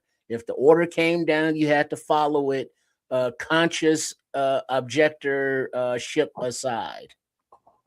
Hey kids, I'll tell you this. You know how I found out about this movie? I was a college student. I'm playing football, and it's on was it Thursday or Friday night when everybody's going out. So, in the football dorms, if you're in the dorm in your freshman year, you're in the dorm, and depending on who you are, you might not be. My freshman year, I wanted to be in the dorm. I wanted to know what the dorm life was. I wanted to see what it was like. I could have lived off campus, but I wanted to be in the dorm. And so I'm in the dorm. I'm getting ready to go out. What was it, Thursday, Friday?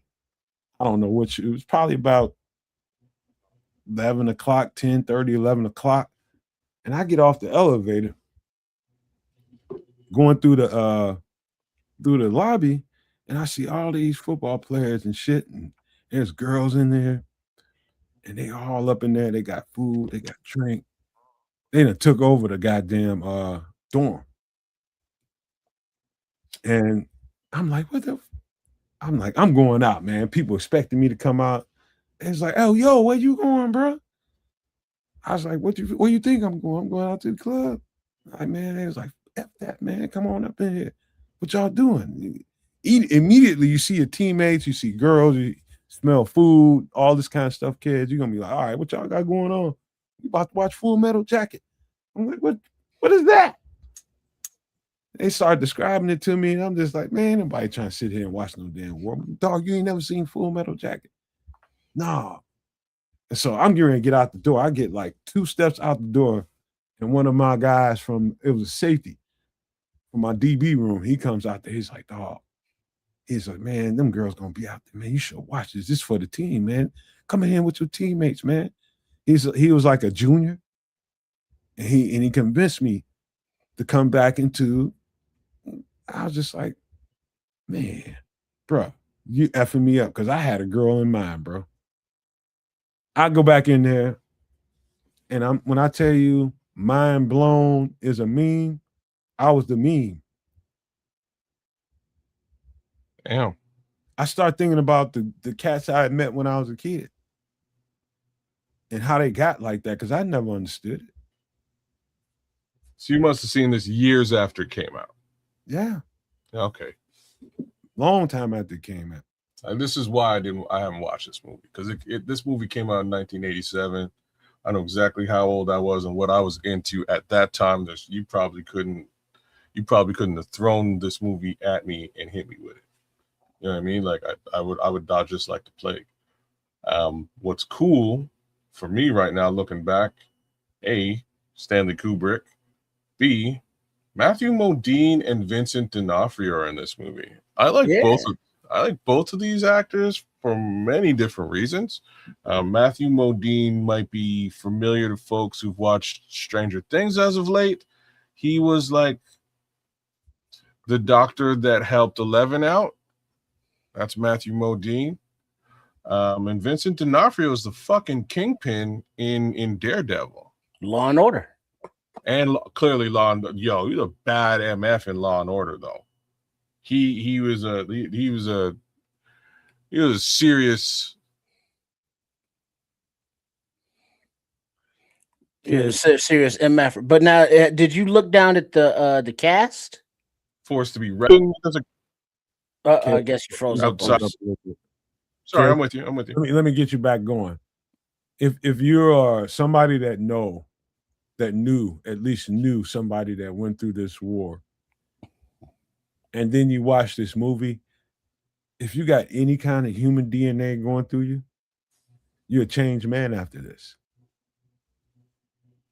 Am I right or wrong, Trips? Yeah, I mean, because look down the cast list, and now you see their actors' faces, but at the time in character, like they put their names like Private Snowball and Private Cowboy, Handjob.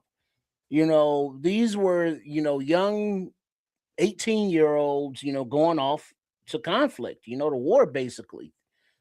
And the methods used by the government to train them, are many deemed illegal today. The things that they had to do would be deemed illegal, but it is war. And so looking at the age on these actors' faces now does not equate to the baby faces that they were back in 1987. Oh, no. And like a young Dorian Haywood, he's too buku, Alabama Black Snake. You know what I mean? You got to see the movie. But at the time, all of those young actors came together, and it went from their innocence in the beginning of the movie to them singing, Mickey Mouse at the end of the movie without ruining too much. I put it to you this way, kids. I didn't think Stanley Kubrick can ever do any better than this movie until I seen Eyes Wide Shut, and it hit me different for a different reason. But in essence, man, what I could tell you is this is powerful, MFer, man. Like you cannot come away from watching this movie if you know somebody that went through this war. If you don't know somebody that went through this war, then it's going to be like a war movie to you. It's going to be nothing. But to understand what a Full Metal Jacket is part of the movie too. And I ain't going to tell you what that is.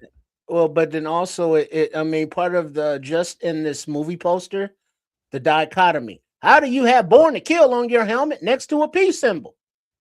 Aren't those totally opposites? But it made sense in context of the times. Right. Of the times. know when this happened. Think about it. When this happened, there's a lot of peace rallies and a lot of, upheaval going on in the country that was totally against this war. And that's where the symbolism comes in, what Trish is talking about with the peace sign on the helmet and the wording on the helmet as well, how that comes into conflict. It is totally going to be a game changer to you. But if you haven't met a Vietnam veteran, I don't see how this is going to impact you in a big way, kids, like it does somebody that knows people like that. Terms like 1,000-yard stare. You know what I mean? Now you're talking too much. Oh yeah, but I mean, for a term like somebody who quote unquote shell shocked or trench sickness or 1,000-yard stare, but the war aspect of it all, the innocence, the war, the politics, the internal politics. I mean, there's just a lot going on in this damn movie. Plus, people are trying to shoot at him. You got that aspect of the war. So yeah, that too.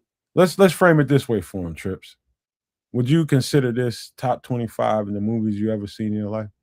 Oh yeah, because I would consider any movie that you can say the name of it, and it's like you can think of like 10 quotes off the top of the head. It's like that. That's a movie that made an impression. That should be enough said for you, kid. Okay. Okay. This is just one. I remember my grade. Like, this came out when I was in grade 6. I was 12. I remember my grade 6 teacher talking about it though. Like, since we're having a conversation, and I remember his mind being completely effing blown by this film, and he kind of sat us down as a class and was like, "Class, I watched this movie," and we had a huge discussion about it. But I never went out and actually watched this. I've seen the vast majority of the other films that are similar to this, not to take anything away from it. But that being said, I think I probably have to go back and do a little bit of a Stanley Kubrick. Look at Patrick. But now Patrick said top 10. I can't. That's hard for me to argue with it. Yeah, it's hard. And I think this movie is a little more straightforward than other Stanley Kubrick joints, if you will. Mm-hmm. There's a lot of multiple levels and layers to it, but on the surface, it's a very good just genre movie for what it is. But then, of course, Kubrick has all his stuff beneath the surface, but in those like Eyes Wide Shut or Train Spotting or the Orange one, those were just like kind of out there on a different level kind of movies. He went so far out. Like, this one is it's so powerful. Like, it's real realistic, I would think. Yeah, it I already had a message from my uncle not to ever join the military, but this put there was ever yeah, bro. Yeah, bro. This one made me steer real clear. There's no chance. Like, there was no chance after this. Mm-hmm. Okay, Private Midnight. That's how powerful it is, bro. Was it Sergeant Midnight? It was Midnight, and Midnight. Let's just say, hey, you're a very dark-skinned person. I'm gonna call you Midnight. It's you still talking too much now. Let him play it out. Oh yeah, there's no spoiler alerts, but I mean, there's so many quotables in there. It's like, kids, come on, you gotta watch the movie just so we can quote with each other. Okay, all right, done deal. I'll tell you what, we'll come back to it. If you watch it, you let one of us know, and we'll come back to it and then give your interpretation on what you saw. And if anything sounds like we're being real tremendous about what we're saying about the movie, you tell us. No. Like I say, I actually remember my teacher coming back and being sort of completely mind blown by this film. And we had a big discussion about it. I think it's worth a bit more of a view from me. I think I'll go back and I'll actually watch this one. there's a couple of Kubrick movies that I should probably go back and watch. I should definitely watch A Clockwork Orange again. I'll tell you guys, I went to see Space Odyssey twice, and as a, like, 2010, not 2001, and fell asleep twice. I couldn't get through that. But that's not a true Kubrick. I believe that's actually directed by somebody else. There's a few Kubricks that I got to go back and spend a little time with. So I'll get that done.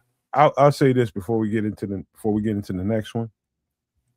The part that really got me is the basic training part, and I'll just leave that there.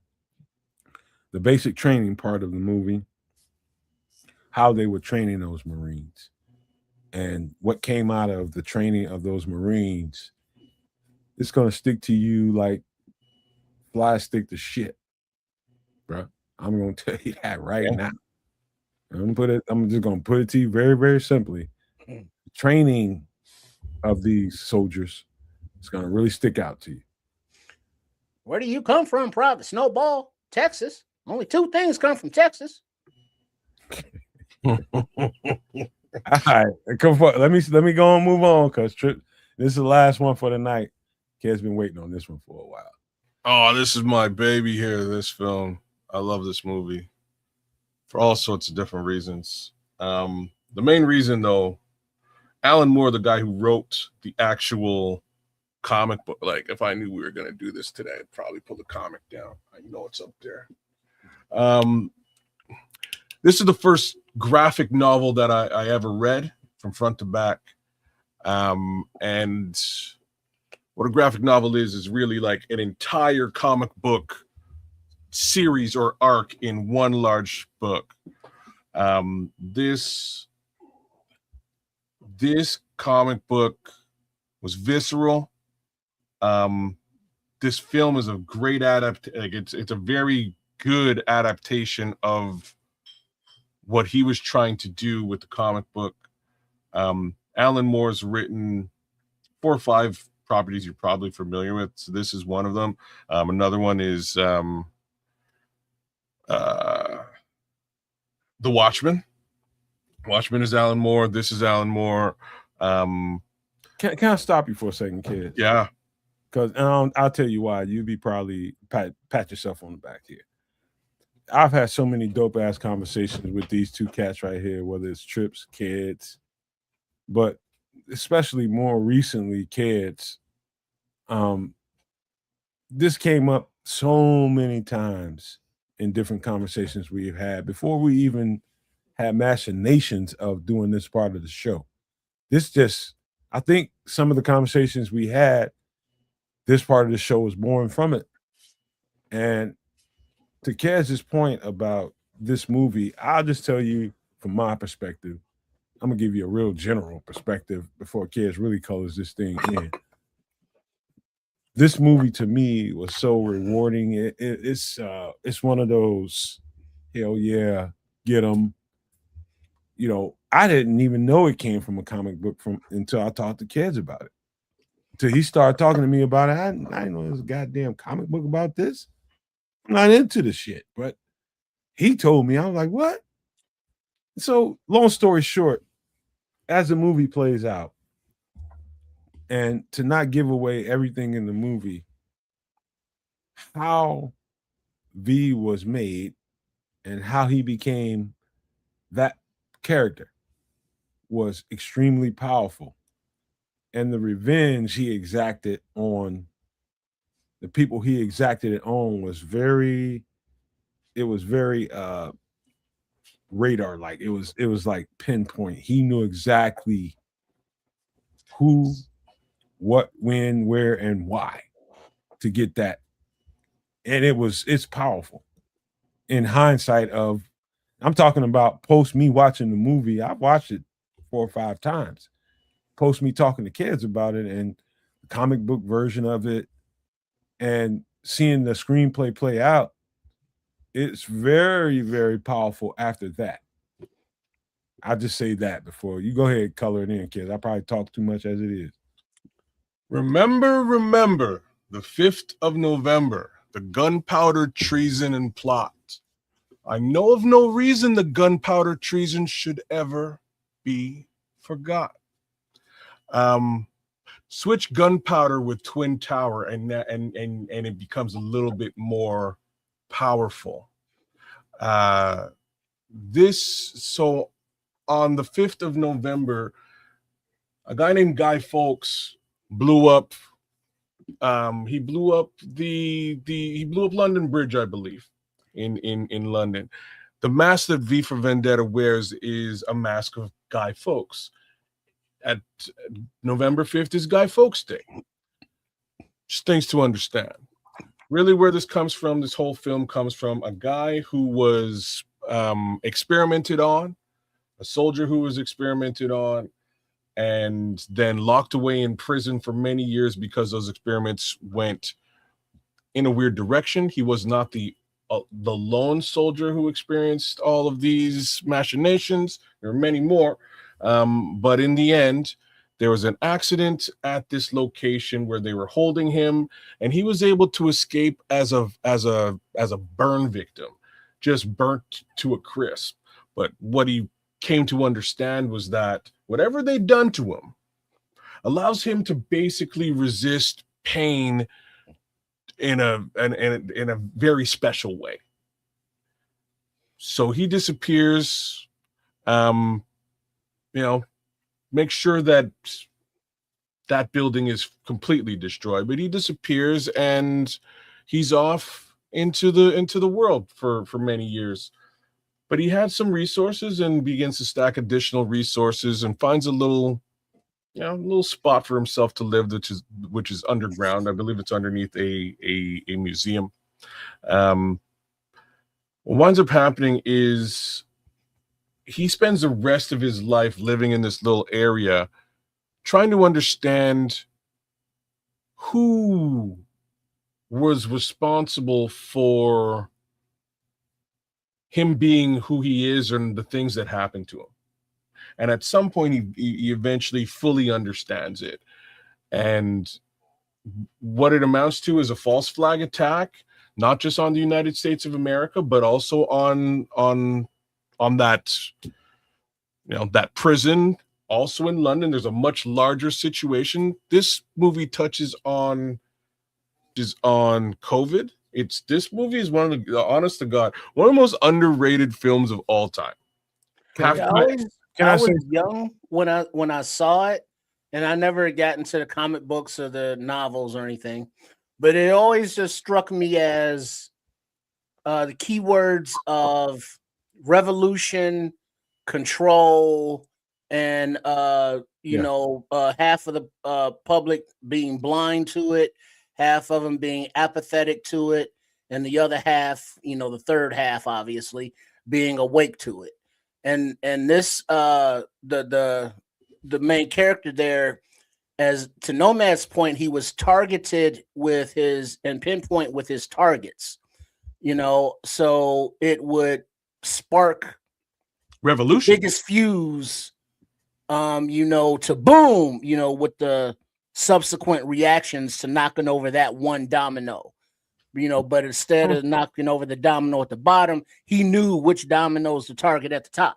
And so it was just, it's funny you use domino, Trip, because there's a scene in the film where he flicks this crazy domino, I don't know, what do you call those? Like a bunch of dominoes, and they all sort of fall into line, just showing how he's going through those machinations and exacting his revenge very specifically.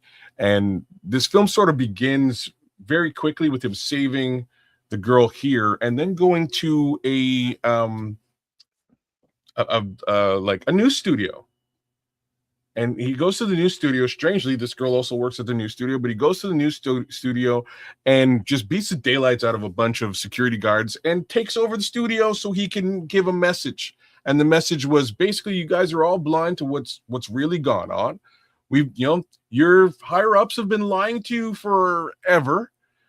I happen to have an understanding of what actually happened because in this film, North America is decimated, it's destroyed. And well, hold on, Kez. I don't think you set it up the right way, because what did I miss? the one thing you didn't add to it is how the framework of the movie is set up in the first place. It's set up in the UK, Mm-hmm. and it's set up around kind of, I'll just say, you can tell me if I'm wrong, all the ire is pointed at Windsor, mostly. I think that's I think that's a little bit less important. Like, what's important was really right It where I is was. important to the big framework now. You're close to right where I was. So why the ire was pointed at Windsor is Windsor becomes the it becomes the leading political area now that North America has been destroyed. So with North America out of the mix, guys to lead the world are living in Windsor. They're running the show. It's all out of that, it's all the British, British leadership at this point. There's a gentleman who's taken over more or less the world as ran out of Windsor. And this is just the message that V's giving to the world. And it's like, look, in a year's time, I'll be back. You have to welcome, here I am, but in a year's time, I'll be back. And by that time, you will have started to figure out what the F is really going on and what happened. And at that point, will you be with me? And is basically what he's asking on this broadcast. And over time, as he starts to knock these specific people out of the game, things start to come to light. And on the flip side of all of this, there's a cop. And the cop is hell-bent to stop V for Vendetta. That's his job. He's investigating stuff. He doesn't want, he thinks V's out there trying to kill people, and that's his job. And he starts to put together the puzzle. All right. I'm tired of listening to you dance around this. I'm gonna really get your pee hot right now. Okay. So brace up and be cautious now with your words. Okay. I'm gonna set this up. How we're talking about Windsor. We're just coming off of the revelation that somebody, Andrew, formerly of Windsor, is in hot water. And this is how you connect it to now. How old is this movie, kids? Just tell me how old this movie is. It's about 30 years old at least, right? Oh, no.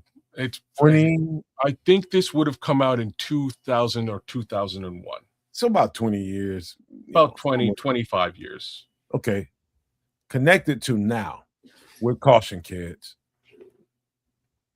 With caution now. Watch your words. So like I say, there's a lot of connection to all of this. There is government collusion. There is false flags, which is truly a attack by a government on their own people, which is how it turns out that the U.S. and North America winds up being destroyed in this film. The people who did it are the same people who conspired against V to destroy him. If we're to also connect a portion of this to COVID, as a for instance, it's a virus that they use, that they create, and they're testing on V and the people in that prison. V turns out to be the guy who could withstand the virus. He just happened to sort of not just become immune, but also become stronger. That virus is used to wipe out the U.S. Okay, it's used to wipe out North America, and North America is no longer a faction. So the faction in power are the folks in Windsor, more or less. Well, I would say the royal family. But the guy in the movie overtakes that from the royal family and becomes the leader, the leader of the world. And he's very, they kind of position him to be sort of like that guy whose name starts with H. You know, and that's sort of a good synopsis. I won't directly link it to, you know, where you're going, but there's like I would have to watch it again to do that. Where am I going? Well, you're going closer to Prince Andrew and Big Jeff. Well, I'll say this. I'll clarify it for you. I think this movie is a precursor to reality today in a way that is very poignant right now because of Windsor. Number one, I don't know how that shit still exists.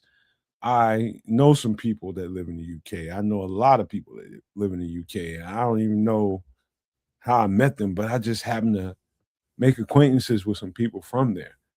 And they're all kinds of colors. You know, they ain't just one people. They're all kinds. And the fact that Windsor still exists is behooving to me based on those people don't like those folks. They don't see those people as people. They see them as it's. You understand me? They're not human to them. They're like, what the fuck? I mean, what if it's like a cabal of lizards is how the best I can describe them to you the way they were described to me. People don't like them. And I don't think they can stand. And this happened again, like Kez said, it's about 20, 25 years ago when this movie was made. What a precursor to what we see now. Well, there's a bigger precursor, and it's you know, the fallout of this film, which is at some point, you know, that year goes by and he's more or less sussed out everybody who was involved and put them on blast for the world to see. And how this, in my opinion, sort of connects to where we are in time is that, you know, certain information's been put on blast and the world is looking at it. The problem is there's no catalyst. There isn't a V in real time. Oh, yeah, it is. No. Who is it? Where is he? That's it for a whole other conversation, but well, I'd like to meet that guy, and we need to have a chat. I'm just saying that if there is a catalyst who can drive revolution, that's what's missing, right? Because once the information is out there, at some point, the general public has a choice to make, and the choice is whether to be there's three angles to this. A, apathetic. You can just sit around and do nothing, not give a fuck. B, be with the folks who fucked the world up in the first place. Be down with them. Or C, the resistance. Resistance, revolt, revenge. And that's where V comes in. That's the vendetta. Let me tell you. And I'm going to say this. I'm going to pick my words carefully here, too. There's a cabal or a den of less than human people. No good nicks. There's a den of them. And that den is being disrupted. And the guy that's playing V in this movie, let's just say, you know, philosophically, that's us. That's us. That's you. Kids, that's me. That's you, Triple R. That's everybody that's listening to us. We are all him. And that's don't. You're gonna give away the whole goddamn thing by following that up. I just wanted to put that out there before just move around that part because I don't say too much as the host. What you said was kind of powerful because once that year is over, basically the better part of the population dons this mask, this hat, and a hoodie, and a black hoodie, and they are also him. And that's where what you were saying becomes a little bit more powerful. the way that I took it is, as far as the film is concerned, at some point we should all be that catalyst. Yep. Stop looking around for everybody else to come save you and just know the power between the two of us. That's probably the best way to describe it. Yeah. Everybody becomes V in the end. And they take over and overthrow that entire situation and move towards some level of change. And that's why this movie is so powerful for me and one of my favorite films of all time. Is it top 10, top 25 films, of all time? I'm going to say no. Probably wouldn't reach the top 100 for many folks. But it would for me because it hit me. This is my point. The actual message that Alan Moore is packaging here it's obvious, it's clear, and again, just slight comic book context. This man wrote this book well before COVID, well before 9/11 had ever occurred, well before those things. So when these events actually happen, years after I've read this graphic novel, I'm like, holy smokes, right? Like, this is so, this is such a precursor to all of that. This kind of prepared me for these things. Wait a minute, who did this? Right? Which is why I was asking that question as soon as those, later that day on September 11th. Stuff like this kind of prepared me for some of these weird things that we're looking at. And it's just the creativity of guys like, Stanley Kubrick, who we've talked about earlier today, and Alan Moore. It's, I'm gonna take this a little bit further before we close this out.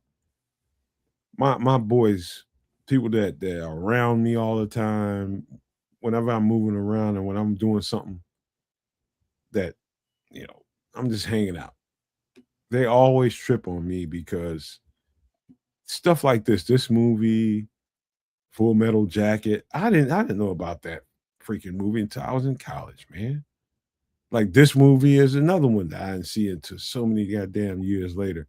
A lot of the stuff that we talk about on these shows, I didn't see for a long time after this shit came out. But when I saw it, maybe that's what it was supposed to be for me. Hell, I was living a hell of a bachelor life, just on my shit, and that was more important to me than any of the shit that's on TV or in the movie theater. Way more important. I wasn't interested. My life was way more interesting as far as that goes, man, because that's just what it was for me.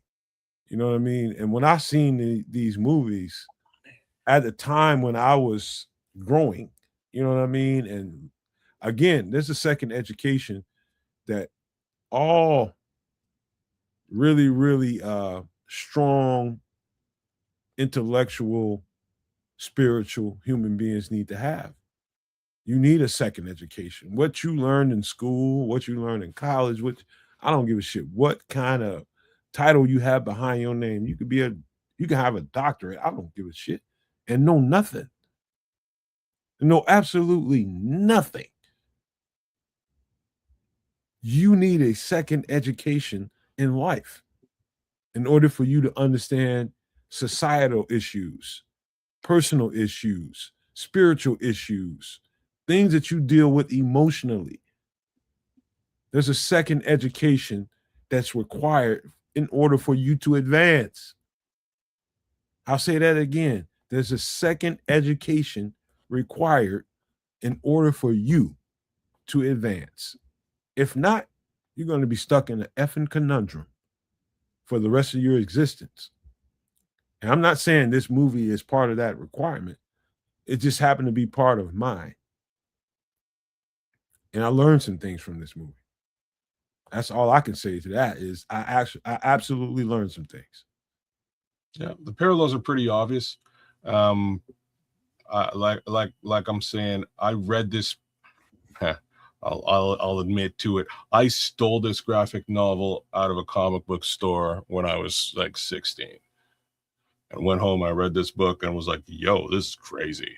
And then I immediately went back to that same store and stole his next one, which is Watchmen. So, like, anyways, Alan Moore's really good, with the slight exception of League of Extraordinary Gentlemen. Terrible movie. He hates it. Not as, like, it's a better comic, but he's really good. And what he tends to do is take you sort of outside of, the general superhero sphere and paint a picture about the world we live in. He does a really good job of that in both Watchmen and V for Vendetta. But this one, when connected to the world we live in and what we've seen happen since the year 2000, holy shit, it's pretty prophetic. Art imitating life, or life imitating art. One or the other. One or the other. I probably shouldn't say this, but somebody told me a long time ago, like, most of the truth you'll see in life will appear in movies probably 20 years as a baby. It'll come to life in 20 years before you actually see it. And I remember hearing that for the first time. Again, I was in college and I didn't see the world the way I'm supposed to see the world while I was in college, which ended up getting me. I didn't end up being a professional football player like I was supposed to be, because I didn't see the world as it was. I only seen it as I thought it was and what I wished it to be. And that naivete about me cost me. And I'm not going to sit here and cry no pissy river with you guys about why I ain't a professional football player and have, like, I was good about it. But post that, these are the things, movies like this help me recover. It helped me to get a grasp on what I got wrong in my life when I thought I figured life out at a very early age. I didn't know shit. And this kind of movie broadened my spectrum so that I can see in 360 degrees and not just this tunnel vision right in front of me. Movies like this will help you in that regard. And it definitely helped me. And man, I can't even tell you where my mind was at when I first saw this movie. Like, dog, it shone a light. It definitely shone a light. I'm just like, damn, all this shit was going on around me while I was playing football, and I just refused to see it because I was too busy with my pride, And your pride will get you. If you ain't never seen somebody's pride get them, boy, probably ain't lived long enough and had the right experiences. But I'm one of the pure examples of that. Yeah, I'm just trying to watch out for sloth myself. From the Goonies? No. Or like, he trying to. Hey, you guys. All right, man. You see, Keds, he's all about the. I think Keds is he's not an envy. He's a he's the one where the narcissist. I'm a narcissist? Well, according to the 7. That motherfucker was way cooler. That was way cooler before he started wearing them goddamn shades, wasn't he? Are you sure? Now he come on like no autographs, no autographs. Yeah, like no, man. It's this way I can roll my eyes at some of the bullshit y'all was talking about, and nobody's gonna pull my car.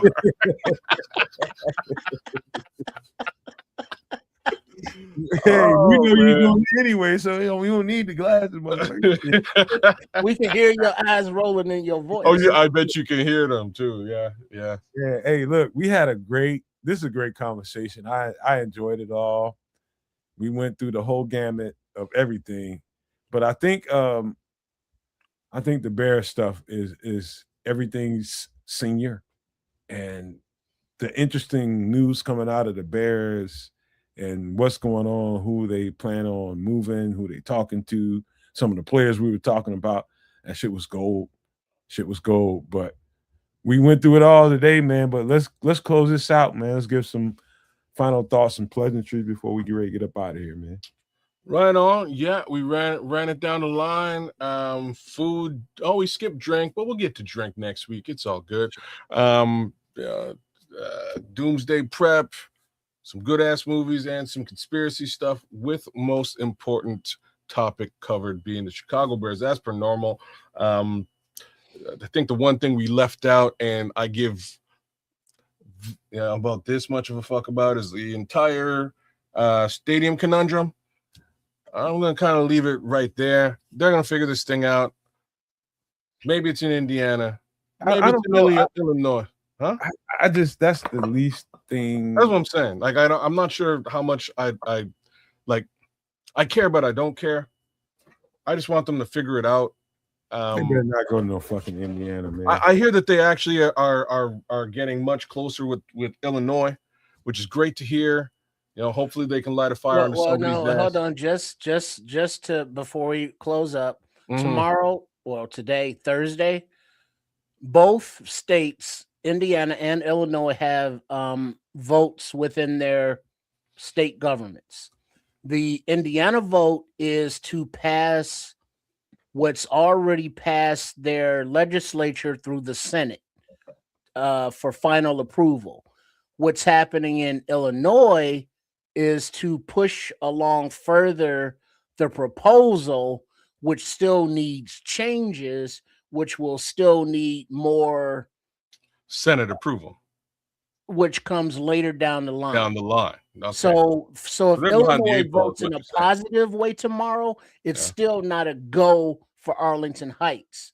Damn. But if it's not a positive enough, move, and the deal in Indiana is approved, now that's a whole new thing. So more to be determined today, but maybe not totally answered. Y'all know me. Wake me up when the goddamn dust is settled. Before you go. I'm with you. Hanging on like a yo-yo. Look, I don't. My little 2 cents about this is, like, it would be awesome if they could get this shit done in Illinois without it costing the taxpayers money. I just don't see that being the case. Sounds like it's gonna cost y'all some money. So I don't know, man. You know what I mean? The last thing that I'll say about this is I believe there's been some comments around the cost of actual seats at Soldier today, and those are going up. Bro, let me explain something to you, and I'm gonna tell you exactly where I'm at.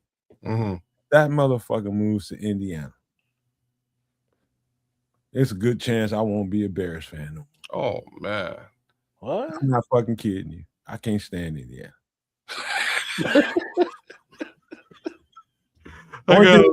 One thing good that ever came out of Indiana is Michael Jackson. Okay, that's fair. The Jackson 5 did come out of Gary. There's a couple of other good things that come out. Well, people think they think that Children of the Corn is only from Iowa, but I think that goes for Indiana too. They might also be from Indiana. Yeah, because Indiana. Wait, now basically a big ass farm. Bird from Indiana. That's about the second best thing. All right, but his ass white. Shit. Yeah, we know what color Larry Bird is, damn it. he was good at basketball for what? Came from French Lick. Damn. I should have said that, man. My bad. But Indianapolis is the biggest city in Indiana, and it's a big ass farm town. I mean, the state of Indiana is a big ass farm, basically, rural state. Yeah, I'm with you, but apparently it's only like 20 minutes away from where Soldier is today. Oh yeah, no time. Is where they're trying to go. So I don't know, man. That ain't got no business being in Indiana, man. I think well, Kevin hey, he gonna get his ass. Man, George gonna whoop no, technically, remember, there is Papa Bear George Hallis did live and play football in Hammond, Indiana. No shit, surely a year before the Decatur Staleys. So there are connections and roots to Hammond and the Hallis family. Hey, Trip, one of these days we're gonna see a video of George McCaskey piecing up Kevin Warren. He gonna be 3 I pieces. think you're going, oh, okay. Honestly, Kevin kind of dropped the ball here. Yeah, I told you a long time ago he's full of shit. Well, you can't not be full of, like, his job description is full of shit. It kind of equals like you have to be full of shit. And then it gets to a level here, and we told you, me and Trips told y'all, this goes back a while. Chris was still here. We told y'all this man is a politician, and he's used to dealing with politics in a different place. He's gonna come here and get his ass handed to him. Well, he did like, the Chicago way, the Illinois way. Oh shit! Isn't the Big Ten in Chicago? No, it's not Chicago, bro. No, Indiana, Michigan, or some shit. Oh, okay, just checking. All right, I don't know. Once you get here, you in the belly of the beast, bro. Yeah, no, I get it from a political perspective. I get it. You know, end of the day, those guys over at all of that. Those guys over in Indiana are hungry. They're making moves, right? Right. They like come here because we ain't got nothing else. We don't have a football team. Bring us a football team. They got the Colts. Y'all want some of that? Oh yeah, but who cares about the Colts? I said corn. I said corn. They got corn. They got corn. And children and the Colts. Oh damn! I guess they do have the Colts. They do have a football team. That's cold blooded because they're making. Like I'm saying, they're making the moves they're making here is like we'll free up everything and build you a stadium and you can make money off of it. Go right. I'm kind of glad they're doing it because you would think it might light a fire under somebody's ass in Illinois, but so far that hasn't been the case. Hey man, all I know is George McCaskey put hands on that motherfucker. Yeah, but, yeah. You know, well, he say, George, be like, Kevin, come to my office. Oh, that's or even better yet, tell George have his secretary call Kevin, tell him to bring his ass to the office. Oh, you know that's I gotta call your secretary. I'm gonna put hands and feet on you. You know that happened sometime last week for sure. And Kevin got cussed out. But in the end, like, here's the one thing I am gonna say. I don't know, like, given how poorly and obviously he's dropped the ball in this situation, I kind of still don't want him to get fired. You know what I mean? Like, don't get why? What the fuck do you care about goddamn Kevin? Why? Because Kevin Warren is it up, man. No, I agree. Why just doing? Because he was able to talk George off of certain ledges and get Ben Johnson here for us. Oh, what do you think that has something to do with? No, it has nothing. Like the two things are slightly removed, but the upside is that it sounds to me like Kevin Warren can at least talk with George and have George do shit he does really want to do, like fire Flus in the middle of a season, like spend big coin to bring Ben Johnson. Look at it like this. We all, well, not we all, but people are like, well, George is pissed at Kevin, and President Warren be like, look, George, Ted Phillips bought this Arlington Heights land and was like, yeah, we'll gladly pay you $200 million a year. Ain't shit on it. You know, we trying to develop it here. It's like, nah, this ain't it. Let me do some stuff. And it's like, you know, he went and hollered at the mayor of Chicago, woo, you know, found some locations there, do a little research. That didn't jump off. Now the state of Illinois is like, yeah, we still the only game in town. Ain't nothing jumping off in the city because ain't no acreage like that, you know. So we'll get to you when we get to you. And now 3 years later, you know, Kevin Warren is like, look, hey, Indiana, what up, though? And Indiana's like, hey, how you doing? You know, we got you over here, we got you with this, and now Illinois is like, hey, wait a minute. Oh, okay, all right. Well, we could make some moves, Bears. Here, we'll give you this, that, and the other. And Indiana's like, nah, fuck them. We can give you this, and this. And now, you know, now George can be looking at Kevin all side of all he want, but right now, between the state of Illinois and the state of Indiana, there is more activity on this Bears franchise then the state of Illinois has given them the time of day since Kevin Warren has been here. All right. Now, if that is Kevin Warren, creating leverage out of whole cloth, that is what he's doing. If he created a deal out of whole cloth for Indiana, and now all of a sudden Indiana gets the better deal, oh well, Illinois, out of business. But that's his job, is to get it built. He doesn't have any they're gonna loyalty to any state. They're gonna lose a fucking fan. And Scrolls, shut your ass up. You know you family around here, but shut your ass up. You live in California and you ain't getting taxed. Shut the fuck up. Yeah, Warren is doing his job. We may not like it, but he's doing his job. That's my only question about all of this. Like, I was really hoping this would be a short conversation, but my only question about all of this is like,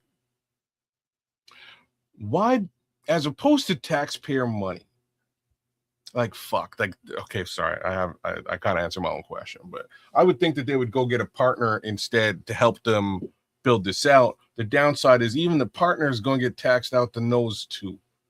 So, well, they've already said that the Bears will pay for their own stadium.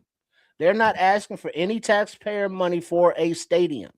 They want the infrastructure, around the stadium, the highways, the metro and commuter stuff, the sewage, and all of that stuff, the grid stuff, and they want tax certainty, like this rate or this amount for this X many amount of years. Yeah, okay, that makes more sense to me. They right now it's about the time period in which they'll be taxed heavily. Okay, it's all it is. It's about, okay, when the tax is gonna hit you. When is it gonna hit you? That's all it is. In short, the people around here, Scrolls live in California, and we live here. I don't want to be taxed as an Illinois resident for the Chicago Bears stadium. Fuck that, man. I love the Bears probably more than anybody, but man, get the fuck on. Not right now. Get the fuck on with all that shit. Hey, but you might love the Bears, but you don't love being taxed. Like, right, everybody has their own thing though, and it's like the Bears, they trying to do their thing, and Scuttlebutt has it that if they can land a new stadium deal wherever it is, that's going to increase the value of the franchise to make it more attractive for sale. So and no McCaskey other than George has stepped up to want to take the reins of the organization from the family side of the matter. So it could just be a thing where it's like they just ready to cash out. And they just ready to get as much as they can, family wise, and going about their business. There is no such thing in this world as me being sympathetic to a billionaire with my money. No such thing. Fuck them.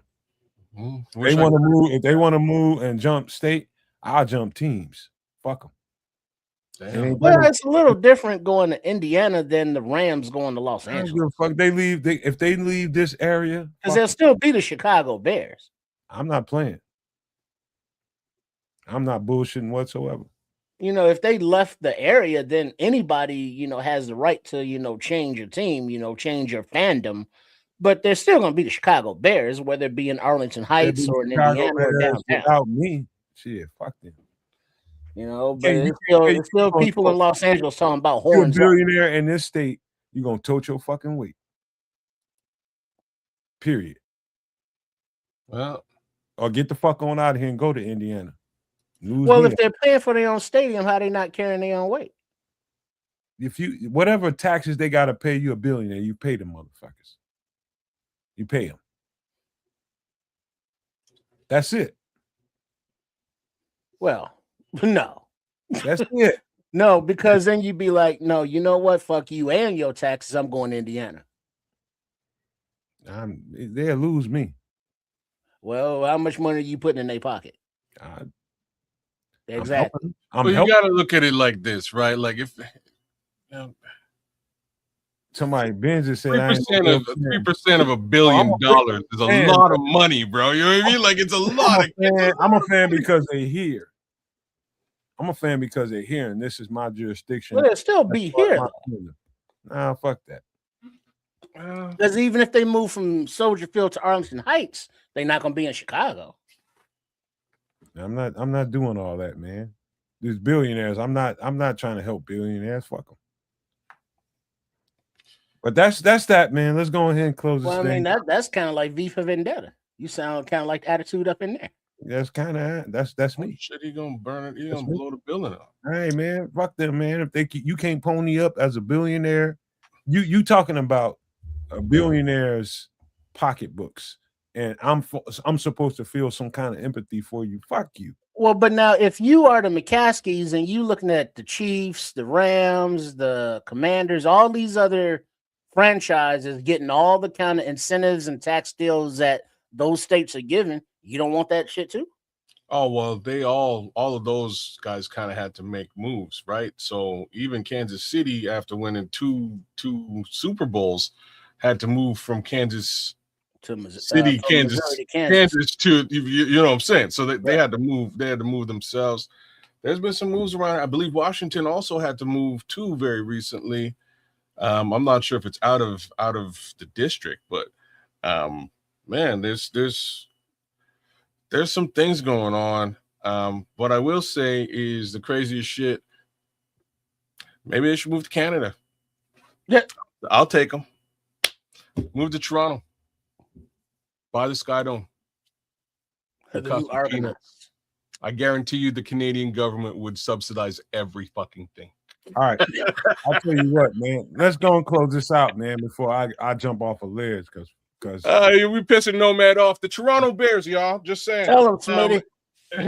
In any event, I'm not with all that. Don't get the fuck on. If you got to go to another state just to keep your billionaire pockets, man, you better keep this motherfucker in Chicago or else. Well, that your mentality is not. You're not the only one who feels that way. This is a team that represents Illinois and the people thereof. People right there in the song. You know what I mean? It's right there. In the joy of Illinois. People who've grown up there, people who have left there, like the Scrolls, as a for instance. You know, it is truly representative of those folks, and I don't see how you get off moving. So hopefully the Illinois legislative folks can figure things out. But, right, like what did Smitty say? The legislature folks are the same ones. What was that? These are the same cats that didn't want to talk to George Lucas about the Star Wars Museum in Chicago and the state of Illinois that they wanted to put over there in the area where Soldier Field is, right? Their Soldier. Yeah. You know, but the state of Illinois and the politicians was like, nah. Well, because politicians under normal pretenses are really trying to say, what's in it for me? How do I get paid? Where's my here's another way to look at it. When you own property, when you have to pay property taxes, what you end up seeing is, depending on how much commerce comes to your area, you're all about the commerce that comes to your area because it means that people are getting work and they're being prosperous for themselves. They're doing their thing, and you don't mind when you see that. Same thing with the Bears Stadium. You know that guys are going to go to work, ladies are going to go to work, people are going to get jobs, and that's what you're in it for. And then that again turns around and makes it feel good when you see your taxes go up. You know, that's when it feels good. Obviously, with that museum of Star Wars, maybe George Lucas wanted something for nothing. You know, you didn't want to be taxed. These are people who have large sums of money. But listen, fuck trying to feel sympathy for people that have large sums of money. We live in 2026. Well, it's not about having sympathy. I don't care if it's the Bears. I don't care if it's Star Wars. I don't care if it's I don't care what it is. There's a very small community of people that are okay with, I'll take whatever comes with it. No, fuck that. I don't want my taxes raised for this shit. Well, nobody does, but like the fact of the matter is, when you're making that kind of money, or or investing that kind of money, businesses figure out ways to negate taxes. It's just name a Way of business. doing business. You know what I mean? But name a bit. Amazon don't pay no taxes. You know how many Meta people? don't pay no You know how taxes. many people are trying to barely maintain their shit? You know how Yeah. many people? No. Like, don't. I'm just giving you the other view. You know what I mean? Like, you're gonna raise my taxes even more for me. this is how they do it. Nah, This is that's how it the way works. they used to do it. This is how, just as a, for instance, a tariff is a type of tax. This is how they do it. They're gonna raise that shit, but somebody pays it at the end of the day, and most of the time it's you and I. I'm not cool with it. You shouldn't be. No, and people, not people, but taxpayers have not been cool with the wastefulness of where that tax money goes since taxes have been collected. Since the beginning of time, taxpayers have been complaining about taxes. But you got to remember, you don't want that expenditure, but then that also means that all the revenue that stadium and all the things around the stadium, all the employees that it hires, will now be in Indiana. So any of the benefits will also not be here as well. Listen, one thing before we close this out, let me say this. It's like if you allow it once, you allow it twice, you allow it 3 times, and you're okay with the 4th and 5th, 6th time, and all the time this shit happens to you. So you got this property tax amount when you first get the place. Next thing you know, it's up exponent. I mean, like, and he's like, is this going to stop or is it going to come down? No, it's just constantly going up. And as people who own things feel, there's a certain sentiment to that, man. It's like you can't, for the people that want to be entertained, good for you. But for the people that have to carry that weight, man, fuck that shit, man. Yeah. Get your own money somewhere else. Go sell this team, do whatever you got to do. I don't care.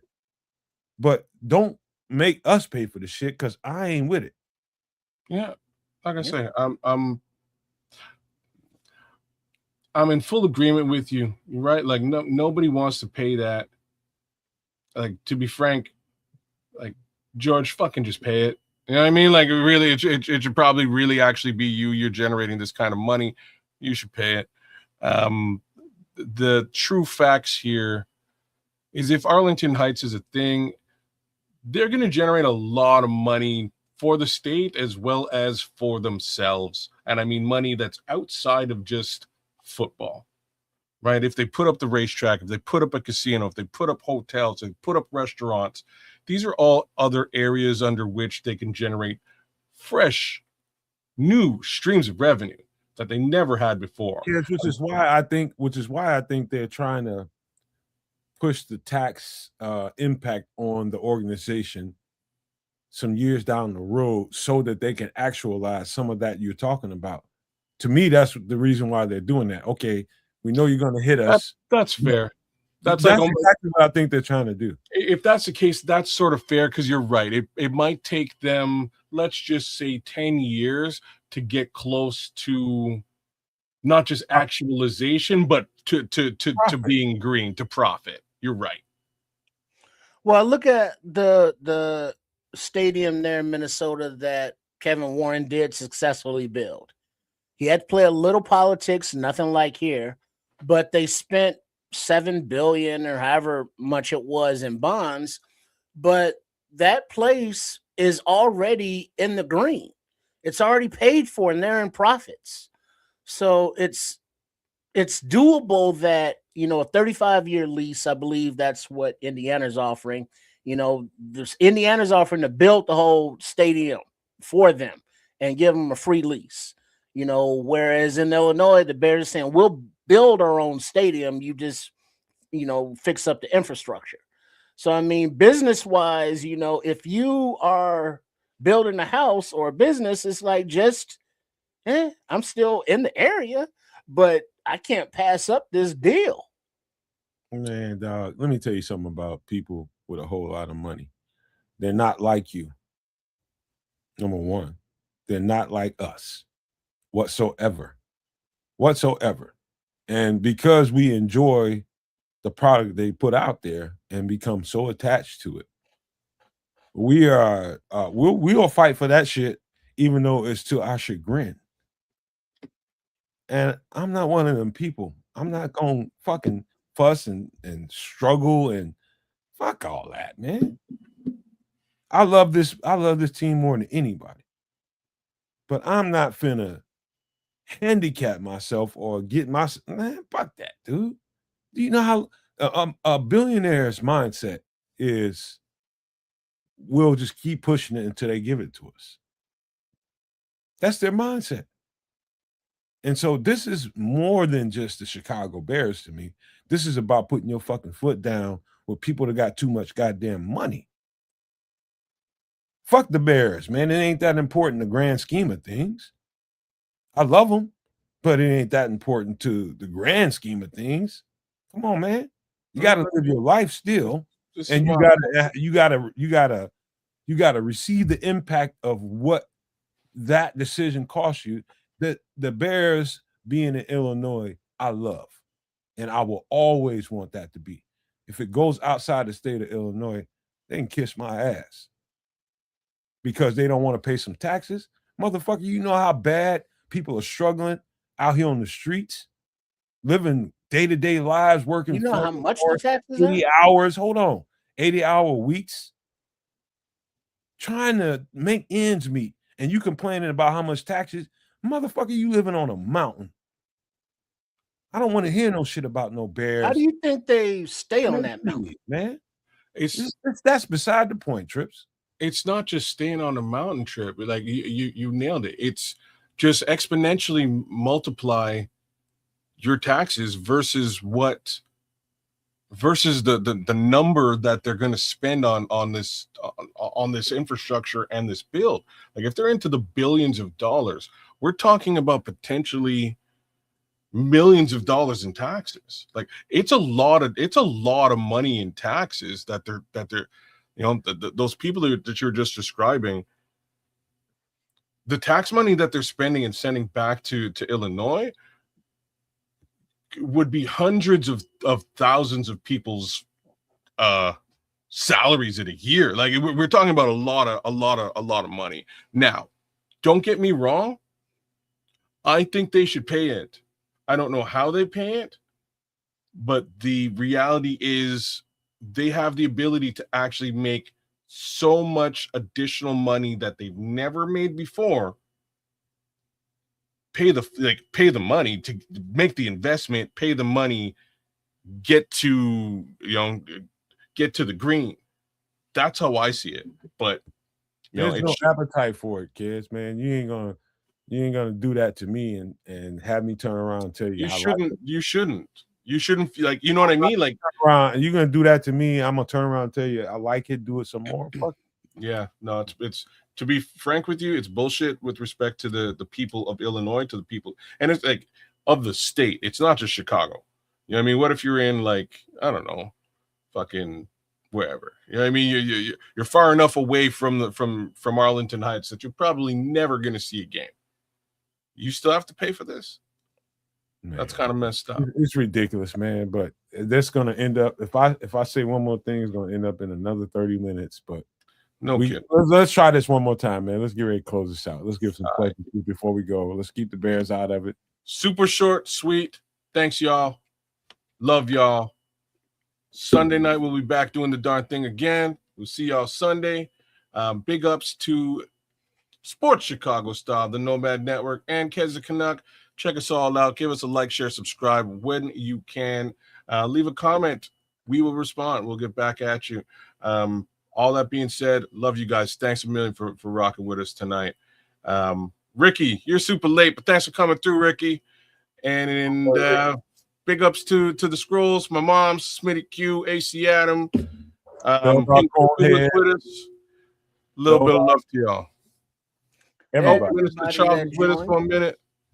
Trip, you go ahead. Shout out to Chef Trips, also known as MF in the kitchen, as he did his segment earlier. And it was a good what was it? Was it a fish what was it that he made? A fish taquito? It Or was a po' boy taquito. a po' boy fish taquito. That's Yeah, it. there you go. So shout out to him and a big up to everybody else for all of this the discussion and the topics.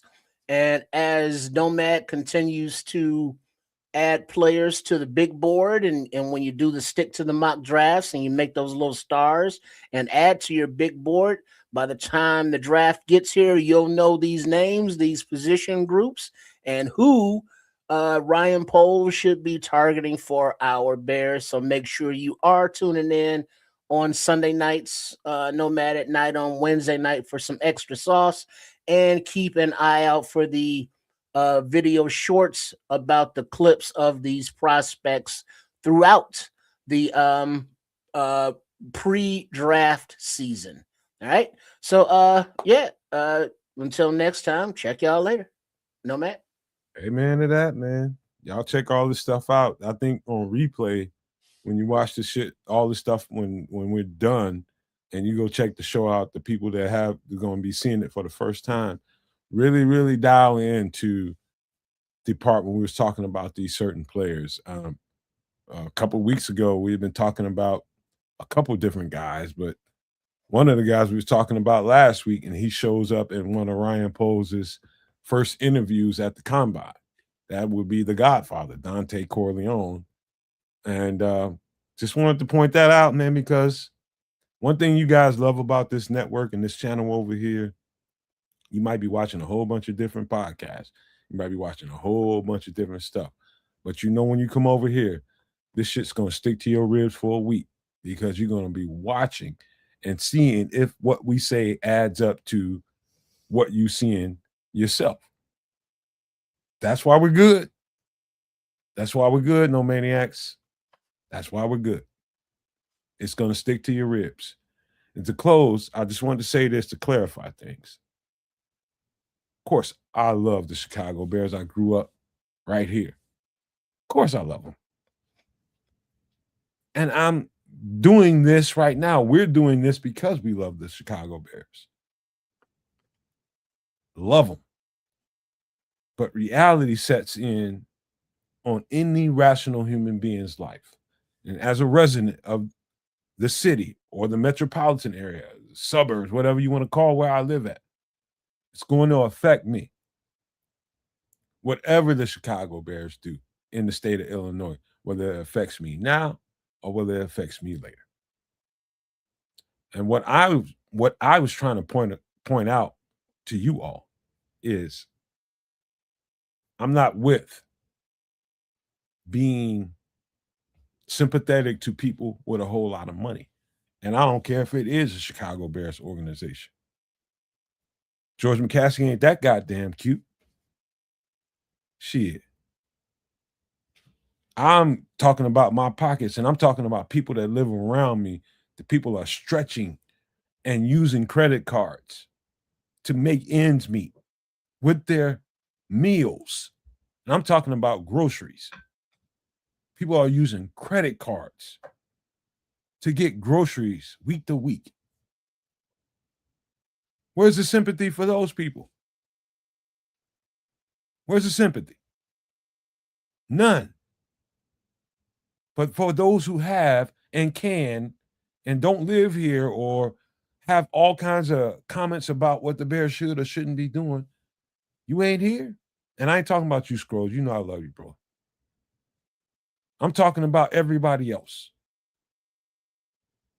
The people that have to carry the weight and the heft of billionaires that want to, get off easy on taxes. Where's the goddamn relief for us? Seems to me like taxes continue to go up. That's what it seems to me every time I see the goddamn bill. And so that's why there's a limited appetite, and the governor knows that. You can only ask the citizens of jurisdiction to do so much. They've already exceeded their limits. George McCaskey, the Chicago Bears, better figure out something else. And if it's moving to Indiana, it moves to Indiana. But it ain't going to be carried by us. They better figure out something. They can kiss my ass. You already got a whole lot of money. Give me some of that shit. Until then, I ain't supporting none of that tax raising shit.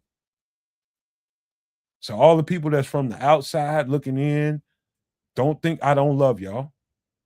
But for all those who have an opinion about what Illinois should or shouldn't be doing with their tax dollars, just know this is entertainment. But what we do day to day is life. Remember that. While people are using their credit cards to get their groceries taken care of. Keep talking about the Bears and the citizens of Illinois need to pony up. Man, nope. I know the people that are struggling trying to get their ends met. But that's what I got to say before we close this show. And I want to leave y'all with these famous words. Love, peace, and hair grease, y'all.